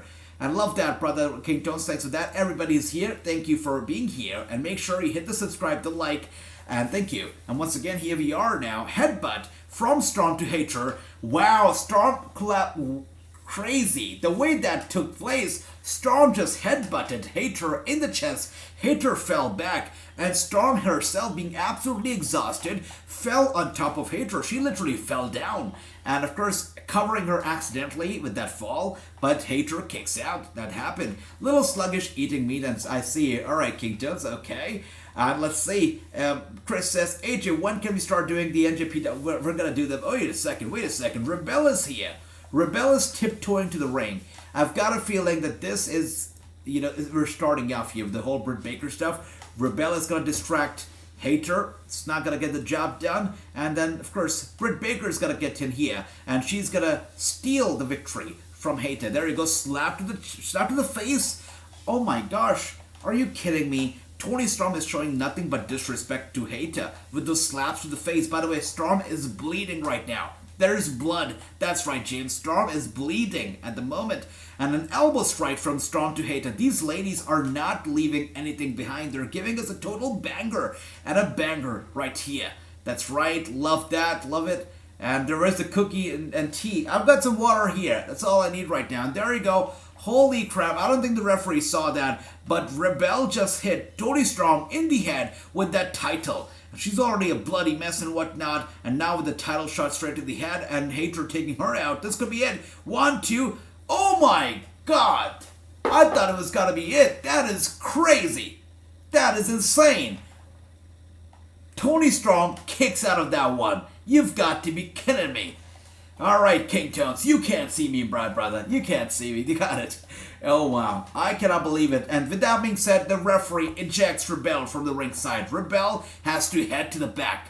But I think Hater's got to be just fine. I mean, she's gone so far with Storm so far. I think she's going to be just fine. And Storm, with a big clothesline to Hater, going for the cover. Wow.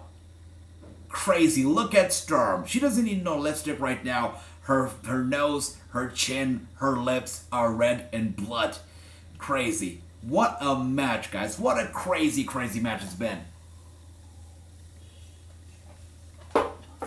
Every single match has been great tonight. No exceptions. Not one match was dull tonight. Every single match has been incredible. In their own unique way, by the way. It's not repetitive. None of the action is bad. Oh, wait a second.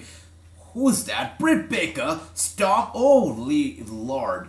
Did the referee not see that? You've got to be kidding me. She literally just stomped on the back of the head of Hater, stomping her straight on the title. And now Hater going for the cover on Storm. And Storm still kicks out. That is crazy. Baker got in there. She literally stomped her. A curb stomp to Britt Baker. To Toni Storm on that title. And Toni Storm tossed into the ring. Hater goes for the cover. And still Storm kicks out. This lady has gone through hell and back tonight. She literally deserves to win. I mean, if she wins, I'm gonna be happy because, wow, she has fought hard tonight. Love that. Homemade burger with pickled jalapeno and dipped in cheese, strawberry bread, and some white chocolate drink. Money Badger, you're making me hungry now. I love that. That sounds delicious. And here we are now. Toni Storm with a German suplex to Hater. And she's looking for it. She's looking to end this. That's right. She's going for the cover on Hater 1 and a 2. And Hater kicks out. Are you kidding me? This match. Oh my god. How is this not the main event? Wow. This is. Alright. Am I crossing the line if I call this the best women's match I've seen all year round? Because I definitely feel like this is the best women's match that I've seen all year. Crazy. Going for the cover on Storm once again. Storm kicks out, no surprise there. Rosa is still out, that's right. Rosa is still out, that's correct. Yep. And the big ol' eyes from King Tones, love it. Ricky is saying, wow, correct, a 9 and 2 for James. So it seems like for James the match is over. For me it still continues, so let's see what happens. Hater is still here. Still in control.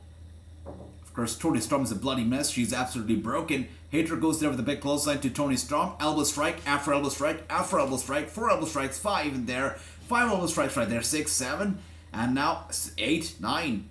And Britt Baker exposing the turnbuckle. And Hater has been sent straight to Britt Baker. Britt Baker tossed out to the ringside. Crazy. And Toni Storm has been sent face first into the exposed turnbuckle. Hater goes for the clothesline. Is it over? Holy crap! Jamie Hayter is victorious. Jamie Hayter is the AEW interim Women's World Champion. Did not see this coming, but I'm so glad that it has happened. The lady deserves it. Jamie Hayter is the new interim World Women's Champion. This is crazy. Wow. What the hell? What a match. And the fact that Britt Baker did not turn on her and the faction is still alive makes it even better. This is wholesome right here. This is so wholesome. I love it. The new Women's World Champion, Jamie Hayter. Crazy. Wow. I love that. Crazy. Antonio AJ, I think this match is going to be the show stealer. You're right, Andy. You were right. This definitely was a show stealer. They stole the show. The ladies killed it. Respect to Hayter, but also a lot of respect to Toni Storm. I mean, what a match. Crazy good. Crazy good. She's won despite Baker. That's right, True. True says, I'm not mad about it either. I'm not mad at all. It's is great. I love it. This is wholesome. Honestly, Britt Baker and Rebel working here and trying so hard to get Hayter to win is very, very wholesome. I love it. Oh, hell yeah. Hell yeah. Wow. Big ol' eyes once again from King Tones. I love that. I'm not mad, but shocked. Good for Jamie Hayter. That's right, Ricky. I mean, Jamie Hayter is on top of the world right now. Love this. I love this so much. Chris says, I told you Jamie Hayter was going to be the new champion. You did, Chris. Good job. This is so good. I cannot believe that this happened, but this just happened, guys. Love it. The Acclaim. That's right. Up next is going to be the second last match of the night. It's going to be the co-main event. It's going to be the Acclaimed versus Swerve in Our Glory for the AEW World Tag Team Championship. Let's see how this goes down. Oh yeah, Quintos. All the results have been great tonight, without a doubt. Money Batter says, finally, it happens, right? And here we are now with MJF in the back.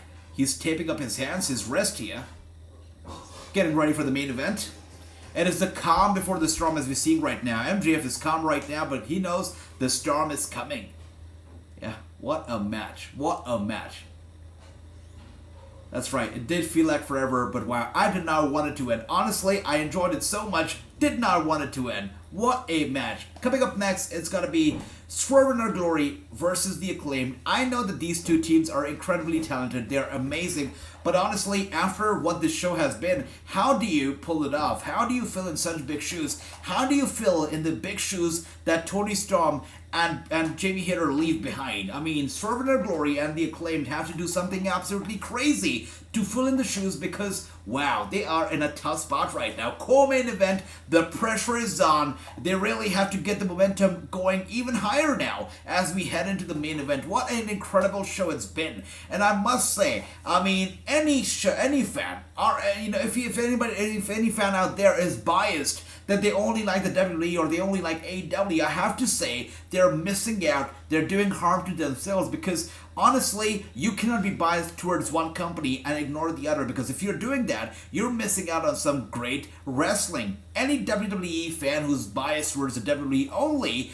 and is turning a blind eye towards this match, this show, is really missing out because what a banger of a show right here. Love it. Love it. That's right. That's right, Acclaim to win. Alright, Ricky here is all in for some scissoring. Acclaim to win. I'm not gonna scissor you, Ricky. I'm not gonna scissor anybody. You know it. I keep it PG. No scissoring here. And that's right, Tag Team Champions. Indeed, Andy. Let's see how this goes down. And Moneybatter says, yo, listen. Moneybatter says, Saraya and Tony versus... Wait a second. He says, Saraya and Tony versus Hayter and Baker now. That'd be nice. That would be great. I would like that. Saraya and Tony, Hayter, Baker, that makes a lot of sense. Let's do it. Let's do it. Sure. That's a great idea, Gary. Moneybatter says, scissor me, chat. That's right. Everybody in the chat, get those scissoring emojis in there. It is time for some scissoring, I guess. And smash the like button, says King Tones. I like that. But this is not the main event. That's right. The main event, it's not it. We still have the main event yet to go. But what this match is a great bridge between, the co-main event, I would say, the women's match, and the main event, right? It's a nice bridge. So this bridge has got to be strong, and definitely it has to keep the momentum going. It has to pass the momentum from the rest of the show onto the main event. So these guys have got some great responsibility on their shoulder to pass on the momentum from the show onto the main event. So let's see. Acclaimed wins, says Chris. Okay, I'm picking the Acclaimed even though I want Swerve to win, says True. I'm on the same boat as you, brother. I want Swerve to win as well, but I think Acclaimed's gonna win. That's true, AJ, but everybody watching at WWE and then don't know about AEW, that's right. They're missing out, Ricky. They're missing out. It's a great show tonight. And True says, I'm not scissoring. Oh, wow. True says, I'm not scissoring. I like that, brother. That's right. Okay. Ricky with the scissors. Okay. That's right. World Cup tomorrow, 9 a.m. Eastern. Thank you for that, King Tones. That's right. If you enjoyed my commentary, if you enjoyed being here, if you enjoyed the family, make sure to join us tomorrow for some World Cup, as we're going to be watching football tomorrow at 9 a.m. Eastern. So, yeah, make sure to join us. Thanks for that, King Tones. And Asia, do you see Swerve or Lee turning on each other? Oh, wow. I don't think it's going to be happening tonight. There's so much yet to happen. I don't think it's going to happen tonight, but it could happen later on. Maybe Wednesday. Let's see.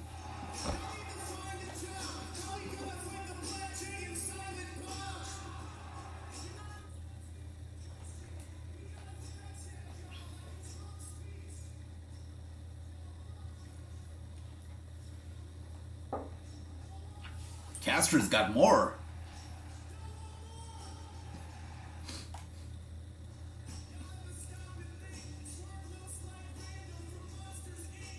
Oh dear, taking a shot at Swerve from Monsters Inc. That's so funny. You know what? Swerve is getting dissed right now, but he's standing in the ring and he cannot help but smile. This is so funny. This is great. Alright, let's see. I spoke people on stream, then they know nothing. I know, Ricky. It's always a problem, right? That's right. Love that. Love that. That's right. Thank you for that, Ricky. Thanks for the heads up. Yes, that's right.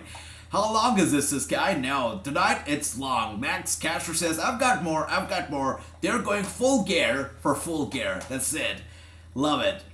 By the way, how good is Anthony Bowens? I mean, this whole rap from Max Caster, it's good, but it's nothing without Anthony Bowens, you know, just finishing it off. The cherry on top. It's so important. Anyways, guys, it's the co-main event. It's the second last match of the night for the AEW World Tag Team Championship. It is Swerve in Our Glory versus the champions, the Acclaimed. Let's see how this goes down. That's right. 8 more wins for Jade Cargill until she's 5th. That's right, Chris. I wonder who the 50th will be. It's gotta be a special 50, right? That's right. Oh, I see King Toes is watching the show from my sunglasses. That's funny. That's funny. Alright, Ricky, got it. Thank you for that, brother.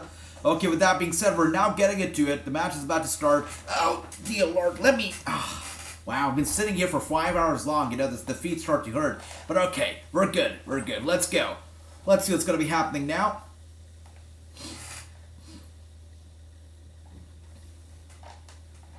Alright, so by the way, guys, how do you like the studio? How do you like, you know, where I'm sitting right now? Would you like the studio to stay for the future watch-alongs, maybe for Raw, for SmackDown? Would you like this to be a thing? Let me know if you would, and we could make this a thing. We could make the studio stay for good. And here we are now. There he goes, Swerve in Our Glory, battling it out. Very nice. Dominating, leading. It is the Acclaimed that is actually on the receiving end of things. Maybe not Max Caster here. Wow, Hurricane right here from Anthony Bowens to Keith Lee.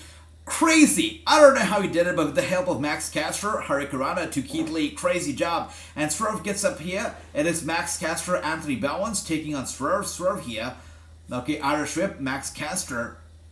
Nice. Get Swerve down real quick. And let's see, 4 more likes. Thank you for that, King Tones. Guys, if you haven't hit the like button yet, make sure to do it. Thank you. And that's right, Champions retain, says Chris. It's likely. The Acclaim, most likely, they're going to win, brother. Thank you for that, King Tones. Perfect studio. Thank you. Thank you. That's right. And here we are now. Tag has been made. Anthony Bowens gets in here. Oh, dear. Oh, this is not going to be good. Oh, no. Come on. These guys are ready for some scissoring. And scissoring... That's bad. I don't know if they actually got the consent from... Swerve to get scissored, but they literally scissored him pretty bad. His leg's gotta be hurting right now. Big chop right there across the chest of Swerve, and a big kick right there to the midsection. Swerve is on the receiving end of things. That's right, super fruity. AJ, I'd rather have this studio than I see you. Alright, King Tones like the studio. Okay, that's nice. Anybody else who likes the studio? Let me know. And here we are now. Wow. I just realized that Anthony Bowens, even the kinesio tapes that he's wearing right now on his shoulder, even those tapes are pink. That's nice. Very color coordinated. And now Anthony Bowens with those elbow strikes to the back of the head of Swerve. Swerve in some trouble. Big trouble, that's for sure. That's right, thank you for that, Ricky. Thanks. Really appreciate it. And here we are now. Wait a second, winter is coming. Wait, when is winter is coming? Do we have a date yet? And thank you for that, True. I'm glad that you guys like the studio. Thank you for that. Really appreciate you guys. Thank you, thank you. All right, and one more time, we've got Keith Lee taking out Anthony Bowens, gets him up, and slams him down hard to the mat right there. And oh, holy crap. Swerve gets in there, a big boot to the face of Max Caster, getting him off the apron. Yeah. Of course, they gotta do the dirty tricks if they wanna beat the Acclaimed, because it's hard to beat these guys. But how do you feel right now, guys, in this point of the match? Honestly, for me, I'll be honest with you. I love the Acclaimed, I love Swerve in their glory, but right now I'm in a hurry because I cannot wait to watch MJF versus Moxley. I want the main event to happen like now. So I want this match to wrap up quickly so we can get to the main event, because I am getting a little bit impatient right now. Cannot wait to watch what Moxley and MJF have in store for us. And here we are now. What is Swerve trying to do? He grabs a barricade from the crowd, and he's bringing the barricade out right here. What is this guy trying to do? Could he not find any other weapon from under the ring? What? Oh, wait a second. Oh dear. He's looking to use the barricade as a table, and he's looking to put somebody through the barricade. That's gonna hurt a lot more, because that is somebody's back, going through the barricade, through steel instead of just wood. So that's gonna hurt a lot more than just your regular table or your regular door. Swerve here with the mind games for sure, and Keith Lee looks like he has got some ill intentions. Looks like he's gonna be tossing Anthony Bowens down on the barricade. Gets Anthony Bowens down. Oh my gosh, that's gonna hurt even more. Poor guy. He goes, his arm just literally, oh dear, bumps into the edge of the barricade. That's gotta hurt. I don't know if I'm got a little bit cut or whatnot, but that's gotta hurt. And now Swerve is looking to suplex Anthony Bowens into the barricade. Bowens again reverses and instead suplexes Swerve himself. Good job keeping himself safe, at least for now. I like the one from the last night better, to be honest. This move, all right, Chris, thanks for that. We'll keep changing up then. Winter is coming is December 14th. Thanks for that, Ricky. Really appreciate it. Thank you for that, King Toast. Thanks, Ricky. AJ, take a chill pill or a 420 break. The match is guy. No, I cannot wait. Cannot wait. But no 420 break for me. I keep it straight edge, brother. Always have. And always will. And here we are now, back in the ring. Keith Lee and Anthony Bowens. Max Caster literally has been all he did in this entire match was rap. He barely got physical. He's been chilling on the ringside. It's been Anthony Bowens all night long. He's been doing incredible here. Really has been the punching back so far. And Keith Lee gets Anthony Bowens up on there in the air. Anthony Bowens, though, trying to fight back, trying to make it to Caster, who is back on the apron right now. But Keith Lee will not let it happen so easily. We already know the injured arm of Anthony Bowens, the weak arm. He's wearing the kinesiotapes all over them. A pretty big signal that his arm is injured. And Keith Lee's targeting that very same arm, just jumping on it, stomping on it, giving Anthony Bowens a hard time right now. AJ needs Ederlin because it's late for him. Oh, no, it's not. King Tones, it's early for him now. It's about it's like 9:30 in the morning, so we're good. It was late for me when we started the Watchalong, but now it's early, so we're good. But still, after the Watchalong, I'm having my breakfast and I'm collapsing into the bed. That's for sure. And here we are now. Look at that, Keith Lee. Oh dear, he's grabbed the arm of Anthony Bowens, just twisting it, and looks like is he gonna make the tag? Let's see. Wow, arm breaker once again. Just like I said, targeting the weak arm of Anthony Bowens over and over and over again. He's got the weak spot, and he's just not letting go of it. That's right, still need energy. You know it, King Tones. You know it, my brother. Thank you for that. And here we are now, sending Anthony Bowens into the corner with the tag made to Swerve, and Swerve gets in here. Big punch to the face of Anthony freaking Bowens. And once again, I must thank everybody for being here, for joining me for this watch-along. It's been an incredible night. And really, it's you guys who make it so much better. So thank you for being here. I've been having an amazing night. Thanks to all of you. Thank you, King Tones. Thanks to everybody. And once again, Swerve gets Anthony Bowens down. Big kick to the shoulder. Bowens screams out in agony and pain right here. Once again, tag has been made to Keith Lee, who gets in here. The guy is definitely angry and follows Bowens right there, who was trying to make it to Max Caster. Keith Lee stops him midway.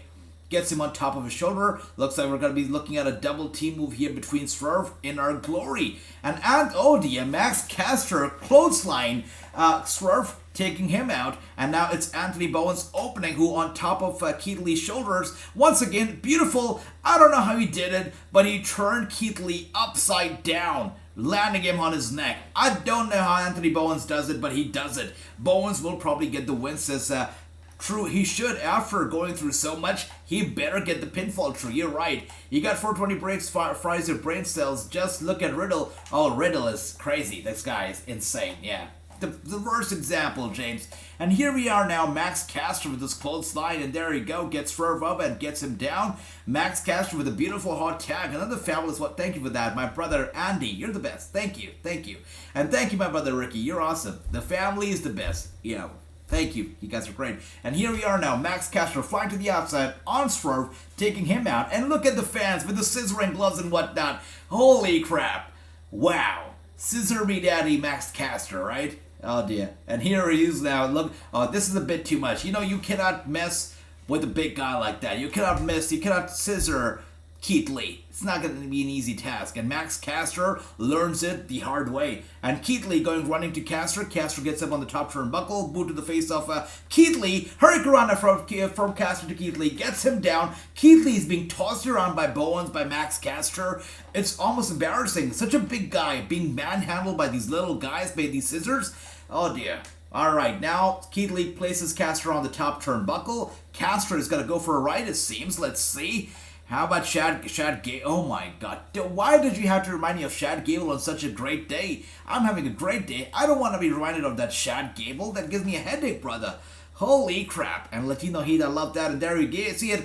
And Max Caster pushes Keith Lee off the top turnbuckle. He goes down to the mat. Max Caster looking to fly. Leg drop right there from the top turnbuckle on the back of the head of Keith Lee. He rolls out the ring. Swerve gets in here. Max Caster with an attitude adjustment to Swerve. It's over. 1, 2. Swerve kicks out. Crazy. By the way, speaking of the attitude adjustment, John Cena says that he's a fan of this guy Max Caster. He really feels like he's a lot better than what Cena did back in the day when he was younger. He was rapping. Cena says that Caster does a lot better job than he did. So that's a great praise right here from John Cena. And Bowens goes for the cover on Swerve, and Swerve kicks out. Now, True said that Bowens will get the win, get the pin. I think that he will, and he should. Hopefully he does. AJ did Cole Cabana fight. Cole Cabana, no, did not. Brother, QT Marshall was you, but not Cole Cabana. And that's right, you rather tolerate the Shad Gable than, oh my gosh. King Tones. That's right, James. It's crazy. Caster is really copying Cena. He really is, brother, without a doubt. He really, really is. And I'm pretty sure he's doing it on purpose to send across a big, big message, without a doubt. And thank you once again, everybody. Thank you, Ricky. Thanks, Andy. Thanks, Drew. Everyone, thank you so much, King Tones. And once again, here we are. Look at that. Swerve running to Anthony Bowens, who sends him over the top rope. Oh yeah, I totally forgot about this barricade. It's there, and it's not gonna break itself. Somebody will have to go through it. Somebody will break it. It's gotta be Keith Lee. He will break the barricade for. Oh my gosh, that's right. It had to be Keith Lee. Somebody had to go through it, and Keith Lee does the honor breaking the barricade, or at least bending it in half right there. Crazy move. Just when we think that we've seen it all, we go even further. That's right, True. Crazy. Holy crap.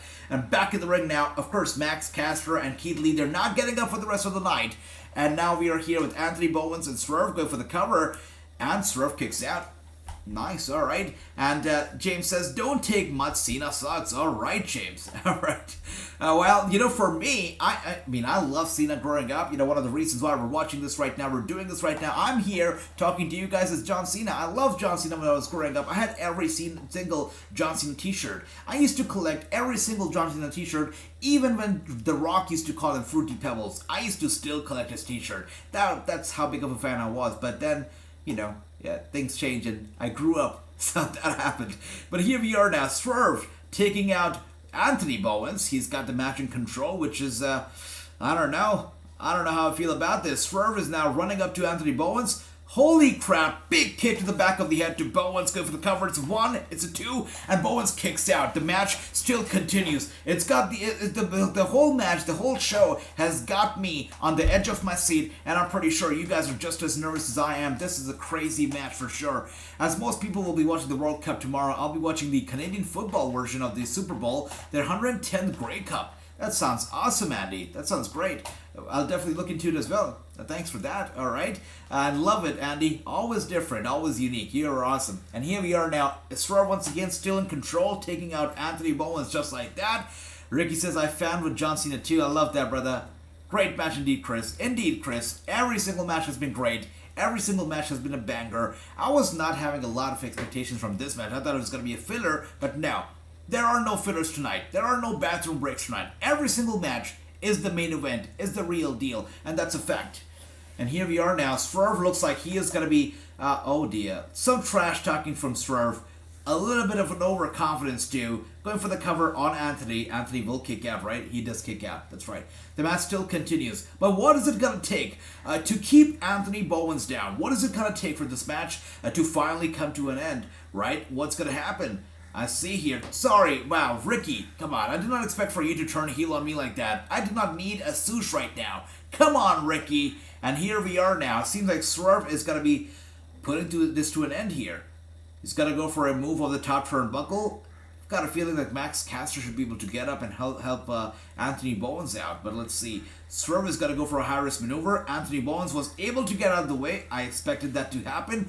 Anthony Bowens now, wow, slamming him down hard to the mat. And the tag has been made to Max Caster. This has got to be over. It has to be it. Of course, Keith Lee's not getting up after what just happened. He's not going for the cover on Swerve. Keith Lee gets in here.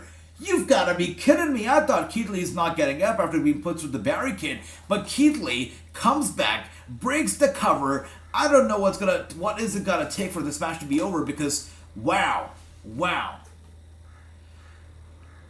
Just when I think that the match is now going to be over, something happens, something that I did not expect for it to happen happens, and wow. And now it seems like double team move here from the Acclaimed on Swerve. Swerve with those kicks to Anthony Bowens gets him down and turns it around. Caster is down and out as well. Swerve is looking to make the tag to Keith Lee. Is it going to be happening? Is Keith Lee going to be able to perform because he was just put through the barricade?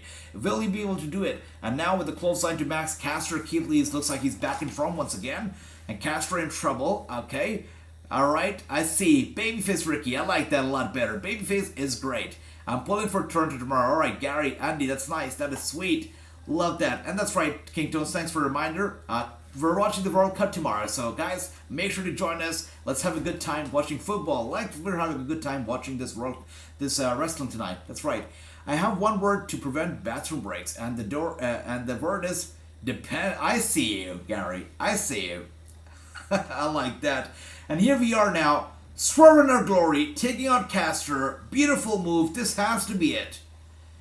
Holy crap. And Caster still kicks out.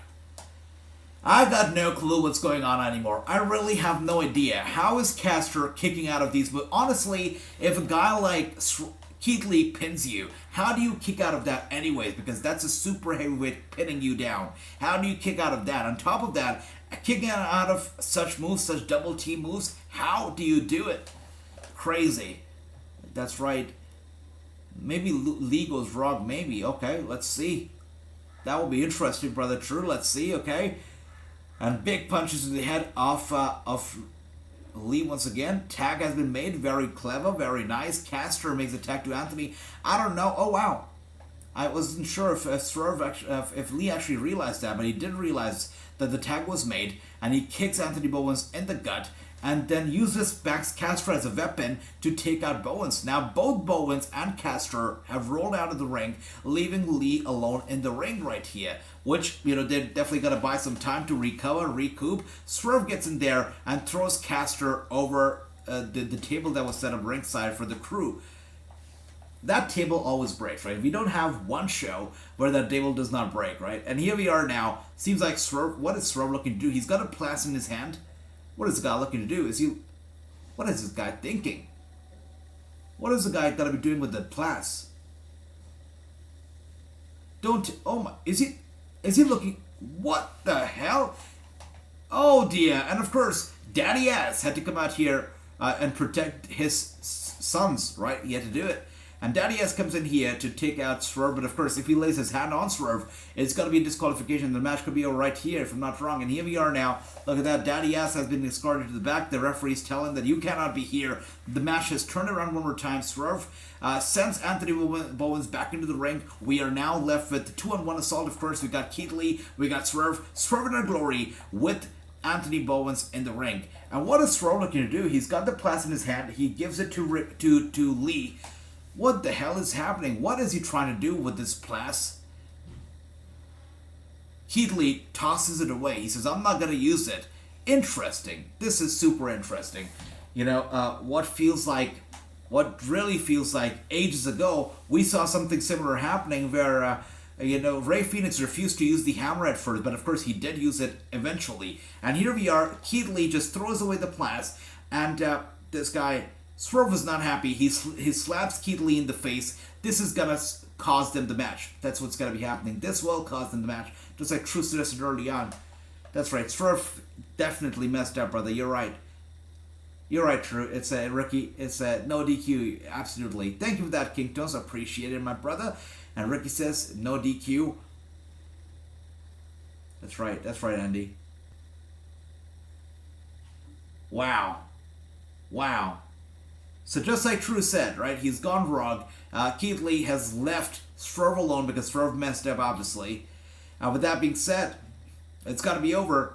Acclaimed have to win the match. Anthony Bowens rolls Swerve up for the victory, and Swerve kicks out for me. Okay, the tag has been made to Max Caster. I don't think that Swerve realizes that Max Caster is a real guy. Max Caster goes flying in, springboard, taking Swerve out just like that. And once again, tag has been made to Anthony Bowens. True said that Anthony should be the one who will pick up the victory, and that's what's going to be happening. He will be the one to pick up the victory. He will be the one to pin Swerve clean and get the victory for his team. It's going to happen. He should pick up the victory because he fought pretty hard tonight. With that being said, double T move, incredible stuff. Anthony Bowens covering Swerve, and that's, with that being said, he picks up the victory, and the Acclaimed are victorious still. The AEW World Tag Team Champions. It is Max Caster, Anthony Bowens, the Acclaimed. They do it. They get it done. Incredible match. Indeed, what a match. What a crazy, crazy match. James with a 10-2, Gary 8-4, True with an 11-2, Ricky 6-2, and Chris with a 9-3. What a match, guys. Incredible job. Wow. These guys definitely earned my respect even more tonight. And also, Keith Lee earned my respect because, what he did is something that's very enticing, right? Your partner gets in there, he asks you to take the easy way out, but you say that, no, I'm not going to do it, I'm going to do it the right way. And, of course, standing up for yourself, your self-esteem, your self-respect. Keith Lee also earned my respect even more tonight. Incredible job. What an incredible show it's been. And this Wednesday, we're going to be having Death Triangle versus the Elite. It's going to be a best-of-7 series, again for the AEW World Tag Trios title. That's interesting. Nice. So it's going to be a best-of-7 match, starting this Wednesday. Also, we're going to be having World Title Eliminator Tournament final between Ethan Page and Ricky Starks. This is going to be a Thanksgiving Eve special episode of AEW Dynamite. Also, Orange Cassidy is going to take on Jake Hager, as we learned early on. It's going to be for the All-Atlantic title. And Chris Jericho and Ishii are going to battle it out for the ROH World Championship. Also, on Wednesday, AEW Dynamite is going to be a great show. Cannot wait for it. The Thanksgiving episode is going to be good. And you're right, Ricky. Up next is the match that we are all here for. Is the match that we have all been waiting for all night long, for 5 hours almost. It is Jon Moxley versus MJF. The match that we all have been waiting for so eagerly is finally here. This could be MJF's moment. This could be MJF's night right here. Is he gonna walk away with the AEW's biggest prize? Is he gonna walk away with the AEW World Title? Is he going to be the face of the company after tonight? We will find out in just a bit. But final prediction, guys, is MJF the next face of the company? Let us know in the comments. Let's see how many people think it's gonna be MJF. How many of us think it's not MJF? Let's see. MJF's time is now, says Gary. You got this big fight feel already, right? Big fight feel. MJF Is this time now? Gary thinks so. That's right, best of 7 true. That's right, James. Indeed. AJ, let's do this, says Kingdoms. That's right. MJF to win, says True. There you go. Okay. Moxley bleeds a lot. That's right, Kingdoms. Definitely. One thing's for certain. Now, I don't know if MJF's going to win or not, but I do know that Moxley's going to bleed. We both know that. We all know that. That's for sure. I picked Moxley, says Chris. That's interesting. Okay, brother. It's time MJF take the World AEW title this time. All right. Ricky also thinks it's going to be MJF. Thank you for that, King Tones. That's right, guys. Make sure to like, subscribe. Thank you for that, King Tones. Andy says, I'm better than you. No, it MJF, says Andy. Okay. All right. It's going to be MJF, says Andy. Wow. He has to have it. All right. Thank you for that, King Tones. Make sure to like. That's right. And True says, kind of sucks knowing that this was supposed to be Punk versus... that's right. But past isn't the past. Let's forget about it. And yeah, let's focus on the present. But it does suck. Punk versus MJF would have been something else. Let's not even forget. That would have been a crazy match as well. But anyways, they're making the best out of what they have. Moxley, MJF is gonna be good. It's gonna be great as well. Absolutely. But now that you mentioned it, my heart kind of hurts if we don't have Punk and MJF. But that's okay. Anyways, Chris says, I want MJF to win, but I have a feeling Moxley retains. Okay, brother. Nice. MJF says, true, I'm gonna enjoy this, says Gary. It's gonna be a good match for sure. MJF is getting cheered by the fans. Something that he doesn't really like. He wants to be the bad guy for... Oh my God. Whose lady was that? Whose lady was... MJF got in there and literally just enjoyed that lady's cleavage. Whose lady was that? Crazy. And she was okay with that, and the husband was okay with that? Okay, MJF. The ultimate heel, without a doubt. Anyone think that Regal will turn? Wow. True. That would leave me numb. If that happens, I'm gonna go numb if Legal turns. I will have nothing to say. I'll go speechless. Let's see. Okay. Easy win for Moxley, says Money Badger. Okay, brother. Let's see. Alright, Moxley is gonna win, says Money Badger. He's confident in his abilities. To have a chance to be champion, I'm going Moxley. Good luck, True. Wow. James is going Moxley as well. If MJF don't win the title, we riot, says Ricky. It's indeed a big fight field, guys. Absolutely. Love it. I think Regal leaving with MJF. Alright. Welcome back, brother, says King Tones. Love it. Punk and MJF had a feud. Punk won over MJF. We do remember that. The dog collar match. How can we forget? What a match that was. And here we are now. Moxley and Willie Regal making their way out. Of course, Regal is accompanying Moxley to the ring here. Is he gonna turn? He might. New Jersey riot street MJF don't win the title. That's right, Ricky. That is right. They're gonna riot. And here we are now. Moxley, the AEW World Champion. But is he going to be champion for too long? I don't think so. It's such a big fight feel. It's like somebody entering the octagon right here, right? Everybody's standing up on their feet right now. The music is playing loud. The spotlight is on Moxley. The world is watching. Moxley versus MJF. What a I've got to say, Survivor Series has got some very, very big shoes to fill in. Because if you look at the Survivor Series card, did have nearly nowhere as many matches as Full Gear did. But, even at the amount of matches that they have, are they going to be able to pull it off much like these guys did? I don't think so. Is Shotzi Blackheart versus Ronda Rousey going to be as good as Jamie Hayter versus Toni Storm? I don't think so. You know me, I'm very unbiased, but I've got to say that Survivor Series has got some very big shoes to fill in tonight, to next week, for sure. That's right, True. I mean, I can't even imagine Shotzi Blackheart in the same equation. So, yeah, they've got some tremendously big shoes to fill in. Might be too big. Very big for them. But let's see, here we are. Love it. The fan interaction tonight is crazy good. Of course, some busted open radio crew over there. And MJF came out dressed as a champion. Look at that robe he's wearing. It's going to be from the Ric Flair. I agree, Gary. That is a good robe. I am glad that you brought that up because I was also about to mention that. No, he is dressed for the occasion, Gary. You're totally right. That robe has got to be something out of the Ric Flair collection. Absolutely, I like that. Just imagine right now, Ric Flair always keeps saying, Kurt Angle, when I spoke with him, he was laughing. He said, oh, these guys always have their last matches. He said that Ric Flair definitely will have his last match.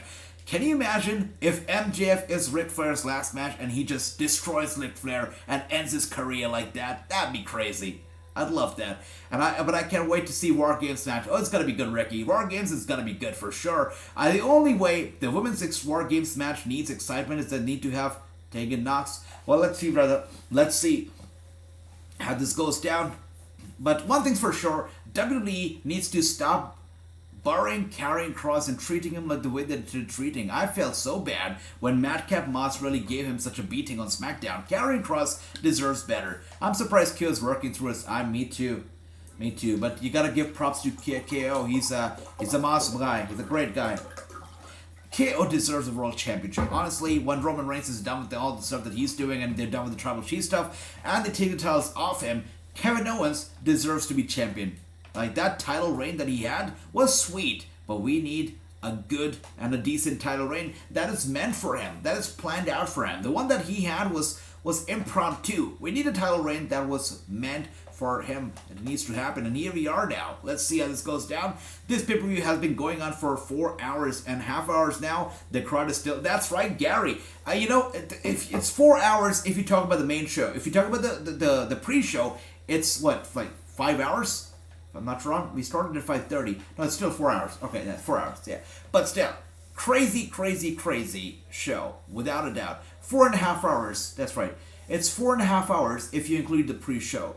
But, let's talk about the fact that sometimes when we're watching Raw, or we're watching SmackDown, or sometimes even if we're watching Dynamite, if it's not a good show, it's hard for us to get behind, in 2 hours, 3 hours, it's super hard to watch 3 hours of the crap. But tonight, we're watching like 5 hours, and we're still as excited. We can go on for yet another 5 hours. It's that good. It's that good of a show. It's that good of a pay-per-view. It's been incredible. And it's only going to get better with this match. That is for sure. And once again, thank you everybody for joining me. Had a wonderful time watching this show. And let's get into it. Let's get into the main event. Here we go. Moxley's red pants are outrageous, by the way. Outrageous. Anyways, here we are. Moxley with a big sucker punch to MJF right there. And MJF did not take that easily. He is not happy. Wow, that was a hard punch to MJF. So our series hasn't been booked well. I agree, True. I do agree. And that's right, James, I am so ready. That's right, Kingdom, so ready, brother. Yeah, that's right, True. No War Games tonight, but, they did not have War Games, but every single match felt like a war, Chua. And here we are now, back and forth, slap to the face to Moxley. Elbow strike from Moxley. Moxley's not here for the mind games. He's not here to play games. He's here for violence. He's here for brutality, and he is here to end this match early and send MJF on his way. So Moxley is not going to be going lightly or easily at MJF, absolutely not. Big chop across the chest of MJF. MJF in big trouble in the corner right now. Moxley climbing the turnbuckle, just shouting, trash talking, getting in the face of MJF. MJF, though, is angry now with a kick to the gut of Moxley. Headlock locked in real tight. Moxley sent him to the ropes right here. Clothesline dodge, once again with the dodge. And MJF holds onto the ropes. And there you go! A Ric Flair, a strut here from MJF. There you go. Walking, talking, styling, profiling, limousine riding. We got MJF here. Just like Gary said, he was wearing the Ric Flair robe. Now he is strutting out here like Ric Flair. This guy is oozing confidence, is he not? There you go. That's right, Andy. And for a match for Survivor Series, that's right, Ricky. That is correct. And what's your moment of the night? Brother, there have been so many moments tonight. I can't even say one, but I think this was pretty cool. Strutting and, profiling like Ric Flair. That's cool. Look at this guy. This guy is having fun right now. And Moxley, certainly very irritated, just grabs MJF like that, grabs him by the throat, turns him around, gets in his face. Is he biting MJF's hairline? What's happening? Moxley is an animal. For sure. He's an animal. That's right, true. Love it. That's right, King Tones. We got Rick JF here. Yeah, he's RJF tonight. Not MJF. He's RJF. There you go. MJF once again with those big kicks here to Moxley as he's laid out in that corner right now. Chua says, Andy, who wins Wardlow? Joe. Brother, that match was won by Samoa Joe. He is now not only holding the ROH title, but also the TNT title. That's right. Dirty player. Dirtiest player of the game indeed, brother. MJF, or should I say RJF. Moxley, take it easy. I know, Ricky, this is getting a bit too out of hands right here. Moxley's not taking it easy. He is getting violent, but MJF knows exactly how to get in his head. He is getting inside the head of Moxley. He's taking Moxley to the place exactly where he wants to take him, and Moxley does not realize that at the moment. He's wasting a lot of energy, by getting so aggressive right now. He's getting worked up, wasting a lot of energy very early in this match. It's going to cost him a lot later on. And Andy says they must have a reunion with MJF friends, Richard Holiday and Alex Harrison. Oh yeah, that's for sure. Also, Aria Blake. Remember Aria Blake used to be, I believe, MJF's manager back in MLW. Maybe she needs to be here as well. Sure.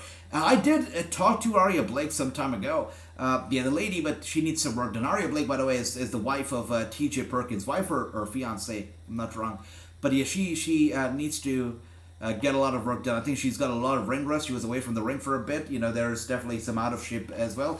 Yeah, she needs to get some work done before she can get back in the ring right now. Let's see. James says the moment of the night has not happened yet. That's right. That moment, I guess, has not happened. There have been so many moments, but we are still waiting for that moment, I guess. And who you got in this match, says King Tones. Great question. I got MJF, brother. I think MJF's going to win. And here we are, Moxley with a big punch right there to MJF. Big chop to the chest once again in the corner. MJF in big trouble here. One more time. Moxley grabs him. Was going to go for the suplex. He gets him up on his shoulder and sends him down hard to the mat. Going for the cover. Oh, wow. Armbar locked in here from Moxley on MJF. MJF in some big trouble. And he turns it around. He's getting Moxley. Rolls him up for the cover. Moxley rolls him across the ring. And the armbar locked in real tight. MJF turned into a vampire to win. You know it. MJF will go to hell and back, but he will pick up the victory here tonight. That's for sure. AJ want Moxley to be in the first. Oh my gosh. If you want a first blood match with Moxley, the match is going to last 90 seconds or even less. You know that. And here we are now. MJF gets his foot on the rope, which means rope break time. Moxley has to let go of MJF's arm here. MJF, of course, showing his weakness as well in this match. He's not invincible. He doesn't come across as the toughest opponents that Moxley has faced yet. He's not the most aggressive right now. He is definitely, getting beat up as well. Clothesline from Moxley once again to MJF in the corner. MJF goes down hard. What an incredible night it's been. Really, so good. The pace of the match kind of has slowed down right now, but it's only for a while. I know after 5 minutes or so, it's going to pick up. It's going to go to a whole new level that we haven't seen tonight. AJ, know about oh my gosh, Inferno match would be crazy. Let me get some water. Yeah. But what a night it's been. And there you go. Moxley is doing what he probably should not be doing. MJF was here showing off early on, and Moxley is doing the same now. He shouldn't be doing that. Don't copy your opponent. It doesn't work well. MJF could do it because, just like Dolph Ziggler said, do not show off if you cannot pull it off. Only do it if you can pull it off. MJF could pull it off, but Moxley could not. And that's why, for a bit, it seemed like he was losing grip of the match. But again, Moxley sends MJF to the steel steps. Once again, in control of the match right here. Moxley is still in control. I'm surprised. I thought he lost it, but he manages to be in control still. I thought it was coffee. Oh, yeah. It was interesting. I wonder if MJ got the drink from one of the fans sitting ringside. Probably got it from one of those busted open radio guys who were sitting ringside right here. And here we are. Moxley is sweaty. Yeah. And Moxley underestimating MJF will cost him. You're right, brother. He's taking him a little too lightly. He's wasting a lot of energy, a lot of time. Moxley will regret this. You're right. And MJF rolls into the ring right here. Moxley is just having fun with the guy. And now an elbow strike to MJF. I don't know. He's super underestimating him. That's for sure. And thank you for that, King Tones. He says one more like and we get to 40. So guys, hit the like button. Hit the subscribe if you haven't already. And join our family. That's right. And there you go. Clothesline from MJF. This is possibly the opening that he needs so badly. This could be it. MJF finally with an answer back to Moxley. Moxley possibly realizes a little bit that MJF is no, little deal. He's not a lightweight. He can actually fight back, and hopefully Moxley starts taking him a bit more seriously than he has been all night long. But here we are, both of them back on their feet here. MJF gets Moxley up, gets him down. Moxley was gonna go for the punch. MJF with a beautiful dodge gets down, scratches his back with those nice punches right there to the head of Moxley. MJF is a whole different animal together tonight. tonight. This guy is different. Look at this nice little punch here once again from MJF to Moxley. He goes down. MJF is here tonight, and he's gonna walk away champion. Without a doubt, he's gonna walk away champion. He grabs Moxley from the back of his head, smashing his head against the turnbuckle. 5, 6, 7, 8, 9, and for the 10th time, there you go. For the 10th big time, MJF does it, sends Moxley straight into the turnbuckle. Moxley is dazed. He is dizzy, and that is for sure. Moxley not giving his at all. You're right, Kington. He's not, because he's taking MJF a bit too lightly. He's gonna go for the dirty deeds, but again, not giving it his all. And once again, MJF grabs him from his arm, just pulls him down hard, sends him back first into the turnbuckle, going for the cover, but Moxley kicks out. That is right. I heard that. Wait, you hate the dirty deeds? What's happening, King Jones? Why do you hate it, brother? And Ricky says, come on, MJF. He's gonna win. But isn't it funny that all of us here, we know he's the bastard, we know he's an a-hole, we know that he should be booed, but still here we are, and we all want him to succeed. We all want him to win, and that is how MJF has won us all over in the weirdest manner possible. We still hate him, we still boo him, but still we want him to win. That's MJF for us right here. And MJF very respectfully grabs the AEW World title, places it down on the floor, and grabs the table. It looks like the table is gonna break. Of course, if the table is there ringside, it's not gonna break itself. Somebody will have to go through it. It's gonna be MJF. MJF is going through the table. I'll tell you this right now. Just like history suggests. I've said this every single time. Every single time I see a table being brought into the equation, I say this every single time. Just like history suggests. The guy who sets up the table is the guy who goes through the table. Moxley is gonna put MJF through the table. I'm telling you that right now. Fans love MJF. That's right, Ricky. I'm thinking this is the best $49.99 I've spent in a long time. I love that, Gary. Nice investment, yeah? It's been a great show, without a doubt, brother. It's been great, and once again, everybody, thank you so much for joining me here today, because, wow, I am having a blast with all of you, so thank you so much. 40 likes. Love that, Ricky. Love that. King Jones, thank you. MJF playing babyface is you know it, Drew. You know it. Him playing babyface, without a doubt, is cringe, because we know the devil inside of him, so the devil playing babyface, always cringy. You know it, brother. And here we are now. Is Moxley. Looks like what is happening. Why does he look so distracted? Is he distracted by the fans? What is going on in his head right now? Moxley is just allowing MJF to regain some strength, regain some stamina here, and now is looking like oh wow, is he channeling his inner Kenny Omega? Moxley here look like he is looking to put MJF through the table. MJF shouldn't never be made to be a face. He's always better a heel. I agree, Andy. And he also wants to be a heel. But Tony Khan, of course, you know, he's a loyalist. MJF is a loyalist, that's for sure. After the whole CM Punk craziness happened, one thing was certain, that this guy is loyal to AEW. And that's why that's a guy that they can definitely put the title on and trust him, you know, with the company's hold. And there you go. Tombstone Piledriver, is it going to be happening?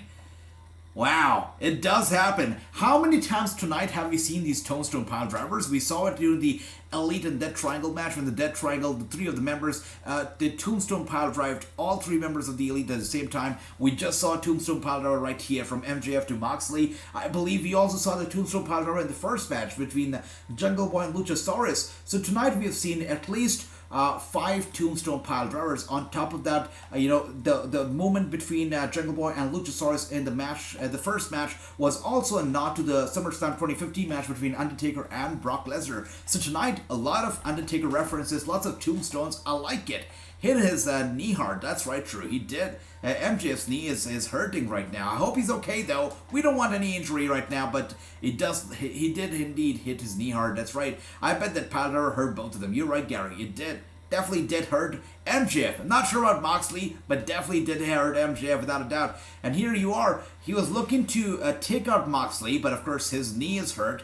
And now Moxley, looking to take advantage, gets MJF up. He's gonna... I told you. What did I tell you, guys? I told you. as history suggests, anybody who brings in the table or sets it up, it's gonna go through the table themselves. History repeats itself over and over and over and over and over and over again. And that's what happened tonight. History repeated itself yet again, and Moxley just put MJF through the table. I am so tired of being right all the time about these table spots. God damn it.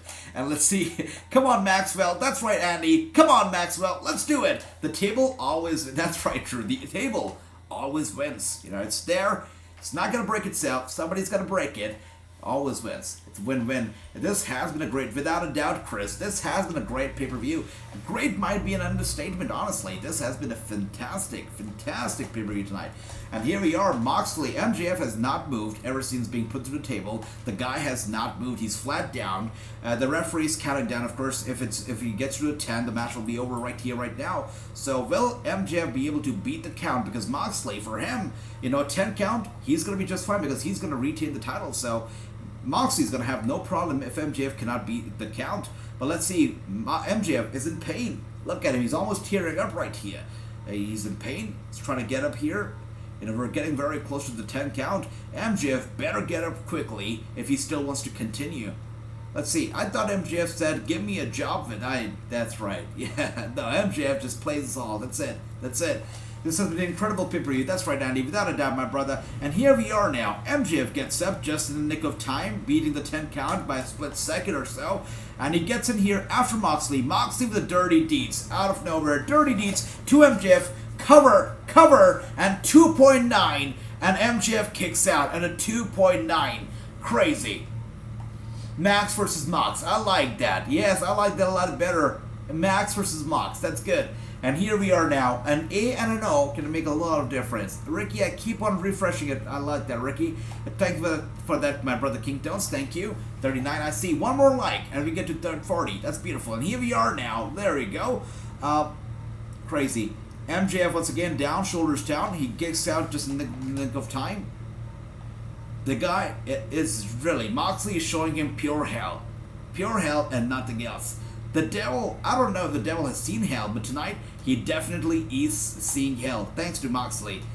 But MJF trying to fight back, of course.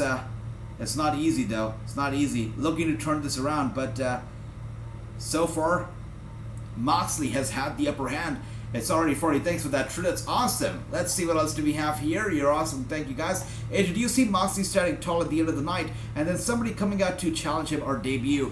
I feel like, Chris, tonight's show has been all about AEW. You know, tonight's show has been all about the stars that AEW has and the stars that AEW has built. So honestly, tonight I don't want any debuts. I don't want anybody coming in and towards the end of the night, people talking about this newcomer or this outsider who just made their debut and just that guy overshadowing everything that these guys have done tonight. I don't want that to happen. Tonight, I want people to celebrate, to talk about this pay-per-view, what incredible matches that we saw tonight. I don't want any debuts, nothing. I want nothing overshadowing or taking away anything that these guys gave to us, because every single match tonight was a banger, was an instant classic, was a main event, and I wanted to be that way. You know, end of the night, I want MJF to win. I want confetti to be flying everywhere, or maybe fires and pyros since he's a heel and a devil. And yeah, I want MJF to win tonight. That's it. That's it. Close the show with MJF, brother. Love that. And here we are. I believe so. Thank you for that, guys. Congratulations. Yeah, you guys are awesome. Thank you. Is there a media scrum? There is a media scrum happening as well. Yep. And going for the cover on Moxley. Moxley kicks out. He kicks out. Crazy. Wow. What a show. What a brilliant, brilliant show it's been. And of course, MJF's knee is hurting. It really has started to bother him. He's slapping his knee, trying to wake it up. That is bothering him. That is getting in the way of MJF really being able to perform here. He's angry. You know, that Tombstone powder took a lot out of his own body than it did Moxley's. And here we are. He was going to go for the DDT. Moxley is now targeting the knee here of MJF. He knows exactly what to do to get MJF to tap or to quit. He knows all he has to do is targeting that weak knee, and he will get the victory. Moxley, of course, being the technical that he is right now. And thank you for that, King Toes. Appreciate that. And here we are now, just stomping on that back leg, just stomping on that weak knee. Moxley is showing no pity, no mercy here towards MJF. Crazy. And now he's looking. Oh, this you know what? This is not going to pay off. Moxley has placed his foot right here on the rope. He's climbed the top turnbuckle. He wants to dive down on the bad knee. But MJF is going to roll out. I'm telling you that right now. There you see it. I told you it was going to be a bad move. He was just trying to be a little bit overconfident. Did not work out. And Moxley, is paying the price for his overconfidence now. Just do not be overconfident tonight, guys. Do not be overconfident. We've already seen this before tonight, with Wardlow. Got a little bit overconfident. That cost him the entire match. That cost him his title. And again, Moxley here being overconfident, it's going to cost him this match as well. It's going to happen for sure. Either should Matt Hardy turn on the firm? Well, sure. But tonight, Matt Hardy is not even, I don't even know. I mean, Matt Hardy, God bless him, but yeah, tonight, we can't talk about Matt Hardy because, we do not need Matt Hardy, honestly, in AEW. I don't think so. I don't think he's done anything substantial. The firm is sweet and whatnot, but honestly, we're fine without Matt Hardy. I feel like he belongs to the Hall of Fame right now. That's what I think about Hardy's, honestly. And there you see it. Moxley taking out MJF in one go like that. Crazy. MJF flat down on the mat again. Moxley is crawling himself over his body to the cover. And MJF, of course, could not kick out. He's got no energy to kick out, but he literally places his finger on the rope, causing a rope break. And Moxley grabs his hand. He's irritated. And of course, MJF grabs the ropes. The match continues. The USO versus the USC versus UCLA game was insanely really good. USC won 48-45. That's sweet, Andy. Okay, all right. Thanks for keeping the updated. And thank you, King Tones. Really appreciate that. That's right, guys. If you're new to the channel, we do watch-alongs every single night, every single day. We do wrestling interviews every single week with celebrities. Recently, we had Kurt Angle, we had Bobby Lashley, we had Charlotte Flair, we had Karrion Kross, Alberto Del Rio on the show. Check out our interviews. And thank you for being here once again. And thank you once again, King Tones, for the reminder. Once again, back to the match here. Moxley still in control. MJF not doing too well at the moment. This almost kind of reminds me of the Saraya Britt Baker match, where Saraya was on the receiving end of the things for most of the match, but towards the end, she really got up and got the victory. Tonight, Moxley MJF has really been on the receiving end. He really hasn't done anything huge tonight in this match, but he could be getting the victory towards the end. We'll see how this goes down. Thank you for that, King Tones. That's right. Good game, Andy, says Ricky, when I'm set for UCLA. I see you. I see you. But anyways, here we are now. MJF trying to make it up to his feet here. And he spits in the face. He spits in the face of Moxley. Nothing but disrespect one more time. The referee's out, says James. That's crazy. So for me, it's not happened just yet, but the referee being out, it opens the doors for a whole array of things to happen. Anything can go down. Let's see. Is William Regal gonna turn? What's gonna happen if the referee is down? Come on, MJF. It's your time, says Ricky. I honestly thought, okay, I see Andy. I see the UCLA, yeah? Alright. MJF is starting to remind me of young EC3. Gary, don't say that because I've started to like MJF recently. I hate EC3. So don't say that because I cannot like EC3 ever. And I want to like MJF, so no. I see the comparisons, but no. I cannot like EC3 ever. Anyways, let's see. Okay, that's right, King Tones, MJF indeed. But the referee has been knocked out, just like James said. The referee has been knocked out, played thanks to Moxley, the referee's outfit. F-bombs flying. Is that right, True? Is that right? And thank you for that. Thank you, King Tones. That's right. Thank you, everybody, for the support, for the love. Tonight's been a great night. And once again, what a crazy night indeed. And here we are now. MJF, what does he have in store for us? Oh dear, he's got the ring. He's got the ring. William Regal coming out. Difference is MJF is actually, that's right, True. That's right. And okay, as we see here, William Regal is coming out. I think he's challenging MJF to not do it, to not use the ring. Yep. Stern challenge here from William Regal, a warning from Regal. And there you go, MJF does the right thing. He tosses the ring out, throws the middle finger out to William Regal. Moxley right behind MJF, surprises him out of nowhere, and the sleeper hold locked in real time on MJF. MJF though turns it around very quickly, covering Moxley for the win, and now Moxley kicks out. Crazy. The other referee is also out, says James. That's crazy. That's right. The other referee, the second referee, also knocked out. What the hell is happening here? Why does this kind of remind me of John Cena versus CM Punk Money in the Bank, where, you know, Vince McMahon got involved and all that stuff? It kind of gives me those vibes right now for some reason. But anyways, here we are again, Moxley with the sleeper hold logged in on MJF.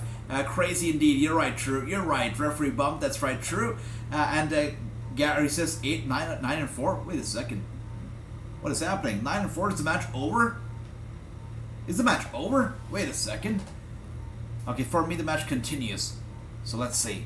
And of course, William Regal here was in pep talk to Moxley. What the hell? William Regal has turned on Moxley. William Regal has turned on Moxley. You've got to be kidding me. No way, he just handed him the brass knuckles. William Regal has turned on Jon Moxley. What the hell? The bastard has done it again. He was in the same bed as William Regal with the brass knuckles straight to the head of Moxley. He's been knocked out cold. All MJF has to do is crawl himself over to Moxley, go for the cover. It's a 1, it's a 2, and MJF does it. The world champion. MJF is the AEW World Champion. He defeats Moxley clean. Actually, not so clean, but still, he defeats Moxley, pinning him in the middle of the ring, courtesy of William Regal. The bastard does it. William Regal screws over Moxley. You've got to be kidding me. You've got to be kidding me. The devil himself has converted William Regal into a devil worshipper. The BCC is now the DV. It's a devil worshipper society. That's what it is now. Crazy, crazy, crazy. Wow. Wow. William Regal has joined the bastard. That's what happened right here. 7 and 2, I love it. That's right, True called it first. Said it's gonna be happening, and that happened. MJF is the AEW World Champion. Wow. Thank you, Andy. Thank you for joining me. And that's right, Regal, that's Snake. You know it, King Tones. Ron DMG is loving it. He says, Lord Regal, there you go. William Regal, the second dirtiest wrestler of the world. You know it. Dirty man. Dirty man. Oh, there's a lot of explanations that he's going to be owing to Moxley and the BCC this Wednesday. Let's see how this goes down. He did it for MJF, brother. And Andy's happy. He says, lol, yes, the devil don't change. Only you change side from William Regal. That's right. The devil's not going to change. He's going to change others around him. And thank you, King Tones. That's right. We're going to do the Watchalong for the World Cup as well later tomorrow in the morning. So make sure to join us. Thank you for that. And Gary says, win if you can't lose. You must cheat at all costs. That's it. Tonight's show was a nod to Eddie Guerrero and his legacy. Lie, cheat, steal. Do anything that it takes, but be champion. MJF is the world champion, and we are all living in the era of MJF. Love it. Once again, thank you guys so much for joining me here. We had an incredible night watching this incredible show, Full Gear. From the start to the finish, it was a banger after a banger after a banger after a banger. It was incredible. I'm glad you guys liked the studio. I'm glad you guys enjoyed the watch along. And the show was incredible. Every single match, so good. Overall, it was a 5-hour show if you include the pre-show. But still, I can go for 5 more hours if they keep giving us matches like these. A fantastic show. This is what a wrestling pay-per-view should be all about. All about wrestling. And that's it. Loved it. Thank you everybody for being here. I had a fantastic time watching the show. But even better because I watched it with all of you. So thank you so much.